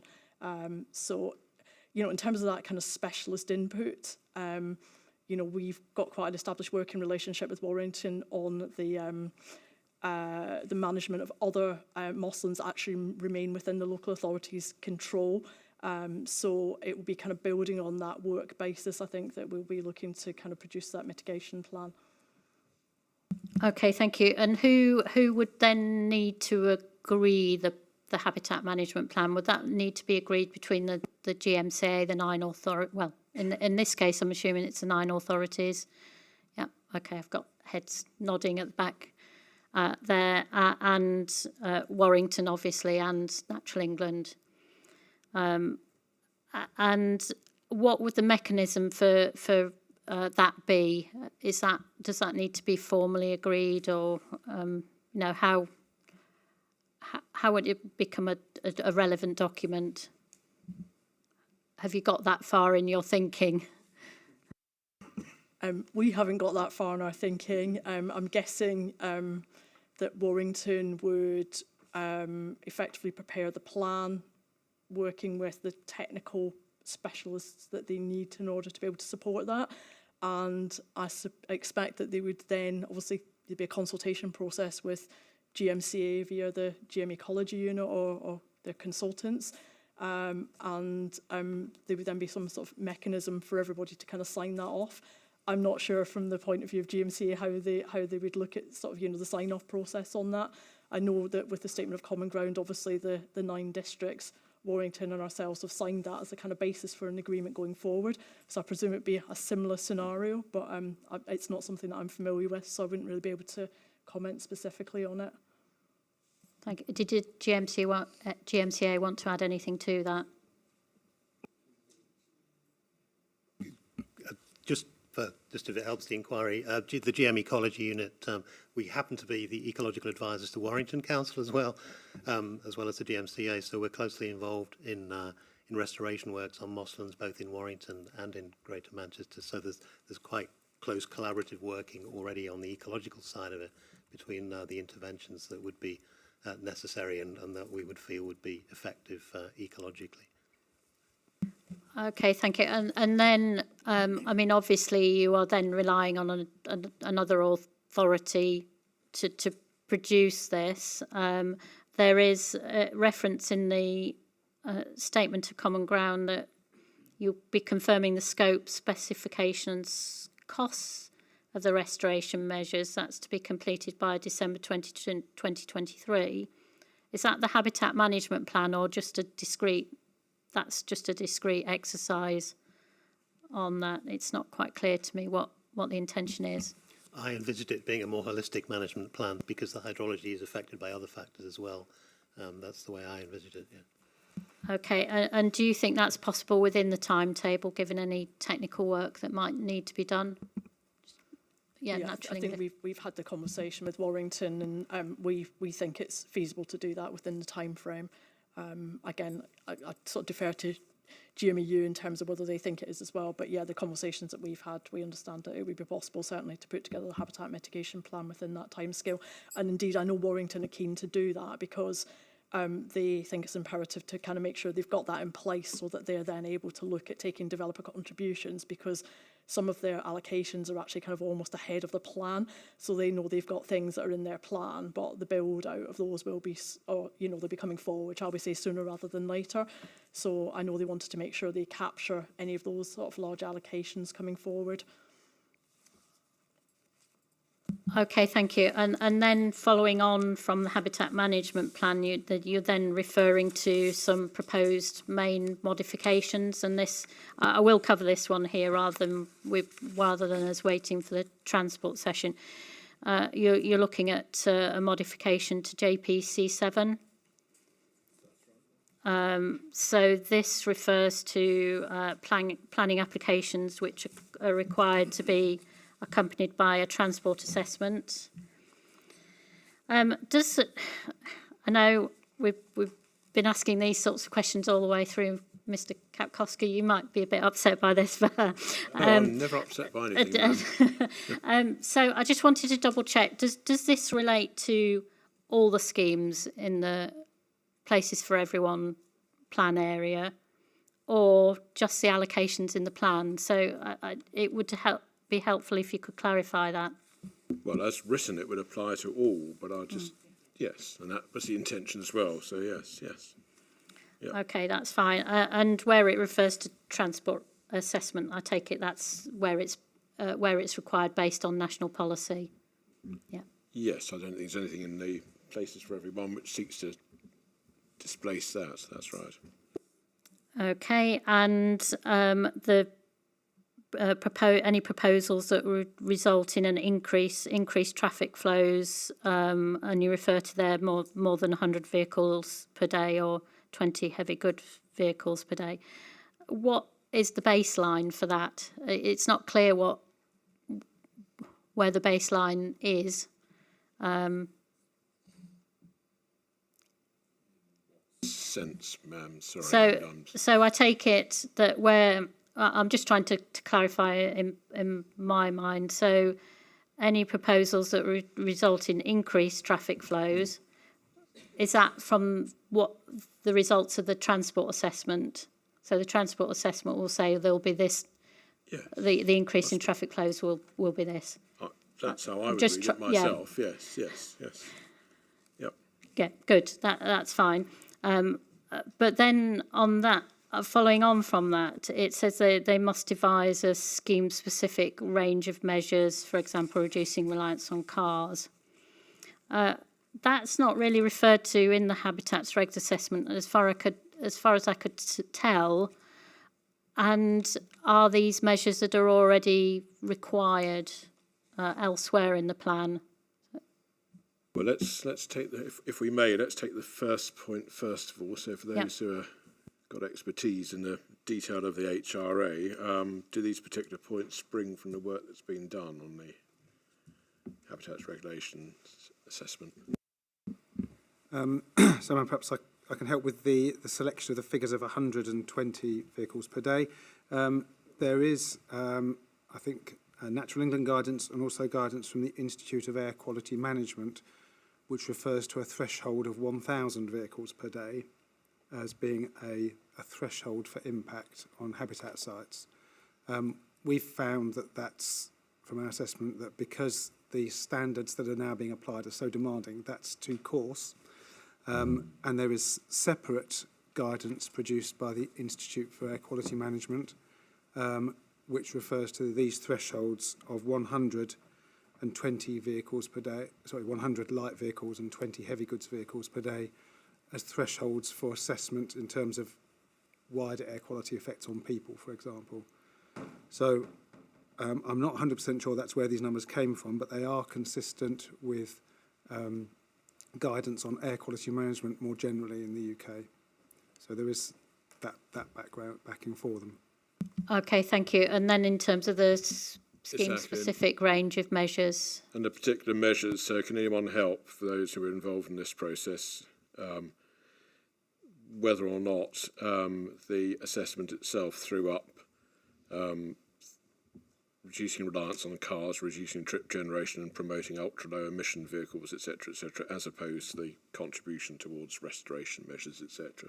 Anyone want to help on that? Where's this come from, is the Inspector's question? Thank you. No, I think it's more about the mitigation strategy for the towards the habitat mitigation plan. So it wasn't specifically referenced in the HRA. I'm just wondering whether that's been specific then ahead of what the management plan might say, and of course I suppose you don't know. Yeah, you really don't know what the habitat management plan might say. So is that taking into account circumstances where it says it says provide a contribution in accordance with the management plan, but are you trying to take into account circumstances where development might come ahead of if things don't go according to plan with a timetable for producing the habitat management plan, then that might cover some circumstances if development comes ahead of that? I think, to be frank, just listening to this, I mean, I don't know whether Natural England have got something they particularly wanted to say about this. If so, you best say what you want to say before I start shooting from the hip. Yeah, maybe it's just a point of clarification, and I'm not entirely sure this is sort of relevant, but I guess Natural England we've got basically a kind of bit of a premise of not accepting kind of what we call soft measures that are really difficult to be certain about and provide that measurability and certainty in terms of the HABS regs. So there's been a lot of conversations, we've gone through the HRA process about, all the kind of good, air quality, kind of interventions that can be put in place, through reducing, sort of car movements, through development, electric charging points, all those kind of really great things that we want to see happening. But the problem is they're not really very specific or very measurable. And the issue that we've got is that we can't really transfer that into the kind of certainty that we need for the HABS regs process. So it kind of puts us into that kind of slightly, area of being really, really difficult to sort of demonstrate compliance with the regulations. So we have taken quite a strong stance against soft measures where we cannot demonstrate that certainty, and that's been kind of borne out through various other sort of inquiries that have been that have taken place sort of kind of recently, and that's been, sort of, to be fair, more in the south of England, but, where there's been issues in relation to particularly things like Epping Forest. So because of that, we really wanted to see certainty, and we really wanted to see mitigation measures, particularly for Holcroft Moss, talking about Holcroft Moss, where we knew that there was certainty and that we could actually see a deliverable scheme. So I don't know if that helps in terms of a little bit of background to it. I'm not sure it necessarily helps with answering so are you saying then that these aren't soft measures, these are a bit hard, what they're proposing in the main modification, or are you saying these are actually the soft measures? No, they're the soft measures. They're the soft measures. The soft measures are the good things you can do, but you can't necessarily measure. So from your perspective, then the main emphasis, or what it should be doing, is looking at just the contribution towards the restoration measures that are referred to in the plan. That's the key thing. I mean, obviously, from an air quality perspective, people should be doing everything they can to, the design of, the sort of developments and, the allocation process to make sure you're kind of minimising, that wider impact. But yeah, from our point of view in terms of the backstop, we need to make sure we've got certainty, and that's where the habitat management plan comes in. Okay, thank you. Did the GMCA, did you want to comment on that? No, that was very helpful. Okay, thank you. We may come back to that. Because of the nature of this, no, it's all right, actually. No, because of the nature of this, I will take questions if you've got one now. That's fine. It's a bit more of a free-flowing discussion, this one, I think. It's about that specific modification to C7. It's welcome, of course, but I'm concerned about the cumulative impact that was mentioned earlier. And obviously, where multiple planning applications come in, who's going to measure when they reach that threshold? And regarding that threshold, and 1,000 vehicles a day was mentioned earlier, as an example, and I'm only using New Carrington as an example here, one single planning application for New Carrington, which has already been approved earlier this year, so doesn't take the policies in this plan into account, including C7. It's expected, when fully operational, to bring over 700 HGVs a day onto the roads, and definitely those HGVs, some of them will be impacting the M62. So I'm not sure how that multiple, the cumulative impact is going to be monitored. You asked the question about what was the baseline. The transport locality assessments and the strategic road network assessments have an existing land supply baseline which is quite dated, 2018 or 2019. So I think in different cases they're using different baselines. So I think there is an issue here about do we already have a cumulative impact that goes above those figures? And my other question is, who's going to police whether the vehicles used by companies, and I think this gets back to Petuna's soft measures, who's going to police whether the vehicles are ultra low emission vehicles, and how will somebody differentiate between vehicles that are used by companies that already have approval and those that don't? My personal view is that we should be looking at some harder measures, not just measures that introduce improvements to the MOSSes, but also mandating, as we said in an earlier discussion, modal change and the introduction of more sustainable, particularly freight transport, but also passenger transport. And those harder measures would bring more certainty to the numbers. Okay, thank you. Thank you. Did the GMCA or Natural England want to comment? I mean, the point was made about those soft measures, which you've just said that you don't think can't be monitored or are very difficult to monitor, aren't they? Yeah, but I think probably what I should also clarify, sorry, just to be clear, is that we would want to see the package of soft measures as well as the hard measures. So, we are looking for that both of them to be included in that process. Okay, so yeah, just to clarify. That's helpful. So for the purposes of this main modification, although you have concerns about soft measures because it's in conjunction with what might be within the habitat management plan, you're comfortable with what's being proposed. Thank you for clarifying that. Before I was going to tell them to take it out, which I wasn't keen on. But okay, thank you. Did the GMCA want to say anything? Yes, thank you. Thank you for those comments. I just wanted to provide a little bit of reassurance about the developments like the one that you mentioned in Carrington. And it does come back to a point we discussed a few minutes ago, that there is a lot of development and traffic growth that's already factored into our assessments. And so there is a sense in which we are taking account of that cumulative impact, because we are looking at traffic growth, which will include the Carrington development, other developments that might come forward over the period to 2040. So I think you're right to be concerned about cumulative effects in that sense. And I think we have taken them into account. In our assessment, we've looked at that growth plus the planned growth, and then I was just going to clarify that the measures that we were talking about focused on the site are the ones that give certainty, but the additional measures are also worthwhile and good as well to reduce impact. But I think we've already covered that, so thank you. Okay, thank you. And referring in the policy itself to something that doesn't exist yet, I suppose given the timetable, if there are no issues with the timetable for producing the management plan, then that would make sense. But what would happen if development came forward in the meantime? It's just a question for GMCA, I suppose. Well, the developers in question would have to come up with something that would be effective to deal with the point. I mean, obviously, if the Holcroft Moss Habitat Mitigation Plan doesn't exist by the time, at the point of time at which an application is dealt with, you can see what the intention here is. So the individual developer would have to come up with,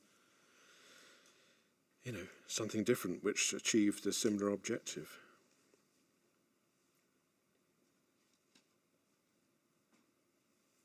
Thank you. And I just wanted to come back to the point. It's helpful you were saying about Warrington as well, because they've got development that's coming ahead, so to speak. So that helps, I think, give some comfort in terms of them producing the management plan. It's in their interest to do so. Absolutely. I mean, that's what I understand. They were on possibly a slightly tighter time frame than the PFE with regards to that, from the conversations we've had with them. But, obviously, I don't want to be quoting Warrington because I'm not here to represent Warrington in this particular instance. Okay, thank you. Before I'm going to move on in a moment, did anybody want to make any comments on this particular element? Anybody else? No. Okay, thank you. We'll come to recreational disturbance then, and this, I think, it has resulted in some changes in terms of what the HRA itself said. So just to clarify now, that the HRA is now suggesting that or it's being proposed, and I think this comes out in the Statement of Common Ground, to produce a supplementary planning document, an SPD, which avoids effects on some of the European sites, as they're called, through the provision of SANGs, that's suitable alternative natural green space, and SAMs, I'm trying to do this without reading, strategic access management and monitoring. I've dealt with a few of these, so they're familiar. So, to my mind, then the proposal is to produce an SPD, and again, I suppose I've got similar questions in relation to the habitat management plan for Holcroft Moss. How would that work in practice? Would it apply to all development within the PFE area? And where in the main modifications is that actually written down, if anywhere? 'Cause I'm not quite sure that the main modification proposed actually take up that point really clearly. Right, let's take them one by one. Can anyone help with the process for drawing up this document? Go on. Thank you, yes. The recreation assessment in HRA, the main impact on the South Pennine Moors is within 7 kilometres within it, so that includes the districts of Rochdale, Oldham and Tameside, and so that's really where the threshold is for which development would need to contribute towards a SANG and the SAMs. In terms of actually producing the document, do you recall there was reference to an SPD? Can you just help with the process in relation to that, or is that something which needs to be considered? In terms of producing the SPD, it would involve those particular districts, but you could see the GMCA having a overseeing role. It potentially could be a joint SPD between those districts. So those details would need to be worked out, but the framework could be put in place to produce it.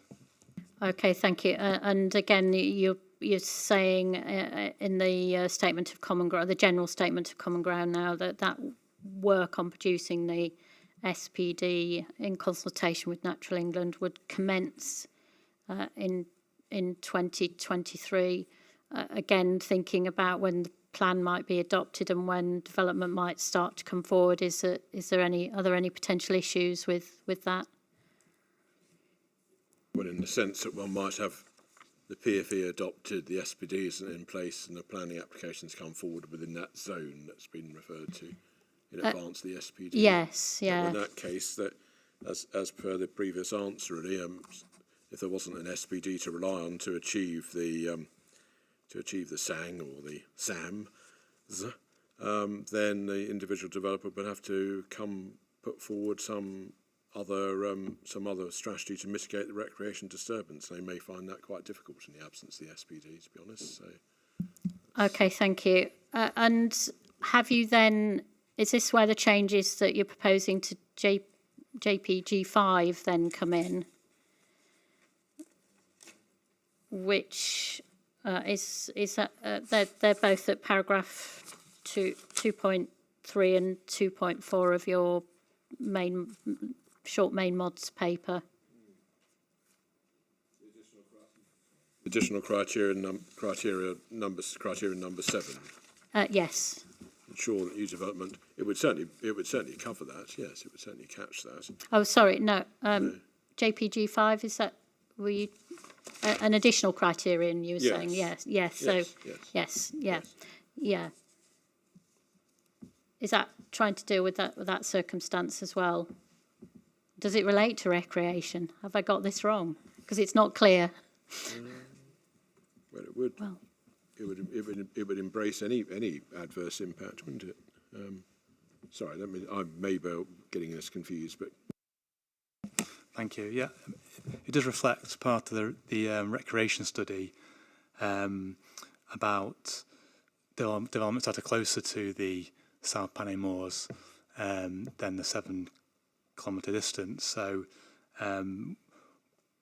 recreation study recommends developments within 400 metres of the moors. There should be some exceptions to where development should be developed in terms of domestic effects that could create and disturb the habitats within that 400 metres of the habitat, and also to cover a 2.5 kilometre zone from the distance from the boundary of the South Panay Moors to cover the potential for functionally linked habitats, whereby development would need to, or applications for new development would need to check for potentials of the site whether it would be functionally linked to the sites.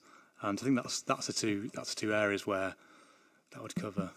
Okay, so when you say development close, then you've actually got two specific zones that you're referring to. I'm just wondering whether the policy needs to refer to that, because if you're making the judgment about close, then it depends who's making the judgment, unless there's a specific clarity over that.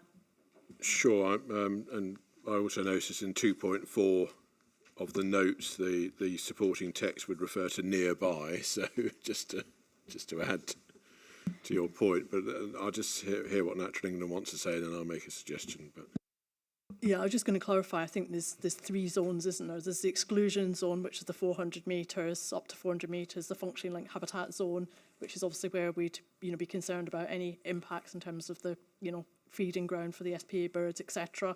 Up to the 2, which is up 2.5, and then there's the kind of recreational pressure zone, which is up to the 7 kilometres. So I think just being really clear about what applies to that modification, I think, would be really helpful, to be honest with you, going forward. I agree myself, yes. Okay.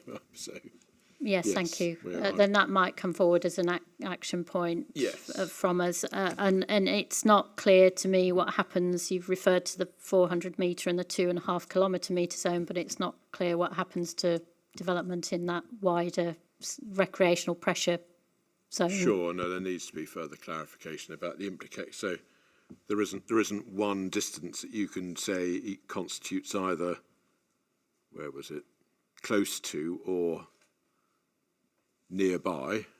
There are 3 different distances, and each distance has its own particular implications. So I'm afraid there's going to have to be, well, not afraid, there's just going to have to be some further text. Okay, thank you. And I'll just ask a question about the modification to paragraph 8.33. You did make that reference to functionally linked habitats. Now, in the HRA itself, it says that there is no likely significant, or that the site allocations, I think it was, don't relate to the functionally linked habitat. So is this, again, this is for other developments that isn't a site-specific one in the plan, is that right? Yes, that's correct, yes. Okay, thank you.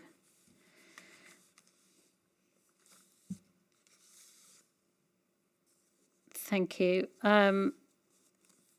So my follow-up question then is, you have proposed, I'll come on to changes to JPG9 in a moment, but you've proposed that that you remove the references to site-specific habitat regs assessments in allocations policies as no longer being necessary. But I just want to clarify what that is in relation to. Is it in relation to pollution or recreation? So it would be helpful to understand why you're suggesting removing those.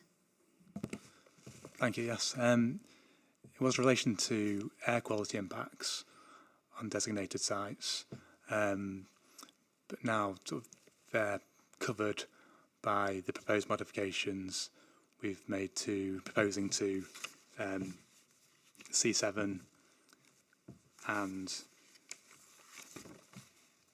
G9. G9, yes. Yeah. Yeah. Thank you. Thank you. And then just coming to JPG9 then, because that clarifies why you've suggested that. So again, you refer to where appropriate. This is a new criterion F to the policy. You've referred to mitigating any identified pollution impacts. Now, again, does that relate to air pollution, water pollution? It wasn't clear to me. Maybe that, again, needs to be specific so it's clear for people reading the policy about what its intentions are.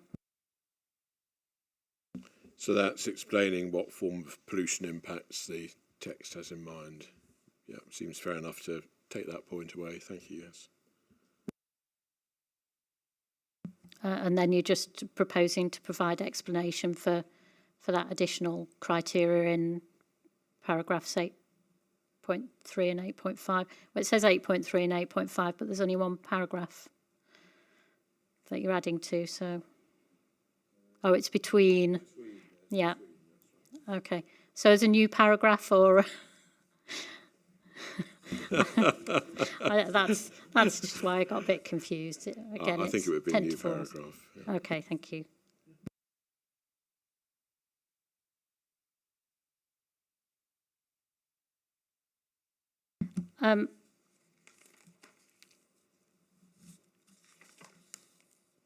I have no questions. No more questions. Well, actually, no, I do. To be honest, sorry. I meant to ask this under the when we were talking about recreational disturbance. So, and this may come out through any revisions that you make to policy JPG5. There was no reference to SANG or SAM or production of the SPD. So again, I just wondered how, if the policy didn't refer to it, how would you expect developers to potentially know that they might be, and it's a contribution issue, it's not just in relation to how development's designed, or so again, it's another one on the list. There's something on the list. I don't like adding to the list, but I think given the nature of the legal issues surrounding HRA, then something specific needs to be referred to. So I have no further questions. Does anybody have any points? Yeah, Save Greater Manchester Greenbelt. I knew I could rely on you. I forgot to. It's just a question of clarification. We've got the modification for JPG5, and I wondered if there should be a similar modification for JPG4, which is the lowland, the equivalent, but for lowland muslin. I know this one's specifically related to the northern Sacs, but I just wondered whether we should have something.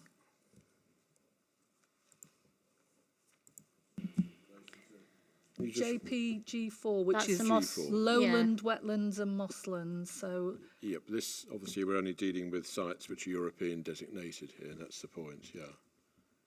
This whole habitats regulations assessment process is only in relation to European designated sites, so international. yeah, no, I appreciate that. Right, but okay. wouldn't Holcroft Moss be part of that or not?